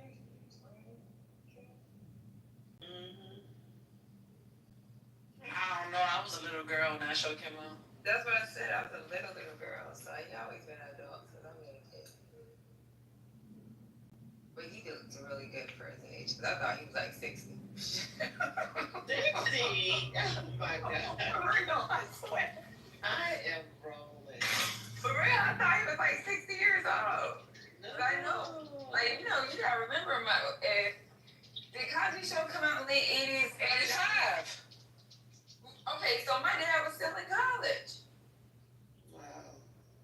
You know what I'm saying? Shit, Kamala Harris was graduating from college. So like, yeah, remember me? Wow, I just came out of my mother's vagina. I wasn't born yet, but. You're doing too much. Mel, thank you. Mel. Freaking little girl, I just came out the poom poom. I know the first time I seen Cosby Show, I thought he was an adult. That's it. Well, we aired in '84, so it was a year. They aired in '84. They brought him in So '85. my parents were just humping, trying to figure out if they Yeah. I was in my daddy's nuts. It's crazy. That's crazy. Now, I was just getting ready to compliment you on using metaphors. I was just getting ready to compliment you. Wow, that's not true. And you know his girlfriend died too a few years ago. The girl that was there, that was on the show. What was her name? Oh, she died because she was sick. Yeah. Lupus. I think she had lupus. That's a cute little woman. Yeah, she also played on Family Matters. Yeah. Pretty little Just girl. played I thought that was a long time ago. Yeah, she did. She did.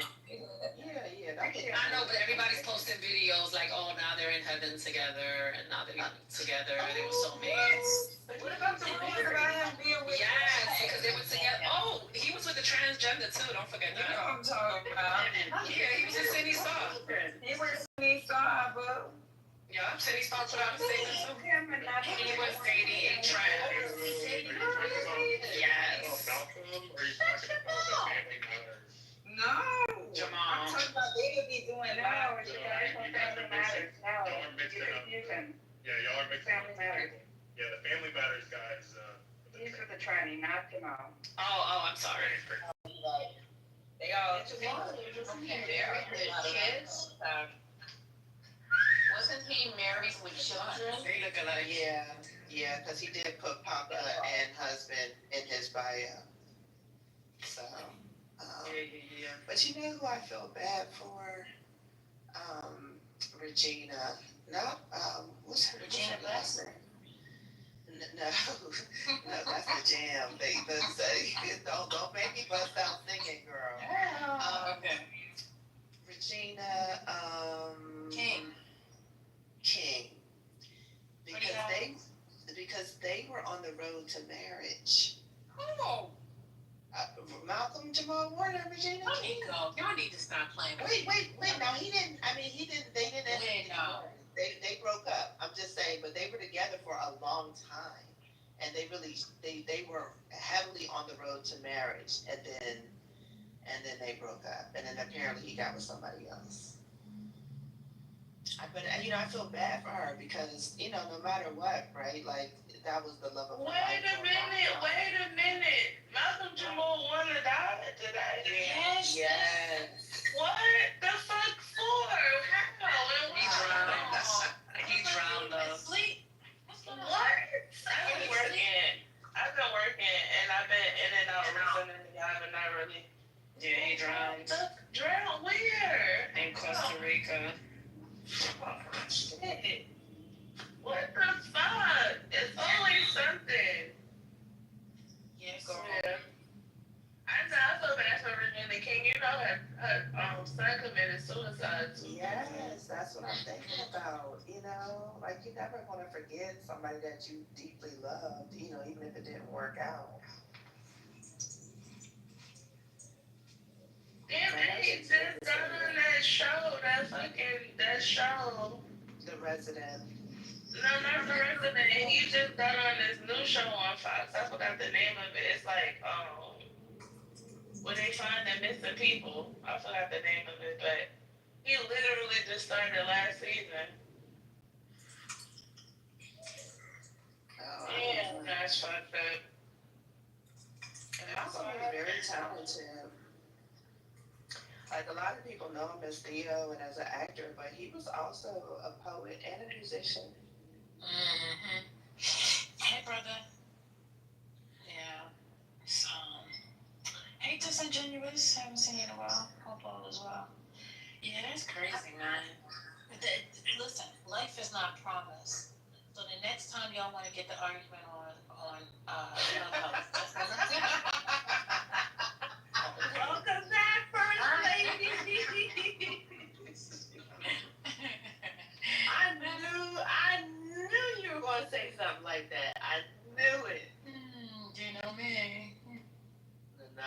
be arguing. He had one child. How old? Let's see. Dr. Goddess, read my married and had a daughter. Hey, Mush. Oh, he had a little girl?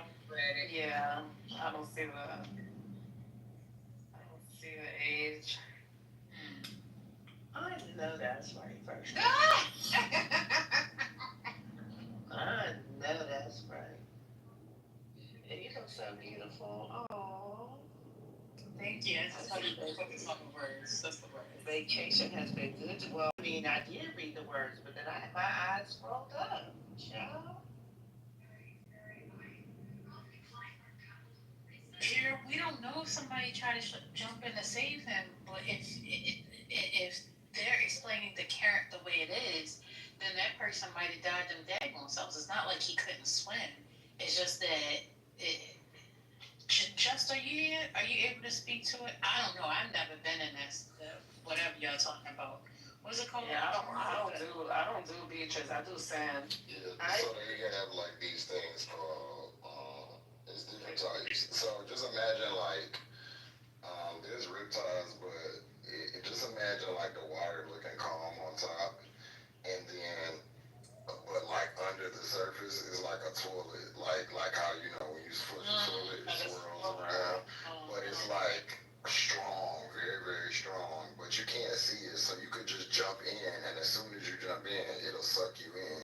There's no swimming against that. So it happens to a lot of people.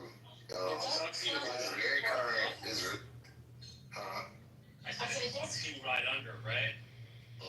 It's real, like they have it bad in like parts of the Mississippi River, and it happens a lot near the coast too. So. Isn't it advisory not to jump in and save somebody because you pretty much signing your death as well? Because you Right, that's what I'm saying. Yeah, that's what I think. But I don't think somebody's saying they still would have jumped in and saved him. I don't think that they watched it. According to the way I just read that, they said they found the body. So did they watch it go under, or was there something like they knew he went out for a swim and then he didn't show up until they actually found him? Which one is it? I don't know, but I'm curious too. Yeah, the story's still unfolding, so. Yeah, if y'all look up. His daughter was only 7 years old. Oh. Yeah, they said she was born 2017. Oh no. Yeah, he had that baby after him and Regina King broke up.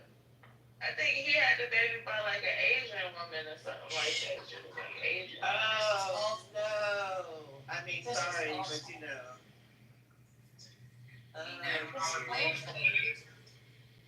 Look at. Ain't nothing wrong with raising babies. Ain't nothing on the Asian, but I'm like. That she had her father, at a late age, and she's losing him at an early age. That's what I'm shocked about. And my heart hurts for that. Oh my God. Like, he's 54, so that baby was definitely a blessing to him to have a child at such a late age. And now she has to live the rest of her life without her dad. That's what I was focusing on. I'm not focusing on her race at all. Yeah, I did, just because I had an image in my head. I didn't think of a lady. NSSY. What'd you say? You know what's crazy? I see something else that says He shared. I'm going on it. There's another.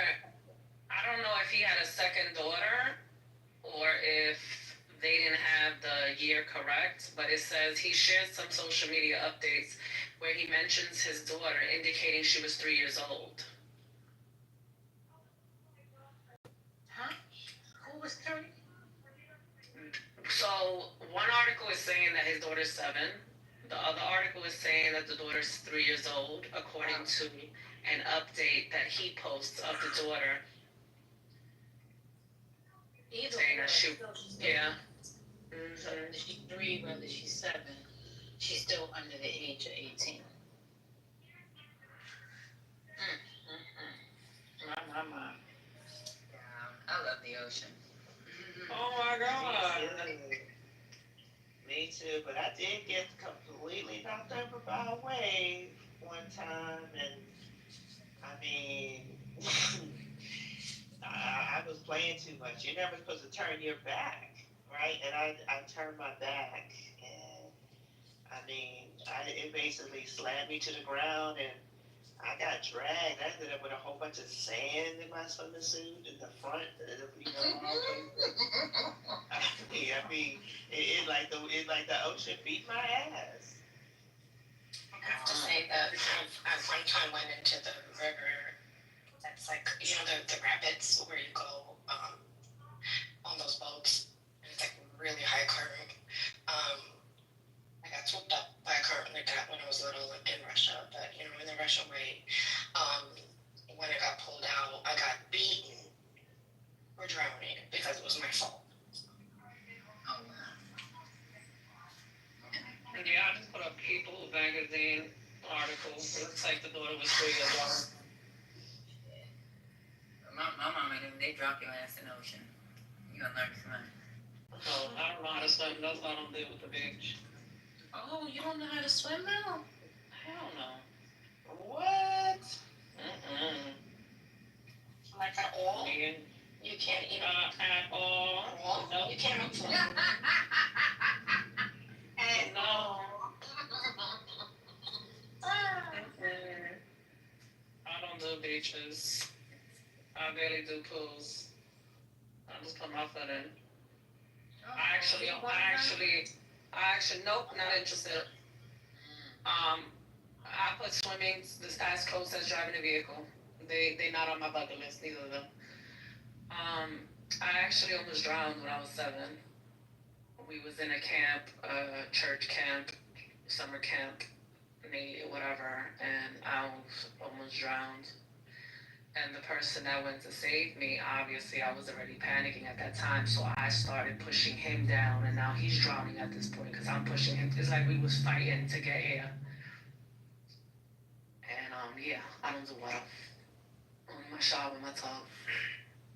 That's why our pool is only 5'5". Yeah. 6 feet, and my deepest end, I can always stand on my tippy toes, and it's never going over my head.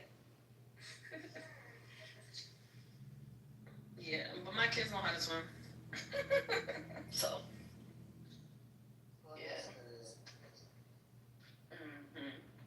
Speaking of accidents, there was so this morning I heard on news that was interpreted in a very racist way in a Russian room. But then I went and looked up the news. Did you guys hear the bizarre story of a couple that went to get an MRI? The wife went to get an MRI in Long Island in Nassau County, and how the husband was brought into the MRI room while the machine was running by the tech, and then he had like these training weight chain, and he pulled in it, and he pretty much died died in the hospital from the result of that. I mean, that's insane. How I don't know. Have you guys heard of that story? I just finished reading it, Katrina. They said the necklace, the weight training necklace was 20 pounds. He came in to help his wife get off the table, and he walked in the room and just snatched her into the MRI. We talked about that in Lisa's room a couple nights ago, like 2 o'clock in the morning. Oh, okay. Have there been any updates besides that?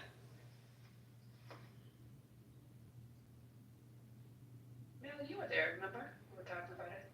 Yeah, I know, but what I'm saying, is there any updates besides, has they got in contact with anybody from the clinic, the MRI location, like?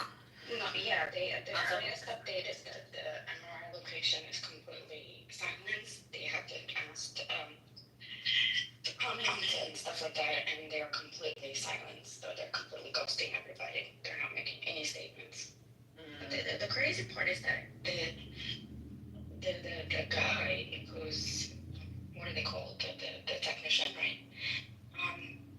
He went and got the husband. The husband didn't just come in on his own.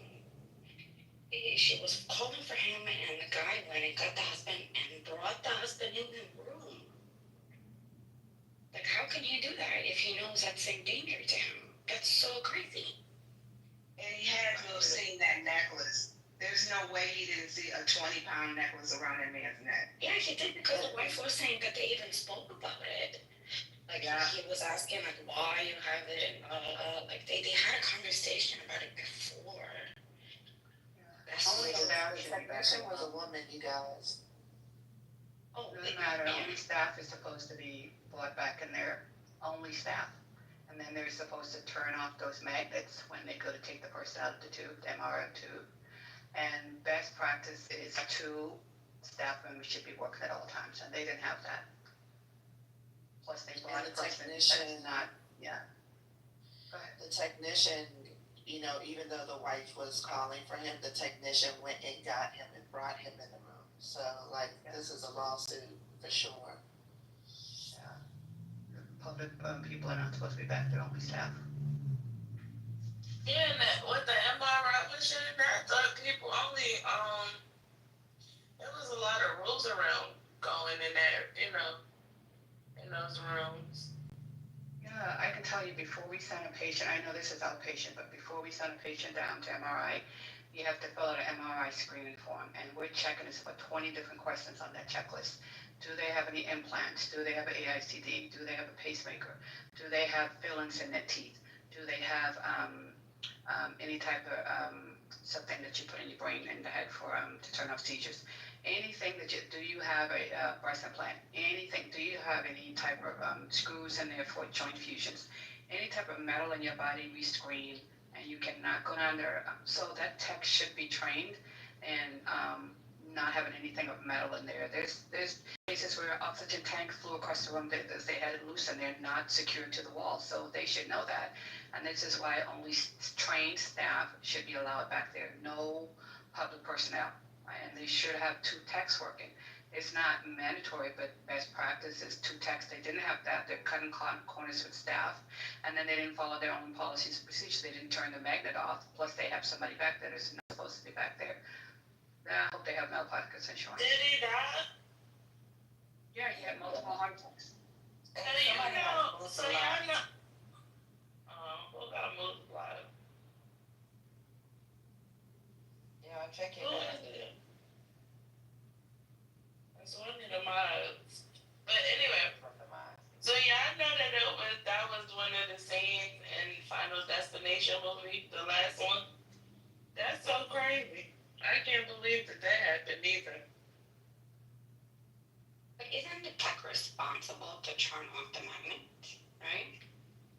If she was done and she was actually coming, I saw the interview that she gave. It was coming off. She was coming out, and she was having a hard time to get out from the table. And she asked for help, and she asked for her husband to come and help. The technician should have turned off the magnet, and then went to get the husband. So I guess, I'm speculating, but I guess the technician forgot that he still had the magnet on. So she may have turned the machine off, but you know, the magnetism may not have receded fast enough because it didn't pull him from the moment he walked in the room. It was like when he got a little bit closer, then it just snatched him. So, but he should have been in the room. Like the technician should have never allowed him in the room. So I don't even know. I don't know, because I put it in the chat, I went in an MRI with my student before. So they do allow people in there. Did you have on metal? I can't remember. They probably asked me about my jewelry, but I don't remember that. I don't remember that specifically, like them saying remove your jewelry or anything. No, but she was in the MRI machine, you know, and and her hands were out of the machine because I was holding her hands out of the machine while she was in there. And it was like maybe she was doing the BRCA1 or whatever, the screening, the MRI they do for that. So maybe it has something to do with what the woman was having done by the MRI machine, like how strong it was. I don't know. MRI's turned off, the magnetic field is still powerful. Yeah, but I'm just saying, like, I've been in the room when somebody was getting an MRI before. So they do allow people. Yeah, they allow people in, but you just not with, you know what I mean? You're supposed to be, you're supposed to be warned, repeatedly and to take off, any metal. And he was wearing a 20-pound metal chain. Like that seems like kind of ridiculous, somebody put, because we actually listen to clips and stuff like that, and news reports and watched it together in Lisa's room. But I can't remember which one of y'all put up a picture of a man with a 20-pound necklace. It was one of the guys that was showing us. Yeah. I mean, it's like it was huge. It was huge. It's like It had a block on it too. Yeah, it's almost unbelievable. Like it's almost like, you know what I mean? It's like, is this real? Like why would you not only did he have on metal, he had on like a gigantic piece of metal. Did the necklace weigh 20 pounds? Yeah. That's what it's saying. Or was it a 20-pound weight necklace? It was a 20-pound weight necklace. Yeah, the necklace itself. Okay, hold on. Let me just. He used it for weight. He used it for his weight training, Dr. H. So it was, it was like his fitness accessory, and it was 20 pounds. I guarantee you, now you're in a lot of MRIs here, they're not supposed to let anybody in the room unless they're clear. I can't hear you. What you said? I said, I do a ton of MRIs. I'm sorry to get mentored for you guys. I'm trying to get this. What happened, Mel? No, I was saying, what happened? You gonna open up the room? Yeah, I was making sure I had a phone call, and now I'm cool. You good? Yeah. Alright. Are you guys? I'm so tired. You guys tired? I think what Dr. AG wanted to ask was the chain weighing 20 pounds or does it hold 20 pounds? Weighs 20 pounds. They have those. It doesn't matter. It doesn't matter. Protocols are you're not supposed to let anyone in the room unless they're screened. Well, I don't know. I guess it's supposed to be filled. I don't know because I didn't fill out any paperwork. I went with my student. She was going to get the thing. She went in the thing, and she started having like a panic attack. And the person came out the thing and said, "Can you come in here with her?" And I went in and I held her hand while she was doing the thing. I didn't sign no paper, none of that. No, I didn't say sign. I mean, I didn't. So they didn't follow procedures. You can actually say you have to be pre-screened. She didn't screen me, clear me, none of that. She came got me from the waiting room. I did have to put my purse, I put my purse in a little, locker thing.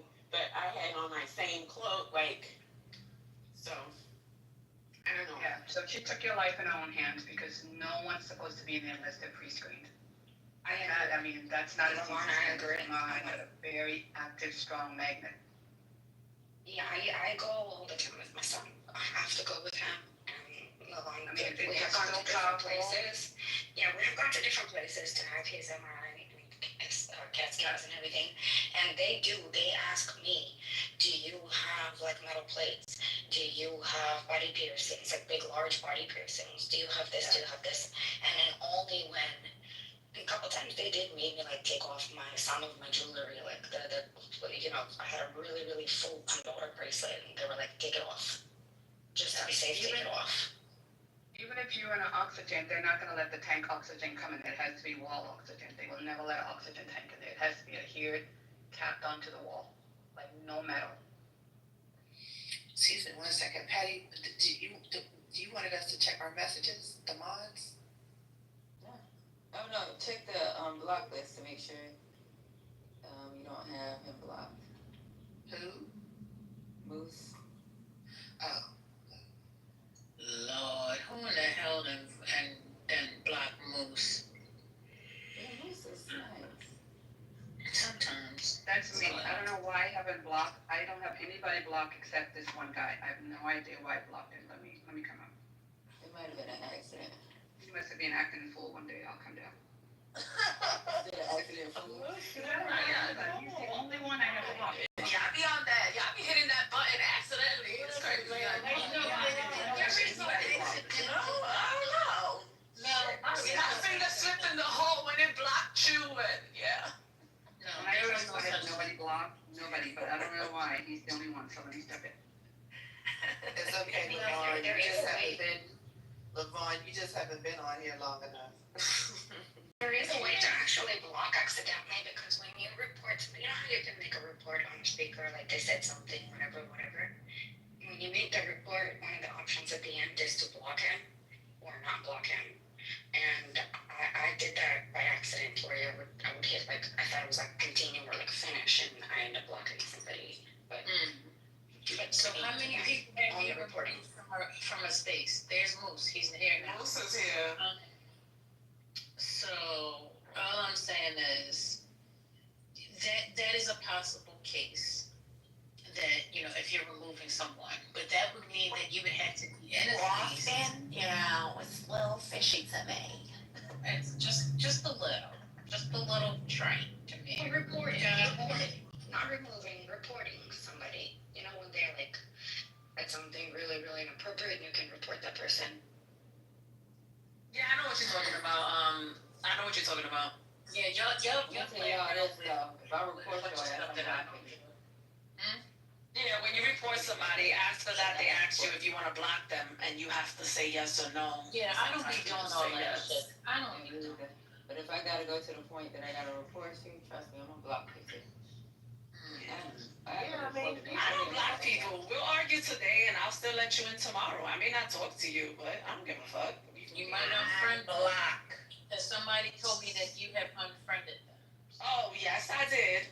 Yes, I did. Oh my God, he is so petty. No, I only been gone for 6 days. Let me tell you, And he's in his feelings. So many damn. That back and forth with me and him, he is definitely in his feelings. It's ridiculous. Oh my God, I'm not that important, guys. I promise.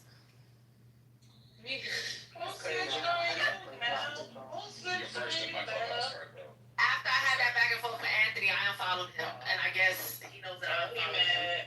Yeah. I'm like, bro, you'll be okay.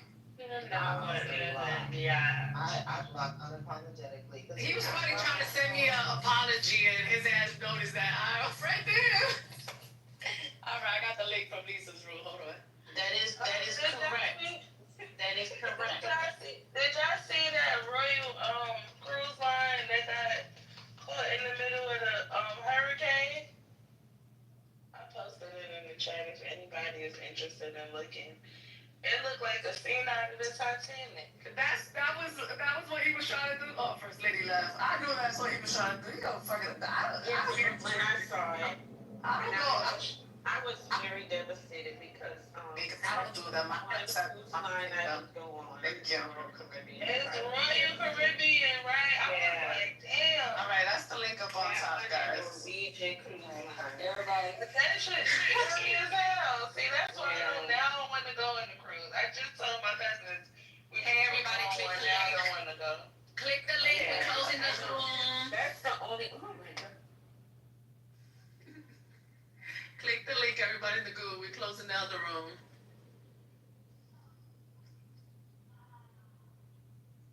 Can y'all move it? Come on, come on, come on, come on, come on. Y'all move so slow. Brother, click the link. We're leaving.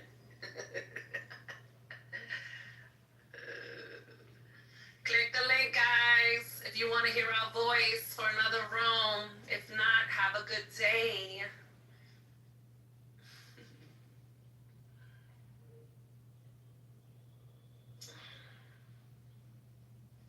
F grade 1. Damn.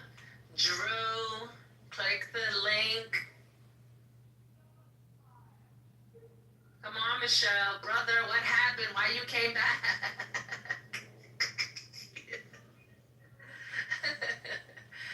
All right, I'm closing down. Click the link one more time. Bye-bye. So to love y'all, we only gotta fuck with you. That's right. That's some crazy shit, right? I heard that the niggas who fuck with white girls is gay. I ain't put that label on y'all. That's a wild accusation. I know, right? So why y'all not voting for the sisters though? Is what I'm asking. See how uncomfortable they feel? Didn't I just say that? Like, idea for a black person to only be with other black people is crazy. They actually think that nowadays. Like, it's crazy. It's crazy. I don't really want to be with you. Mace, that's not true because you usually said. A panther, nigga. You always lying. Get on my nerves. No, it's crazy to think that you live in a melting pot that America is with many different races, and you only gonna fuck with one race. Like, Yes, you're always so crazy about that. Can you imagine thinking that's crazy? I mean, I can't imagine, but it does sound crazy when it comes out of people's mouth. Like, It's not crazy to be with your own people. That's what people do. I'm just saying, to only love you, I gotta only fuck with you. There is a thing called self-preservation. The fact that you are, I know you're not going to see it, but that's an upbringing problem. To only want to be with your own people is not something that is some new concept. Many people practice this. An increasing, a little few black people, but white people say it, don't bring no niggas home. Mexicans say you better not bring a nigga home. Fucking Indian, don't bring no nigga home. Everybody wants. Who? None of the races like us. Yeah, you're supposed to be with your own people. But see what I mean? What I just told you about over the weekend? You have a growing number of black men that literally used to get strung up by their fucking throat and pinky toe for even glancing in a white woman's direction. And now that they're allowing you to sleep with them because there's too many of the ones that the white men don't want. So they're throwing their trash garbage at your feet and you're happily collecting it. Talking about how could you not? Like, what? That's a mental illness. No, it's just I'm not stuck in the slavery mindset, like, you messed up there, Bruce. No, I don't know how I messed up. I'm not a slave. Yes. Yeah, that's some slave talk right there. For you to say that you're stuck in a slavery mindset, to say you're saying that the slavery mindset is only being together. That's what you're saying is a slavery mindset. No, I'm just saying, like, you just said all those things about, like, what white folks have done to some black people during the history of our slavery, and I'm just saying, like, I don't live in that time. I didn't grow up in anything. I grew up in a time where there was some white folks that fuck with me, there was some black folks that fuck with me. Shit, there was even some East Indians and Asians that fuck with me, because I lived in America. I'm an American. I think that you sound, did you go to college? You know what? My bad. This isn't even a fair conversation. You don't have to go to college to think like me, but you're fucking stupid. That's what I'm saying. You're talking stupid. Come on, Daisy. We were cooking. So you know how you But he's gonna make me crash out because what he's saying is ridiculous. You never hear nobody white talking like this. You would never fucking hear somebody white say that, you should be with niggas. Why don't you go over there and get you a nigga and marry them? Because this is the time we live. Like, stop talking to me crazy. It's irritating. You don't hear fucking Asian people saying this. Oh, they're coming in here and buying our hardware. They're coming in here and buying our food. You should be with them. No,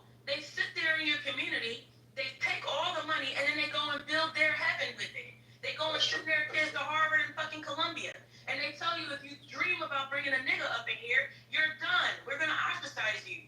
You're not a part of the family anymore. Fucking Indians do the same thing. There are Indian fathers that have literally killed their daughter. Go ahead, mate. Get it up your chest, big dog. Cause he gonna get it. Not Daisy, you cooking. She's not wrong. He's cooking. Okay, great. So then you the fellas down below who believe that this title is true. Like, you know, if y'all feel as though the white women treat y'all better, please pull up, because I just do not believe it. But let's go. We in here today. Damn, I wish we was in states and silence or throwing rocks, because See, Lauren, this is what happens when you bring me back into the fold. The GDP is up, baby. I'm sending the because you can't shoot your loser candidate Daisy, nigga. She on your face. Daisy would never shoot. I would never shoot my loser candidate Daisy because she actually has coherent arguments. Most of these women on here don't. Excuse me. But that's a different conversation, though. I think it's the title. I really don't think it's. I don't think it's Mace. I think it's your title. This is one of the clickbait titles on Clubhouse that just draw people to the space. So that's a all due respect. Because it's his birthday. He asked the question. Yes, I think it's the title. I'm trying to have a peek for that. No, it's my picture. It was my picture. It started because of my picture. Oh, I missed that part. We're gonna let it ride out. Exactly. But I do think it's the title. Coherent. I do think it's the title. And please don't insult my intelligence. Well, if you're listening to I'm not insulting you. I'm telling you the logic. If you didn't hear the other half of the conversation, saying it's about something else once you come into a room doesn't mean that that's the truth. And all we're doing is just correcting the correction. I was in the space before. So you weren't listening, so you would know that it was about the picture. And then I left the space because I had a call. There we go. That's the key. You left the space. And then also again, your PCR is different than any other PCR that's been on the space. Like you're not doing now you're putting on a whole nother narrative. You're not doing anything that anyone else hasn't done. But that has nothing to do with your narrative right now.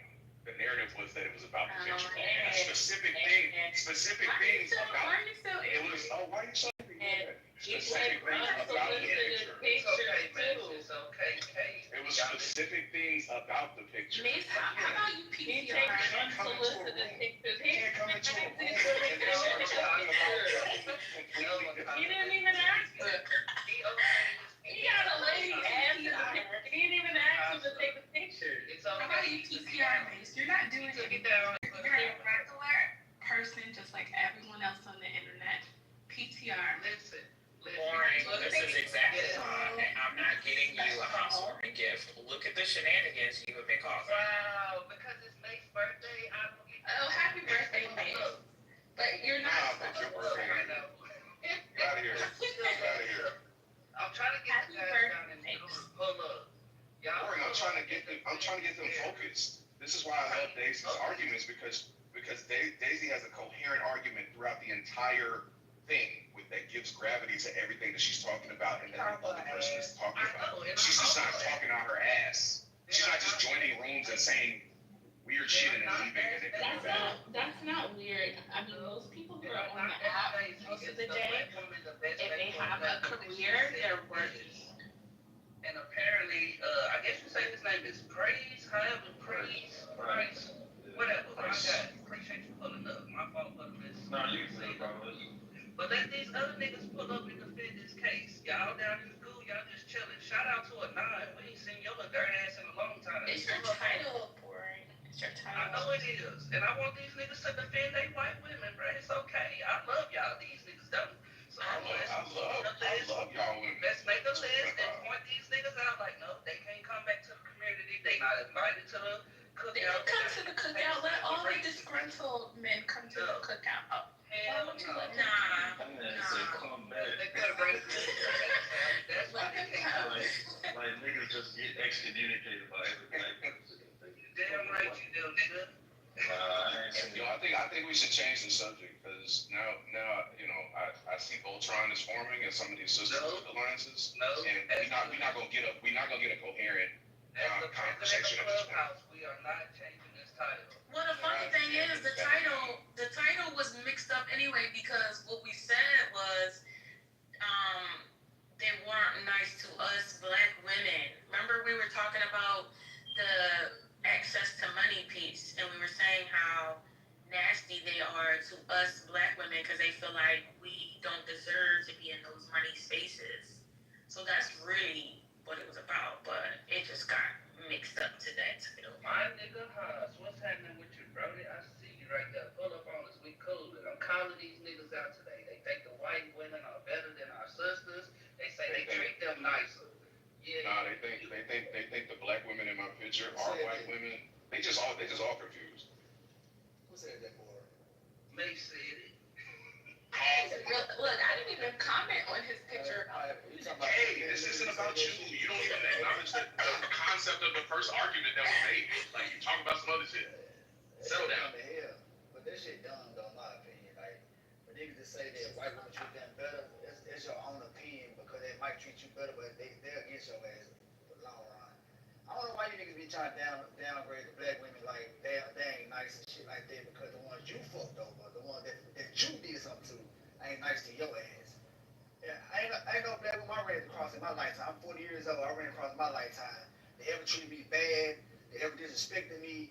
They didn't tell me good morning. They ever tell me they love me or shit like that. Say you should die. So whatever you niggas out against women, y'all some piece of pathetic ass motherfuckers to say white women.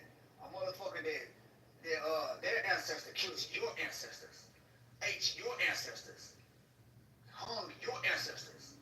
See, y'all niggas is fucked up and cruel. I think Kobe got these niggas in a chokehold and he's already gone. Because white women don't give a fuck about no black man. They don't fuck about you at all. They won't even take you home to see their fucking daddy. So what if they don't even do it? Hold on, Haas, I've definitely met not daddy. Let me say not daddy, grandparents. Let me say great grandparents. Shit like that, because they racist. They great grandparents racist as fuck. See, they ain't taking you to see them motherfuckers. I'm interracial. Don't tell them that, Haas. That would hurt. They have never seen that movie. What the fuck that movie called? That black boy went up there white boy's house. Yeah, that Rosewood. It's a movie that came out that the black boy was going. Get out. You want to think that shit for real? Go tell you. Come down here to Mississippi. I'm gonna take you to a sundown, one of them sundown hippie down town. Put your name on, drop you off, and let you walk through that bitch by yourself. See if you will come about that. So I get you a white girl and walk through that bitch. That bitch gonna set your ass up and get you killed. Like, I don't know why y'all trying to downgrade black women. Black women are nice as fuck. Good pussy. They got good head. That motherfucker can treat you good. That motherfucker got your back. They pay your bills. They feed you. Pay your bills is first off the line. Hey, I'm just know. That women out here like that though. You want me to lie on me and tell the truth? Which one you want me to do? You and Kay are. I'm just saying, y'all about to get this loser candidate. That wasn't even what we were talking about. We never say that we don't like black men. We never say that we like black women. We're helping the state. You said that white women treat you better than black women. That's a damn lie. That's crazy. You just assume that stupid ass shit. We didn't say that at all. You and Kay now. This conversation. Boy, I was doing shit like a motherfucker. Damn, boy. Hey, bro, this motherfucker. No, bro, you ain't got shit on my sister, bro. They don't got none on them. Not a motherfucking white hoe got flat ass booties, nigga. The fuck we talking about? Hey, now look, we don't fuck with them, but I ain't gonna lie. Some of them got some. That's not true. Hey, you talking about a small percentage of white women that got some ass now. A small percentage. You better know if it's fake or not. All black women got the most baddest body in the fucking world that everybody wants. The only black women that get BBLs are majority of them bitches are strippers. That's who get BBLs, and they're not black American women. So what the fuck we talking about? So Haas, did you hear that? Priest was the one that said when I was saying that we are whatever it is, doesn't matter. When I was saying that we are superior, he said that we're not superior. Look at our situation. Then I was trying to tell him that all you have to be is a black person with melanin to be able to look at yourself as superior. He was very uncomfortable with that. He said, no, we're not superior. And then, can you stop interrupting me? And then he's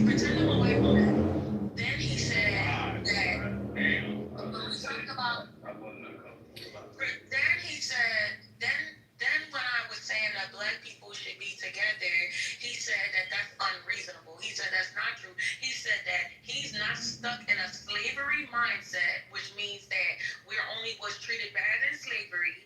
You understand? He said that he's not stuck in that mindset, and we're in a melting pot of a country, and so therefore it's ridiculous for anybody to think that a black person should be only with another black person. What do you have to say about that? I don't know why you took that to heart. Right, aren't you mixed? Crazy. Then a whole Right, so aren't you mixed? Is your mom white? Yeah. Okay, so what, I mean, his value to the conversation is different. Whose mother is white? Cause his mama white don't mean he white. Who wait? Whose mother Come is on now, white? we not gonna do that. These are clubhouse talking points. Let's be clubhouse talking points. Y'all go in the clubhouse talking points. Whatever your dead age you are. Don't say them now. Like, it's crazy. Clubhouse talking points is crazy. Man, clubhouse talking points is insane to me, man. Y'all ain't making up shit on clubhouse. They don't make no fucking logical sense Can at all. I answer a question? Wait a minute. So his mom is white. So let me ask you this, which I did not know. I wouldn't have wasted my breath. I wouldn't have even responded to him. So I'm mad that y'all didn't tell me his mother was white. Okay, I didn't know. I thought I was talking to black people. But let me say this really fast. How come with these mixed people talking about they're white, but they can come around us and say they black? No, they asked me to be in another category. I don't think they're black people. And there we go. Yeah, that shit is wild. I don't like a different thing. The only mixed people I know that say they white are the ones with white fathers. They're the only ones that say they white. Yeah, white fathers. And I talk to a lot of them. The ones that from women to men call themselves white because they say they daddy white. That's why they say they white. But when a white woman, all y'all do is carry. All women do is carry eggs. I want y'all to know that shit. Y'all just carry it. No, we teach us too. No, fuck that. Fuck that. That shit was, that's clubhouse talking points. Okay. That's not a clubhouse talking point. Scientific wise, if a man doesn't ejaculate inside of you, your eggs are going to die. What the fuck are we talking about? Your eggs don't, unless you take them out and freeze them motherfuckers. The fuck we talking about? Here we are. Yeah, I know. But y'all don't like logical shit. No, I want to know who pulled the nigga switch. Like, which one of you niggas did it? Hey, this not a nigga switch. Y'all thought I was bad. I had good sense until he came in.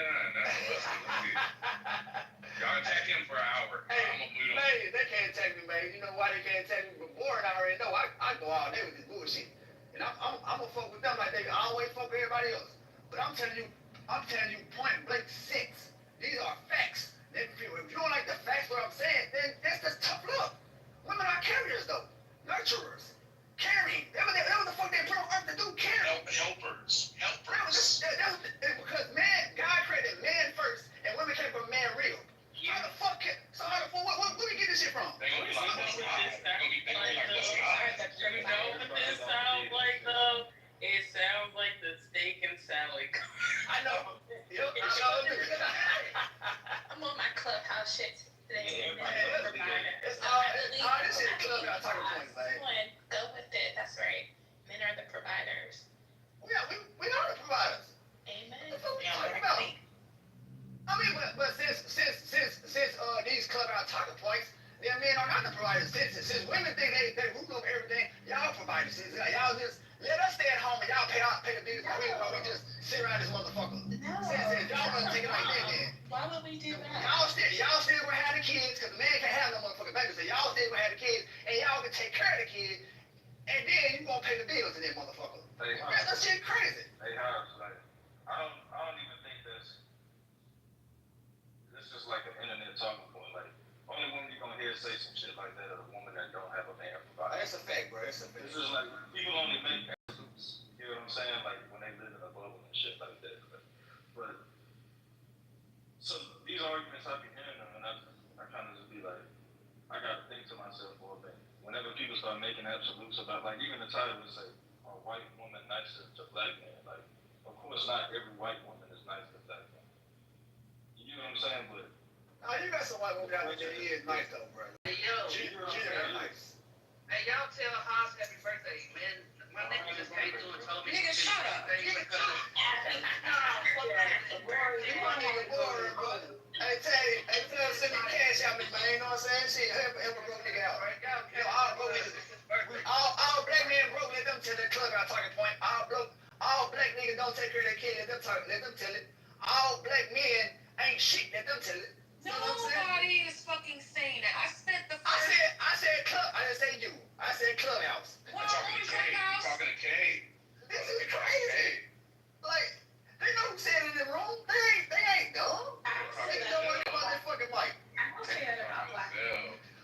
You see, they talking about concept. I think I get to talk to you on Clubhouse all day. Hello? But yeah, I was like, hey, boy, I seen your name going out pop in this motherfucker. One way or the other. Oh, yeah. I've been getting my reparations for the past hour with Mace. For real? That's right. I told you I was gonna get one way or the other. Yeah, I got my reparations. Head back in blood. You got her reparations. Wow. I got mine too. Man. Y'all better get y'all reparations. I claim all my identities so I can get all the funding. Thank you. Damn, let's talk about that. Traitor. I'm not going to share my secrets. Yeah, brother, what's happening with you? What up, though, Haas? Can you hear me now, boy? Yeah, bro, we heard you the first time. What's happening?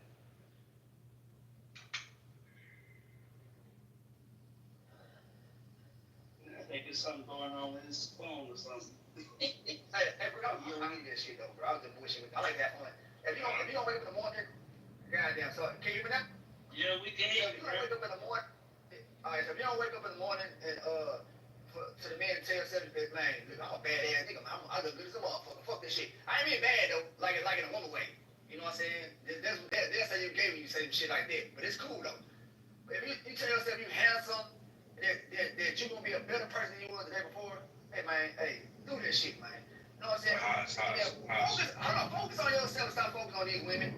Women gonna be women. They're the ones who's let me see what the word is that shit is. This shit is they are emotional creatures. That's what they are. They are emotional. So that's the ones supposed to be emotional. But go ahead, we'll keep on saying hard. This makes. What if you're an ugly man? Are you still supposed to sit in the mirror and tell yourself? Ugly man on his style. You're a handsome man. You must say. I didn't ask you that. What'd you say? I heard you say it. Yes. And I just want everybody to know I give this equally. So if the man is ugly, he shouldn't be in the mirror saying he's a handsome man. He should be. Why? That's a lie. Okay, so. Why should he be feeding himself affirmational lies to the mirror? So he can. Why? So I'm gonna ask you this then. I'm gonna give you a scenario right here. Why can't a man do that? But a fat woman can tell us that but a fat girl can be fat as a motherfucker, but her best friend is a bad bitch. For the same reason that you just outlined, that they are emotional. So they are allowed to tell themselves bold-faced lies. I attack them all day on here for lying to themselves. I'm just asking you, if you're saying that men are supposed to be rational and all these other things, then they definitely should not be in the mirror calling themselves. Listen, they definitely should not be in the mirror lying to themselves further if they are in reality and know that they are ugly men. I agree with that, man. I agree with that. I was just bullshit with you. Look at the logic of men. Look how fast we come to solutions. I didn't want you to say what you said. Had that been a woman, she would have argued me down to the ground, and 30 other women would have jumped me. I ain't no woman you be around and do that to you like that, man. Stop putting that on my ladies, bro. They don't do that. Are you on the chat right now? Stop. We all in the chat. What you talking about? Listen, the chat is the chat, man. People gonna do shit in the chat. Y'all gotta stop looking at the chat, reading that shit against Haas, this was an exercise. You passed the exam. We appreciate your service, bro. There's no such thing as an ugly rich man. What the fuck? That's true too. That's true too. Who's in the chat? Who said that? That's true. Rich man. There's no such thing. No, there's no such thing. There's no such thing. Because he got money. Because his resources and highest commodity that he's earned has made him attracted to the women who want that type of. Money, man. Beautiful. That's crazy. Because men have to create their beauty. Men have to create their beauty. Women just have it. The majority of men who have money are women beaters, are women cheaters. Oh, that's somewhere else. I don't know what you're talking about. That's a goddamn lie. That's a lie. Man, y'all just making shit up. I don't care about talking points, bro. I ain't making shit up.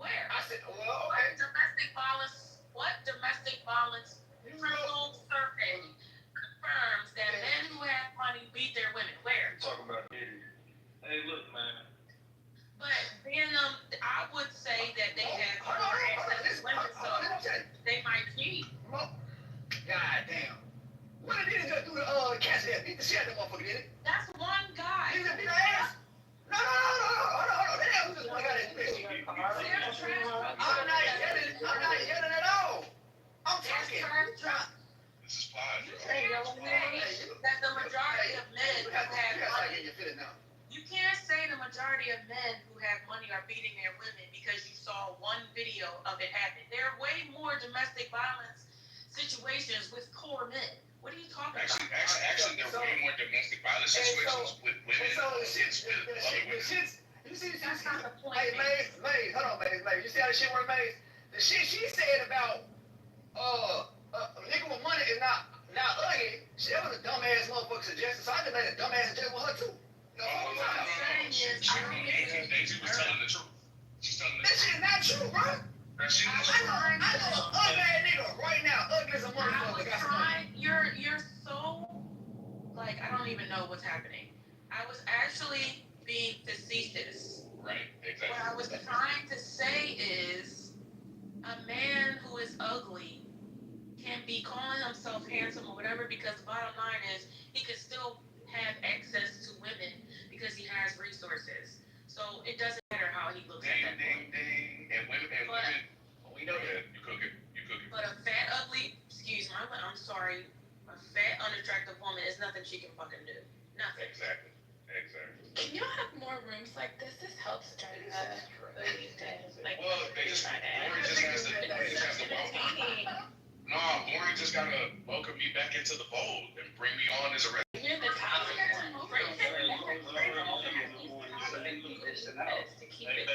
Bam, I got this started like an hour ago, bro. I'll be cooking when I'm here. Let's go. Boring. Stop it. I'm the tontine. You're the content. Boring. What was the morning crew doing when I walked in here 2 hours ago? We was doing exactly what's happening right now. Y'all niggas. It was quiet. Exactly. That's why I left. Get up. Wow. That's how y'all gotta keep this going. I had them playing on my TV, not in the clubhouse room. Niggas watching animals. What's up, Wiggy? Goddamn. Leaving on your time. I come back in here. I post one picture. Niggas go crazy. Here we go. Thank you and you're welcome. I took a nap. This reviewed or something? Alright, I'm sorry. You guys are. We told you happy birthday earlier. That's crazy. Hey, Mace, don't tell me you actually think he was excommunicated. What you mean? He was. He had white women in his PTR. Nigga. But he still is. Oh, I'll never be excommunicated. They love me too much. I'm too passionate. He's so wrong. He put the white women back up in his town. They still get books. They're not white girls in your PTR. See how you pander? See how you And what's wrong with pandering? That's right, he takes care of us. So Mace, you're more like red pill? I don't even know what red pill is. I don't know either. I just learned that. Hey, you gotta, I'm gonna get this loose cannon. No, we get the loose cannon now. This shit is crazy. K been 0 for 5 since she's been in here on points. What's going on, K? He definitely is red pill. She just Yeah, he listened to red pill talking point. That's gross. That's great. I'm just gonna let y'all cook on that. Go ahead, Peter. What is your favorite red pill talking point? What you recommended me, the Paul Pierce show or whatever the fuck that podcast is? I couldn't stand it for more than a minute. That's not a red pill. How is that a red pill? Very red. What are y'all talking about? That's why we're asking you. What's your favorite? Y'all don't even know what y'all saying. Y'all using terms that y'all don't even know the term of. And then you're talking about Paul Pierce related to. Man, Akasa, you still trying to get it back in blood. I see what's going on. All right, so if you watch that podcast, you will see how disrespectful she was being to him in the front end of that entire dialogue. So then when what got clipped and what got popular is when he turned the tables on her and went and defeated her own logic. That's what went popular. That's not what. But you didn't watch it in its entirety, so you don't get the full context. I refuse to because I don't want my brain. I don't like the way he talks. I don't like what he said. The talking point was he asked why this lady was single. She told him. He then goes on this accusatory rant like, oh, I know why you single, because you just want to have sex. And I'm sitting there like, this ain't no fucking like, this is a That's waste of time. that's And not then, what, mind you, that's I not didn't know happening. anything about. I didn't know anything about this podcast. So that was my introduction to the Paul Pierce show, whatever he got. So why are we calling it Red Pill? He talking about, well, you gotta listen to the whole fucking shit. Why the hell? I already heard stupid shit. Why do I want to sit there for? That's not what sound. First of all, Paul Pierce is an ignorant fuck, but she needed an ignorant fuck to make that. No. He did it. It was a master class because of the way he did it. Ignorant fuck. And He sat a doctor on a stage and another podcast. Akasa. That ignorant fuck spoke so plainly and so clearly to a woman with a doctorate that it dismantled her entire argument. Didn't you tell me he got kicked off of another podcast? And I also just said he's an ignorant fuck. Yes or no? Didn't you tell me he got kicked off? I personally didn't tell you that. No. Yes, you did. I know his podcast. You told me he got kicked off of another podcast. Now you just He's only praising him because he was able to talk down to educate black women. Here we go. Right. Ultron is formed. Let's go. I told you he loved white women. Wow. Gotcha, yo. Oh my God. It's not okay, sir. We praise the sisters over here. I fuck with you, Akasa. You doing a number right Just wanted to see a black woman get tear down. Tis. It's okay, bro. Crazy. It's not okay. Stop telling him that. It's not okay. I don't know what's wrong with you. I tried to warn you, but You ain't gonna get shot. what happened with the Wow, now you trying to say my sister's getting niggas set up? Is that what you Daisy, think? don't let Akasa tell you what happened. Just go watch the video. You'll see how it played out. I'm trying to find it, but it's only showing me the full. Don't let the sisterhood narrative manipulate you into your context. Make sure you got Tylenol next to you, just in case you get a headache from the dumb shit. That's crazy. What kind of ghetto shit y'all got going on in here? It's really Oh shit! Here we go. Mike Tyson is gonna knock y'all punk ass niggas out. Let's go. Mike Tyson is gonna knock y'all niggas out of these motherfuckers. You know these niggas. You know, I don't be these niggas every day of the week, so. I know, right? These niggas up here talking I about really didn't come in here to beat none of them up. I did. Yeah, they typically look beaten all the time, so I didn't come here to do that. But sounds interesting. We got White Frank going on. This one. They up here protecting these There's white gonna be women. three more coming in too. They better. They protecting the white women like it's going out of style. They open to get her power back. They open to charge up. Rose in the house. She finna beam some energy over to what's that? Net finna pull up in here. She finna fly through with her cape on. It's finna be over. It's finna be real fun. The Avengers have formed, guys. I'll have to do this more often. I'm only protecting the woman that fuck with me. Hey, so you say I'm on the white women too? Bro, let me ask you. Whimsical superhero life is for men. You don't gotta Let me ask you this question. We not in fairy tale land like yo. Bro, don't tap my image and open it up. But are those black women or white women on that picture? Are they white women? Just answer that. Are they white? They look miscegenated at the very least. My God. But they're not white women, yeah? Same thing. Plain white. I don't know. It's a small picture. They could be. The picture is really small and distant. So are their asses. So they might be white. Bro, make a choice. Make a decision. When you're looking at that picture, are you in your head, with the absence of anybody else in this room, saying that those are white women or not? You're saying without me making the picture bigger. Without making the picture bigger, are those women white or not? They're not black. And do you have a picture without their ass? Are they white or not? I can't really see their skin tone from this. I'm opening the picture. First of all, He would. Bro, that's a good answer. I can't even. First time. Bro, that's a good answer. I can't even really see their skin tone. They It were looked like telling me it looked like a white or Latin girl in a black man. No. Your answer was accurate. You can't see their skin tone. These people in here, including the Pandora in chief himself, Boring, said that those women were white women. Headshot. I showed it. That's a white woman laying right there. None of my sisters got no ass like that, sir. That's a white girl ass. Stop playing with us. Amazing. Any black women like that. Amazing, man. You're getting triggered a lot. But is anybody on this stage fucking you or giving you pussy?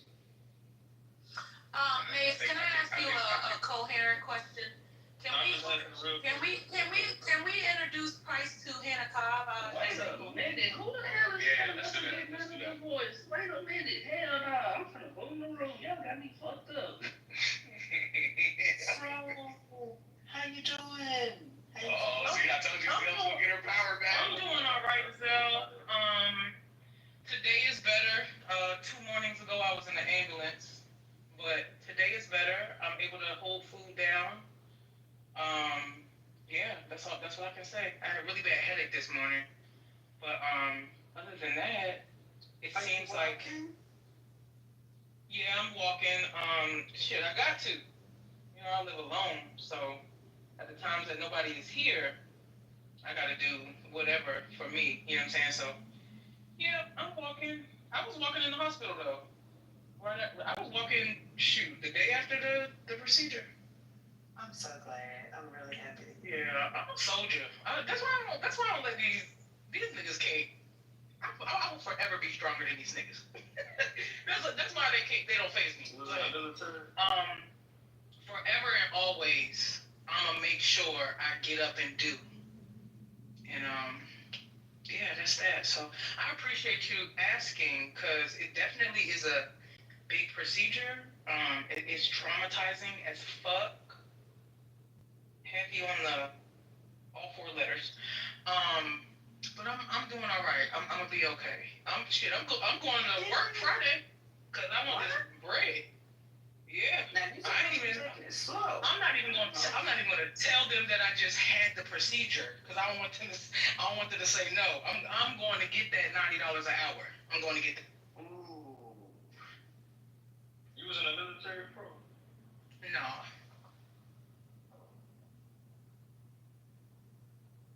Well, I'm just glad that you're still on this side of the Georgia. Absolutely. I don't know if I told you my phrase, but prior to the procedure, it was I'll see y'all on the other side of the blade.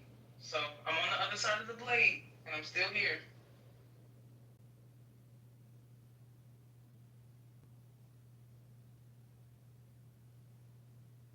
Glad to hear that you're doing well. That's amazing. Thanks for sharing.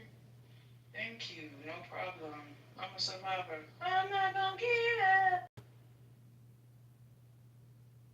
I gotta keep moving to spike niggas. Like, if for nothing else. If for nothing else, I gotta keep breathing to spike niggas. Cause they want me dead, yo. They do.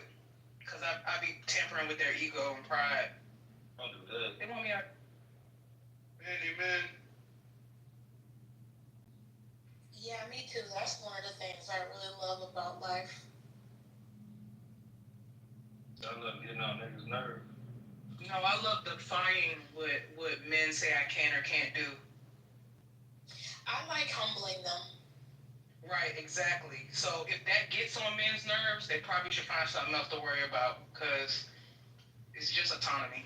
It's just the same thing you want from the white man.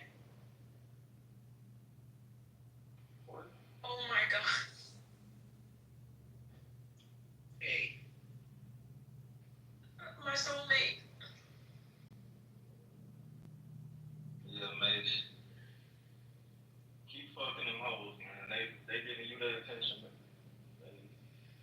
They love you. They fuck with you, man. Just fuck with the shot. So since the white ladies give him attention, he gotta keep fucking them. I mean, did you stop to think and ask, like, hey, why you not doing these things for the sisters? Maybe they can show you attention too, sir. I I didn't stop to think that at all. I just think people that from No, not you. I'm talking about for Mace. Why you didn't tell him that? No, I'm just saying, like, that's how it usually goes anyway. Warren, don't you think it's strange that there's actually, like, all jokes aside, there is actually a black girl in the picture, and the only one that he can seem to point out to say keep fucking with if they fuck with you is the one who's white or non-black. That's not even what he said. That's not what he said at all. What he's saying? He didn't even. Y'all are the only ones that. He wants you to be with women like his mother. Side. He wants you to be with women like his mama. Y'all are the women are the only ones who have outlined and boring. They're the only ones who have found some woman who has a splash of some other race inside of her on the right side and said that they're both white women. That's cool, man. No, she's not. I didn't say that the other one with the dress on is black, but the other one is white. They're not white. I didn't point out nothing about no white woman. What you said? The only white woman I've met here was at a club. Like you said, the one in the one. She's like. I said, Miss, the one with the underwear on. Is she black and white? No, she's not white. She has no white in her. What is her race? I don't know, like black and something else. It's not white. Okay, do you feel better if we call her Mexican? I feel better if y'all just stop assuming that these women are white. You should just do that. Keep bringing up the picture with no cheeks. Two hoes on the boat. I don't even know why you upset about anything they saying, bro. Nobody's That's your experience in life. Price. We were with this again. I need everybody to just understand the hyperbole that's going on here. There's nothing. I, of all people, am not upset about anything that goes on in the chat house. It's just we're having this sparked from a conversation that happened over an hour ago. Over an hour. If you have not been in here for longer than an hour and a half, you don't know anything about what's going on. Our intention is to joke with you. Our intention is to push black relationships. Pierce's intention is to push everything else. Whatever, doesn't matter. His intention is to push everything else. So that's what's happening right now. Okay. So, like, did you come in and they just started talking about the picture? Is that? Yes. Yes. Morty did it, and Daisy started. Who are these white women in your picture? And then it just Morty had initially said. So now it's on this. It went from black. He hates black women or non-supportive of the black sisterhood, and then Eric Price got into it for about 45 minutes on the context of all that shit, and it's been going back and forth. And I've been still just trying to say that these women are not white. So and the focus is really on the white vote, if anything. I probably wouldn't have said anything to you at all about the picture, but it's always funny to me when people put people that they know in their picture, but not themselves. That shit right there, that is hilarious. Before I put myself up, like. No, I'm just saying, like, either way, to me, it's hilarious business because, like, I don't know. I just don't know what it's supposed to. I don't know what it's supposed to be doing. Like if I sculpted a beautiful cake. Maybe I will put it in my PTR. I don't know. People be putting shit they didn't create in their PTR. That should be interesting to me sometimes. You don't even know him. He took that picture.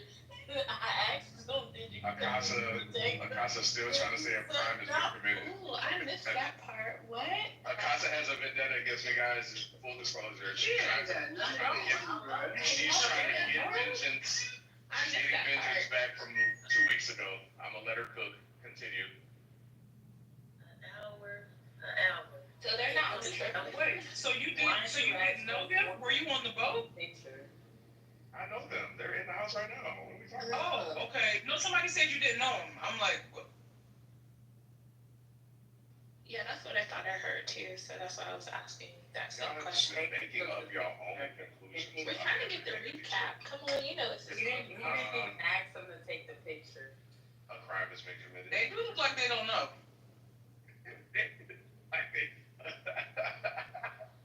The black one definitely don't know. Oh my god, bro. Get it back in blood. I am enjoying this. I probably Shiesty man shit. Oh my I'm not really a material violator, like people's possessions. Like I'm not a car keyer or nothing like that. But if I caught a nigga taking a picture of me laid out in a bathing suit and I did not give him permission, I probably would knock his phone in the Pacific. She'd be in the Right? Pacific It's too. so rude. And we would carry on.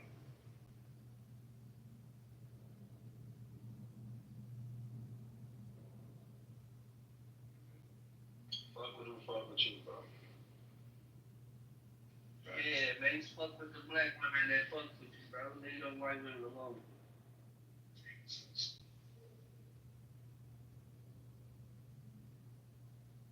Mace, do you want to have mixed kids? I want to have Daisy's kids. Ooh, this is a good one. Oh, I like I that. told y'all these people angry, bro. But y'all always trying to call me. Daisy, will you accept? Do you like Mace? Yes, I think Mace is very smart. I like our back and forth and his acknowledgement of my brilliance. I was a little concerned earlier, but I think we can work this out. I think he has no issue thinking of himself, black man, as being superior. I think he understands who he is, and he's not going to be afraid of being better than other people, which is something I strive for. And so, yeah, I think maybe, yeah, let's Do you talk think about his it. self-concept can change, about who and what he thinks about himself? Say that again. Hey, what? That didn't even make sense what you just believe his asked. self-concept can change No, his personal narrative about who he is, his automatic narrative? Oh, that's already pretty good. I think he's comfortable with that and asserting himself as being superior to Don't others. say that out loud. Women don't like that in here. Mace, I really don't care. I'm trying to help you, fool. Clearly, I don't need any help. I think you do. Go ahead. Alright, perfect. So maybe we might have a little love connection here. You've been watching too much of that Island show. Well, you know what? I actually didn't hear about that until I got onto Clubhouse. Because actually, I don't have to watch any of those shows. I'm not looking for anyone on Clubhouse or don't have those problems. I've always been selected. So I learned about all that, like, silly stuff here on Clubhouse. The Red Pill, Pookies, Ray Rays, Pop the Balloon, all of this.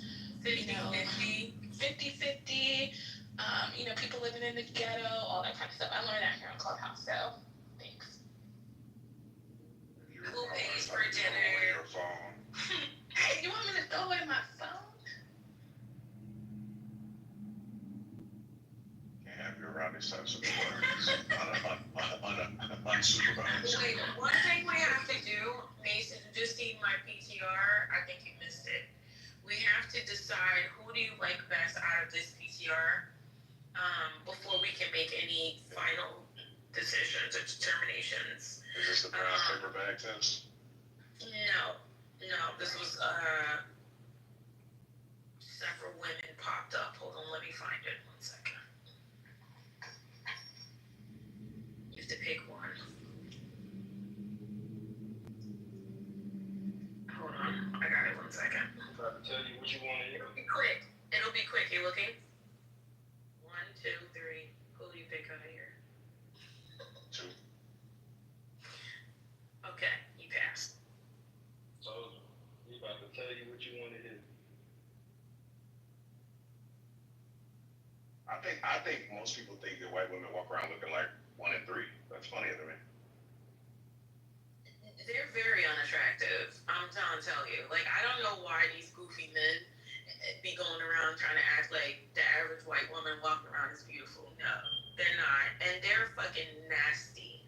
They're not. But most women are mediocre and average, though. We be trying to tell y'all that. No, I don't necessarily disagree. I just mean in my everyday life, I see more attractive black women than I see attractive white women. That's whether I'm walking around the street I'm down at the happy hour, there's definitely more. I do see some attractive white women typically out, like at night and stuff like that, and that's probably because, maybe they fix themselves up or something to go out. But just on the general day to day, even at my gym, I definitely see more attractive black women than I do white women. And the white women are very jealous. They're very nasty. They see an attractive black woman and get fucking pissed. And don't let you be in a place, like I said, where there's resources. They're fucking nasty. They really think that black men belong to them. Well, they were 40% of the slave owners. So I understand where that mentality comes from. But this whole idea that they're just like nice and they really like you, it's bullshit.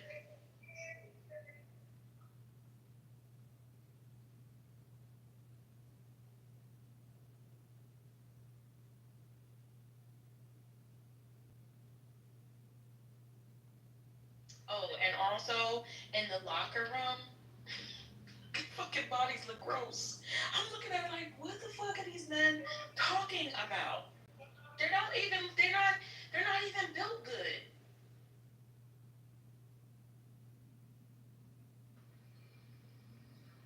Yeah, I'm okay with them dating some army. I don't care. So they can have. They're nice and too, yeah, they can have.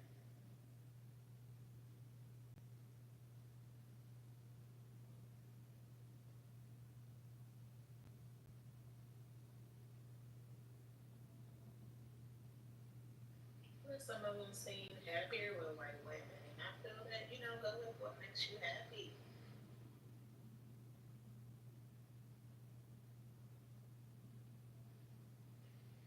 Hey, price and mix to the white women make y'all happier. I ain't never been with no white woman.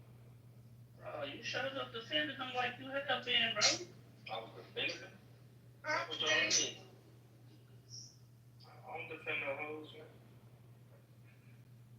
They got equal rights. They can defend themselves.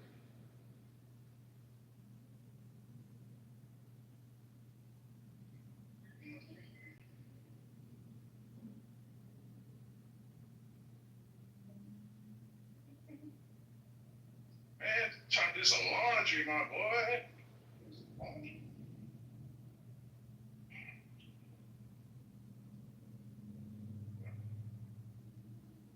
We'll leave it here.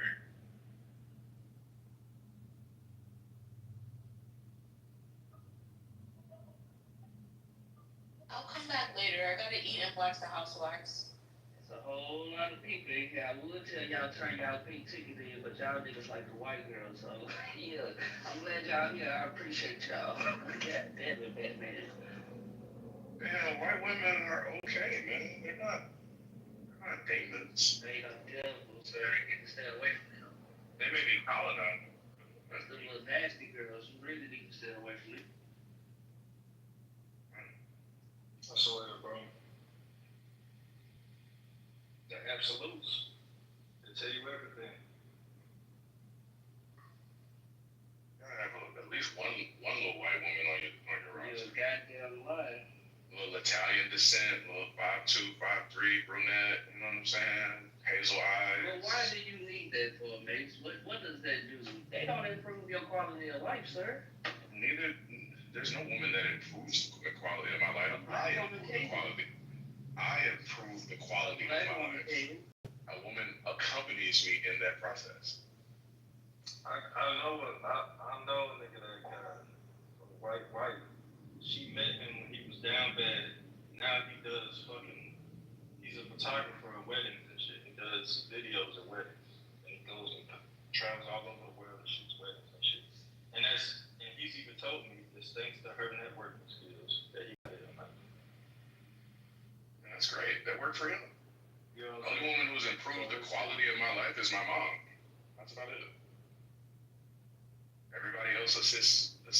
They join the ride. This situation. In the ship that's going in one direction anyway.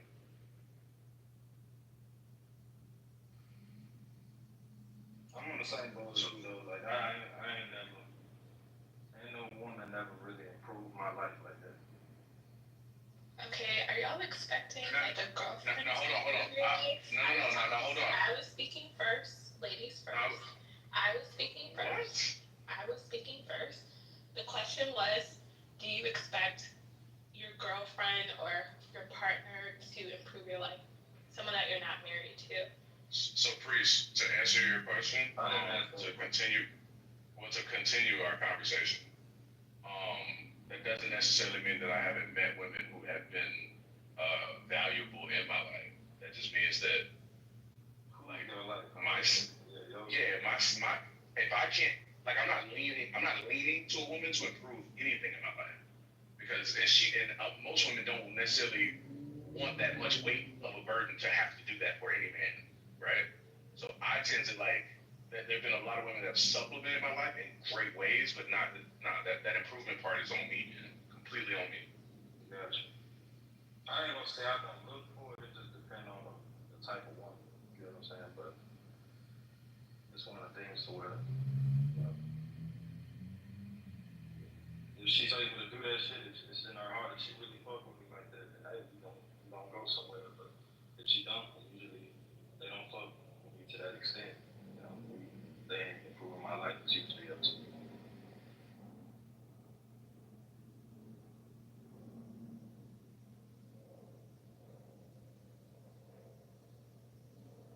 And I don't really expect them to improve my life. But you know, if they come to me talking about something, I want to be a wife, and you know, I want to have a family, and I want a man that's gonna do these things for me. You know what I'm saying? In my life, I'm gonna be like, oh, okay, so let me come up with some shit that you can do for me. You know what I'm saying? Like that's how I'm gonna think about it. Other than give me pussy. Like that's what I mean when I say, you know, I look for it just depending on the situation. Like the type of woman she is.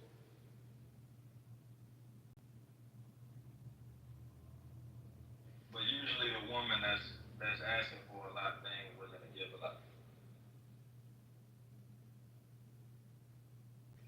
There y'all go. They know my ladies always asking y'all for a lot. Y'all break y'all neck for them white girls. Boy, y'all are something else. I never broke my neck for a white girl. Has anyone noticed how we haven't heard a thing about the CEO who got caught on Coldplay cam? Have y'all noticed how we literally haven't heard anything about the woman who's cheating on her husband and what's been going on with them? How everybody's. I didn't even know who the CEO. Look at that. Who cares? Who cares? Like, that's their personal business. Let them figure it out. But the man the CEO has been literally paraded around the entire world as the cheating husband. But nobody talks about the cheating wife. Was she cheating? That's What cheating? She has a husband at home. She was cheating on her husband too. Either one of them, so okay. Yeah, I don't know about the CEO thing because they make fun of him, but that's the point. That's the point I'm making. So the wife is a cheater too? Yes, the wife has a husband at home. We haven't heard a fucking drop about it. We haven't seen accountability on that end. He's the one that's been. Oh, you're talking about the woman that he cheated. That he was holding. The one he was holding, they're both married. Oh, well, I don't know. I mean, that's my point. What news source are you? You want me to cry about it? Like looking at? That is also my point. Depends on the news source. Okay, that is also my point. I got you. If you understand what I'm cooking here, that's the civilization, that's the culture that we're living in today.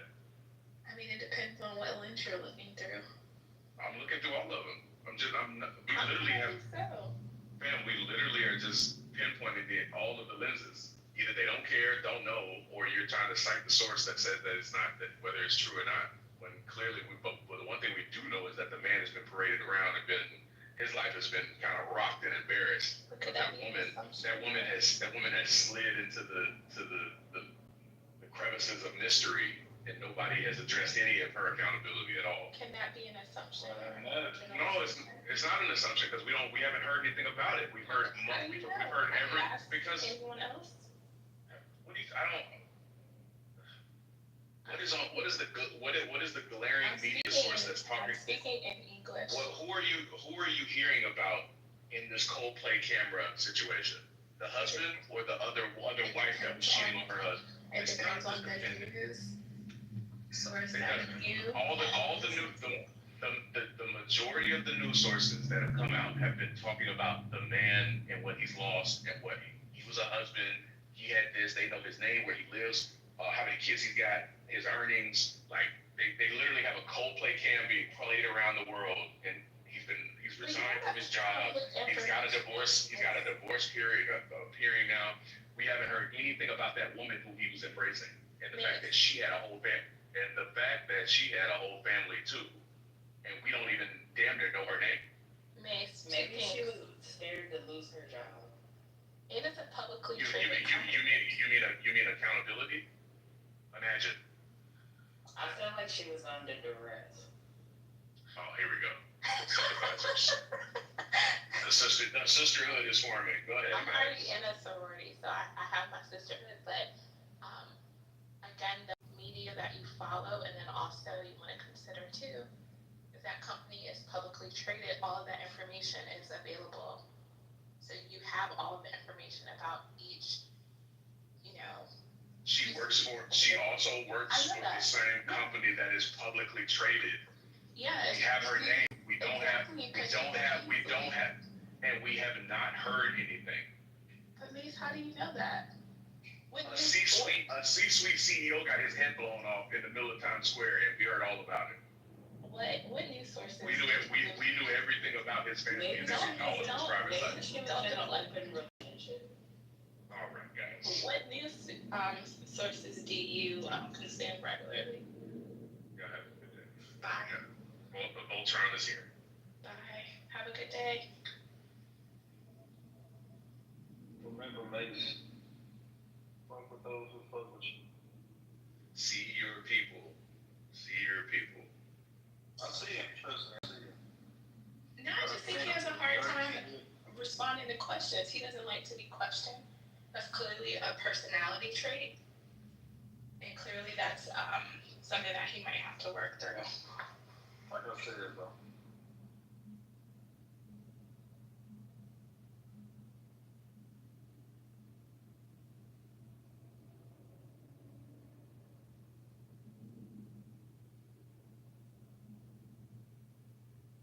Shout out to Megan Rose. We see you. Please go turn your pink ticket in.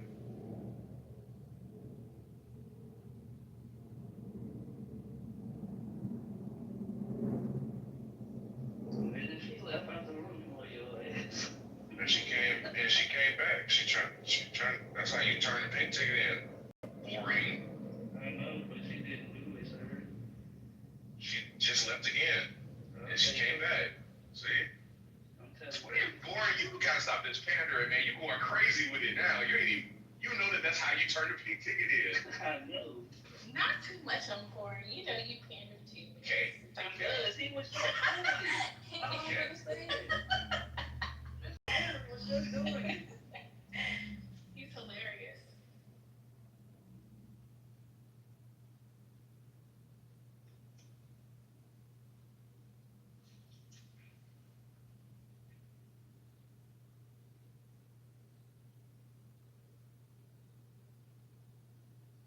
Alright, are y'all going to do this tomorrow? Same time? Hell no. What the fuck? Hell no. It was hilarious. I thank y'all for the entertainment. It was hilarious. I might have got another divorce fucking around with y'all. Had to save my relationship. That is a divorce. I'm just over here trying to find water shoes in my size. What's the style to them? Thanks for the conversation, boy. I think it was either broke you. I did,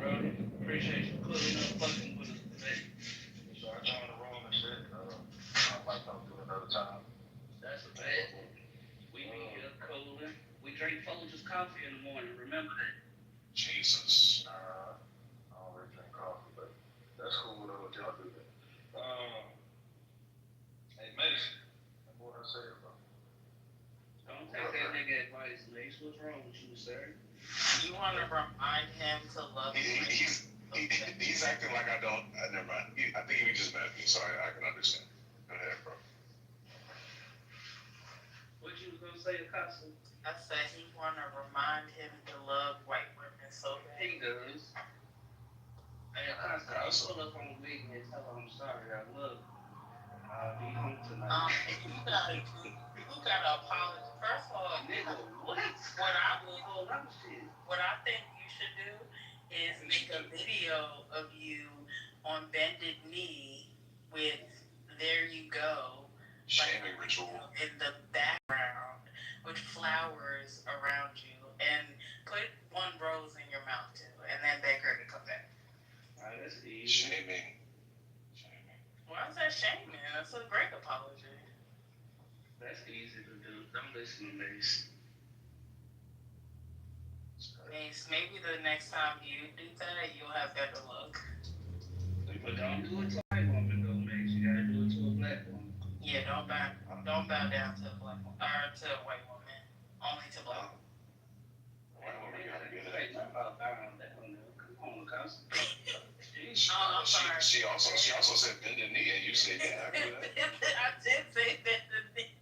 Hey, that's why I was objecting on your behalf, brother. And you was like, no, I'm good with it. I'm good with it. That was for my wife, you know. I can do that for her, but you can't do that to no random, sir. Here you are.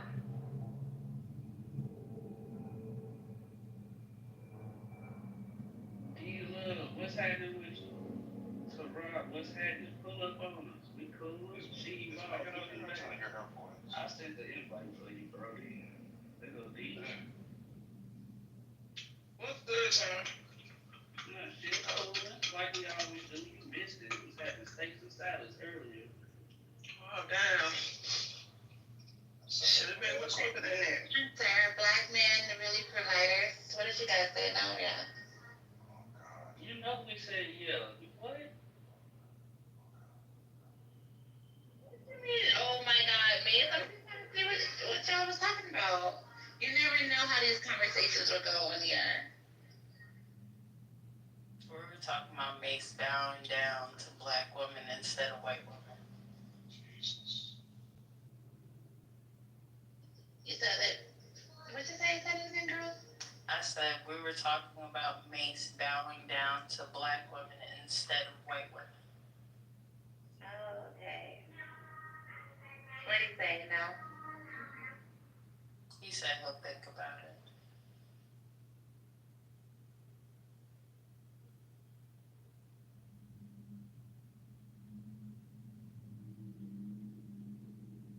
But like I said, I do think there's some black providers out there. I've dealt with some men that, you know, when we go on a date, like he wants to pay, like he does not even want me to pay at all. Like he wants to pay for the date. So, you know, I've been out with guys like that would never want me to like touch my purse, especially like on the first date. There's some men out there like that would rather pay and help their woman out, you know.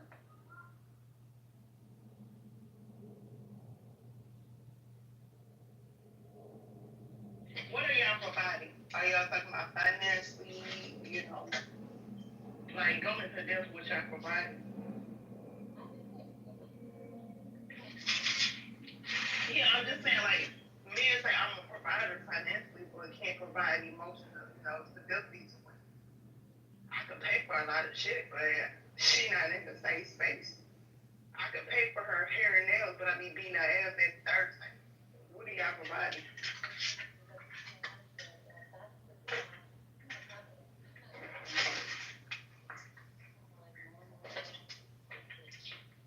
Crazy that I'm not talking about.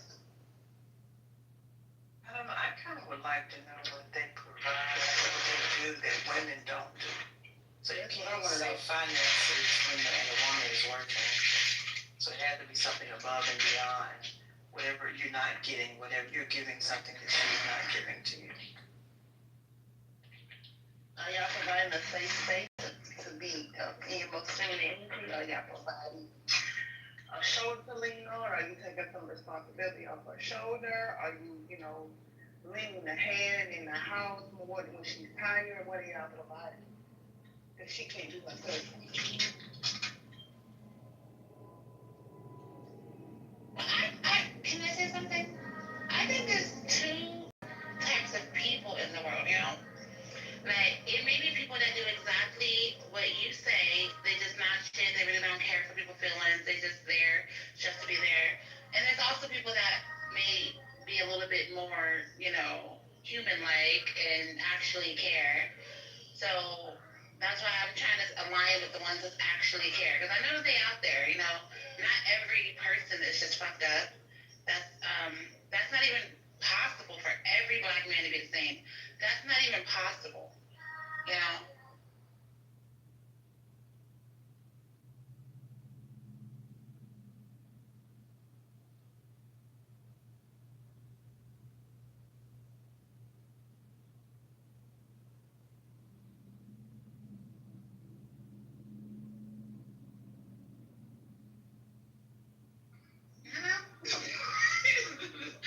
Is anybody there or no?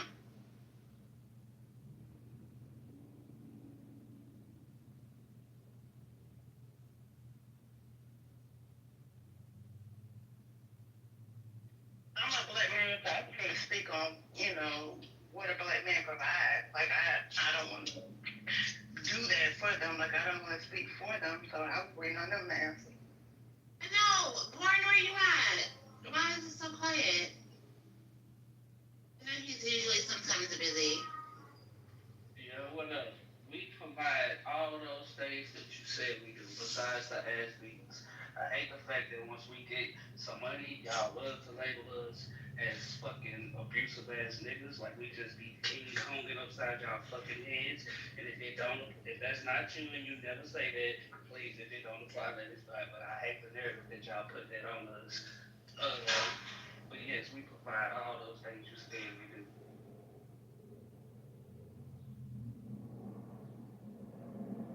Boring. Is that outside of what women do then? Because I guess don't women do the same things for the men? Or is that a no? That's a no. We just heard Kate earlier when we was talking about 50-50 and panel man bills. They said, hell no, we don't do that shit. Wait a minute. Say it again. You said 50-50 is what? I said earlier, Kate said that, I think it was somebody, I believe it was Mace that said something about, somebody said, not Mace, I ain't gonna put it on him because I could be wrong, but somebody said something about going 50-50 and all that other stuff, paying a man bills, and the woman said, nah, we ain't doing that. So a man would do all those things right there. We be providing. We provide that free time for y'all when we picking up the kids on the weekends, right? And then for the guys that are there in the house, of course, we taking on our shift when it's our turn, right? We cook, we clean. What else we do? We pay bills. We let you go spend our money, even though we don't want to. Like, we provide a lot of stuff. I wanted to ask Mr. Mace, if he comes off the mic, but yeah, how am I killing the room? I just came and joined into the conversation. I didn't even know what you guys were talking about. So maybe you can give some pointers so I won't kill the room next time, you know? Help us out. It's because he hates black women. You didn't do anything wrong. Oh, okay. Well, he can talk. I mean, I'm not going to kick him in the balls through the phone. You know, I'm not going to, whatever it is that you're scared of, sir, you're not going to get it from me. So what's the problem?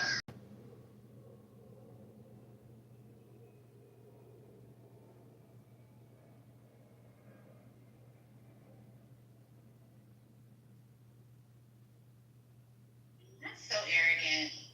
That's arrogant and rude.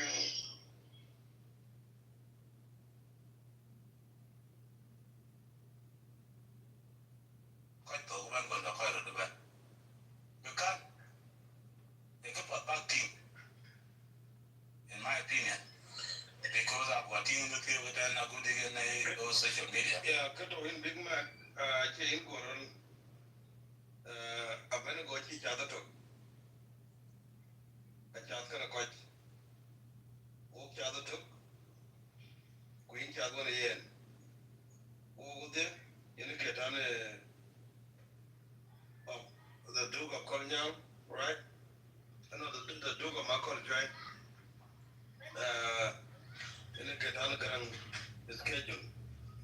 Ukoi ka ping ping, due to one reason or another.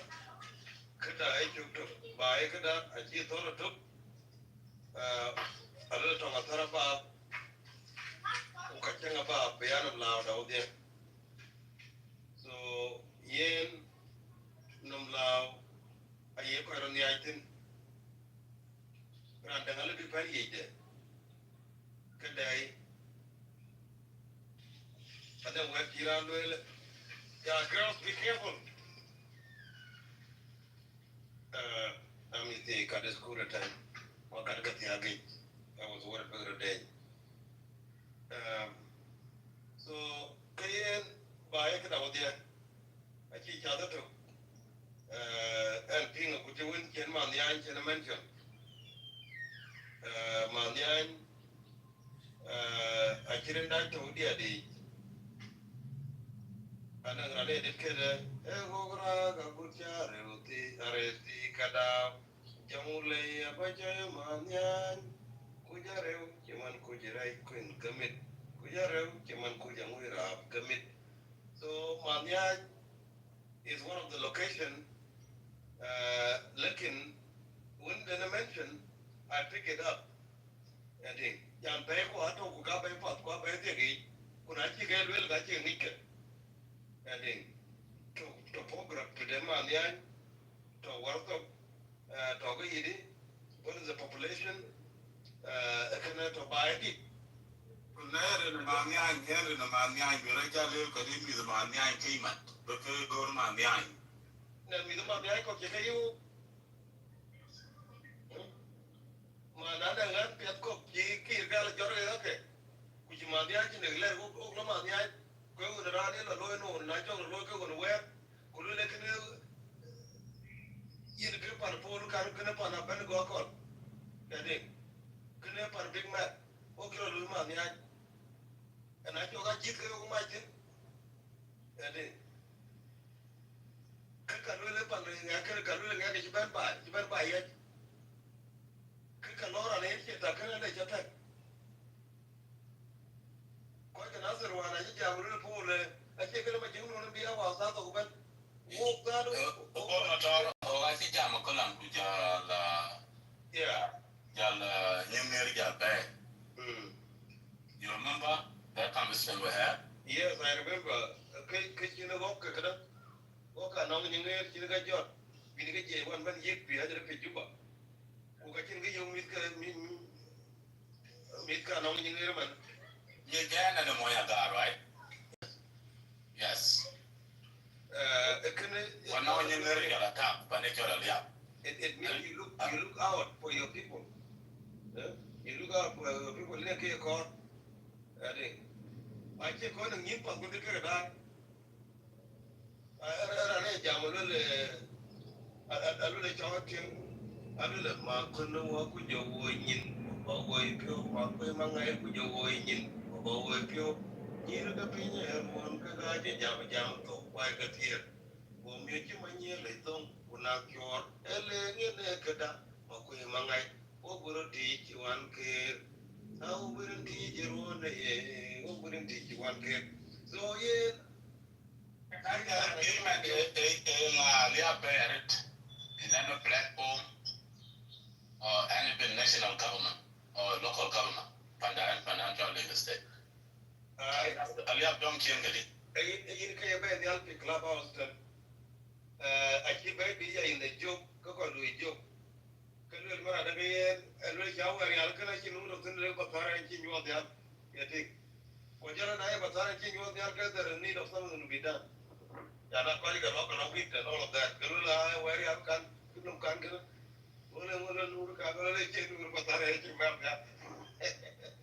You see?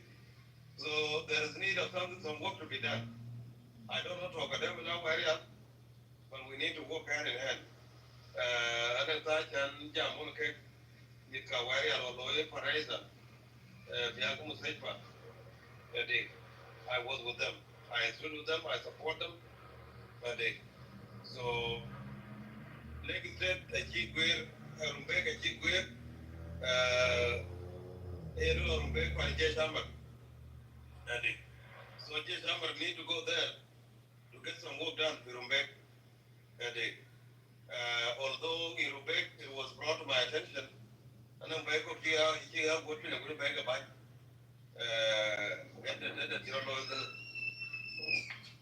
Guru Bay by Pingali and a child for Natarican Brighton because a baby Gabanarija, Rumbel Senior, Rumbel Sanwea. We go up in Bay, Rumbel Sanwea. It's a historic. People are now never Kunala Pipi, I'm Yakamaka Pote, no you library. You like a deep cup because Rumbel Sanwea could buy Quankum Benamatio. 80%, if it's not 90%, okay, you can't open.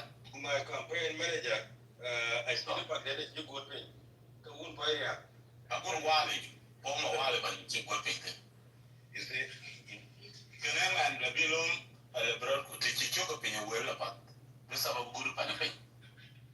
Don't move good up in big when it be that kind of Timothy Canada leggy. How historic and Rumbigas and where. When we become white in the future, could be poorly loud.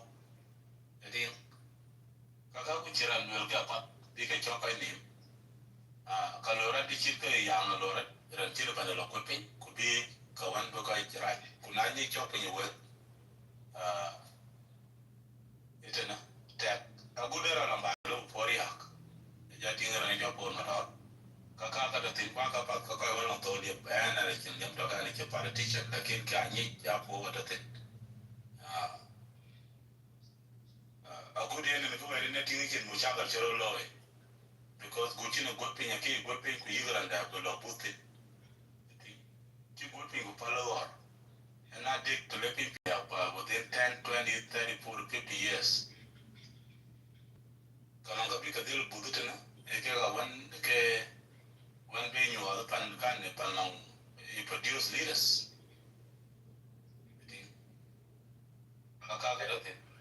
You go to me at the back of what thing did you go? But then war, one of the youth leaders of Greater Ball, a good part of it, but you know what, kilo two, for the kilo by two. You haven't got it at the broad daylight, look at that. Well, Panama Kuru Kalanachi, Penyan, Muchimakuru in the Jimmy Jam, good pain, the Chilban, you're going to pay your command because can the wedding of because you've been there, they get you rich at your material. Yes, but they keep good paper. So I'm here about the good pain, Chibin, like about what you've been there. It's an argument. Okay, I'll call the good account because it's a day to 10. You know, even though a very strategic location, it's in Kangla, from Vegas and away. It's been there, but you will walk up. Could be a Chinbia, a Chicama former governor of the Lagos State. I check out you, a chip and any chip would be it.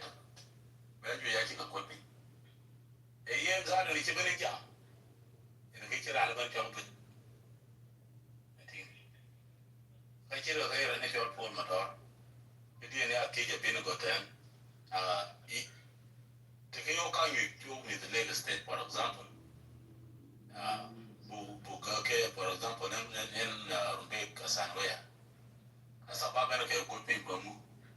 What is the benefit of it? So I can't people who go into the other. It's a greater good. Be a walk for the path.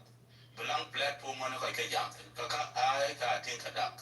When I get in with you, I'm going to call in again. Can a judge out the fair? Marcus or district or Abijala is still labeled over the national government. Understanding I can't job by a good poor a job, don't know a job by a job recruiting. Malando, young Ubedu, who could even be job for Bajala. A kind of thing. I mean, you're a Kayachi jam, Ukayachi or jam. We could go with nation day, Ukayachi jam. Jam, I jam, Quaka Yin. Kunale pen the money will do jam. Chan be jala nature day, okay, in a demo kino king a jolo nage jam, but you're young to jam if you know. Big Mac anang puani yogun ga jamtin kana bukai market ka ya to Sudanese and then the Duke of Kolyan Kerala but the Kenya and the nation market not that we are travelers by travelers kana bukai ke ma kuma ka kitchen na ci available with Japan kai ki riba tin gara Euro East or Euro West yana kai ta the Big Mac you think gara the Rumbek Center or any of that we watching mat we are under a benketo and I hope I know quite we were there consistent there cannot be ping so can it how can we come together as a unit of South Sudan? Thank you. Now, agree, but you have to have a platform, number one. You have a Martin, and allow people, because this is our nature, it's our nature. Jamra ni jambu welcome lue kulum to grow welcome gay. Speak a matter willing act. Kuna yo bidu to kumulika na tena. We observe we have a problem, and I think national agenda be by kama cha kalati ka kating ka galapan yan. And I get a chala room kani ya chiwut wulin speaker and ganaban yan ubafar kanyan kada da ya shiga kai sun gana Africa bila tinggal man garangala garang schedule kalas mi that way bukan le garang jalan way bukan sih garang schedule wala way dua way jaga schedule I was trying to neutralize the situation I could have responded slightly better ekene ini kayak gitu ya anytime that I really could buy ke buy ko elevate and then to some extent bukan saya ba ada naga gua jatuh jika jar waktu bagani peluang tempat dia thank you go ahead Big Mac no jadi ya koi kok ada tinggal aku gugur pada kau kali jika jalan lada jika kau lada lada tu Big Mac sekarang Big Mac ketiri jual tidak juga orang macam orang wih berber Anang kita mengajarkan dan platform nana coba mereka suggestion. Kena dua pick it up, and I think elaborated more. I was just again reiterate my opinion with this orange asshat. It's deflection and distraction. I mean he's like the dumbest and smartest mofo yet. Because when observing his playbook, if you could call it that, if shit is too close, gets too close to home, it's distraction and deflection. Why the hell are we talking about President Obama? This thing got jack shit to do with President Obama. It's him. Epstein. If my 2 cents or 1.5 cents worth of opinion meant anything to the media, whether it's the popular media or these YouTube media people or whatever, this is a gift.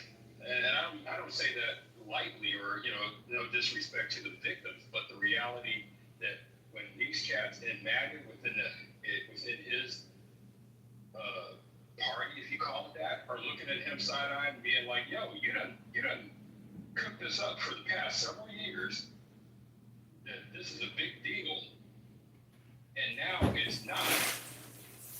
It's distraction and deflection. I'm going to put out this AI thing to distract and hopefully deflect from the fact that my name is all over these Epstein files, paperwork, whatever. I don't know for a fact. I don't.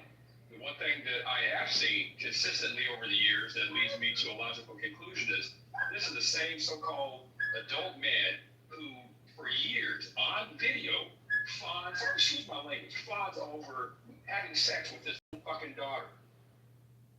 So it's not too much of a stretch of my own imagination to think that, yeah, you got some dirt on in this shit. So instead of admitting, I'm going to distract and deflect with other stuff. That's it.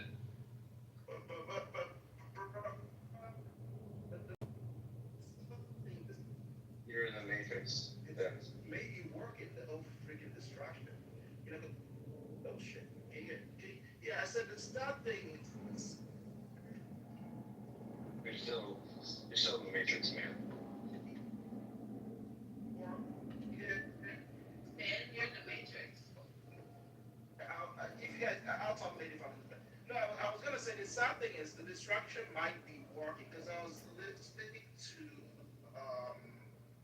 I looked at a tweet from Michael Flynn, even though he's a nut job. Last week was big with Trump to bring out the Epstein files that it doesn't look good.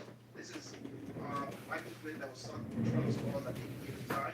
And today, he's already forgotten about the Epstein files and he's tweeting that Trump should seize Obama's passport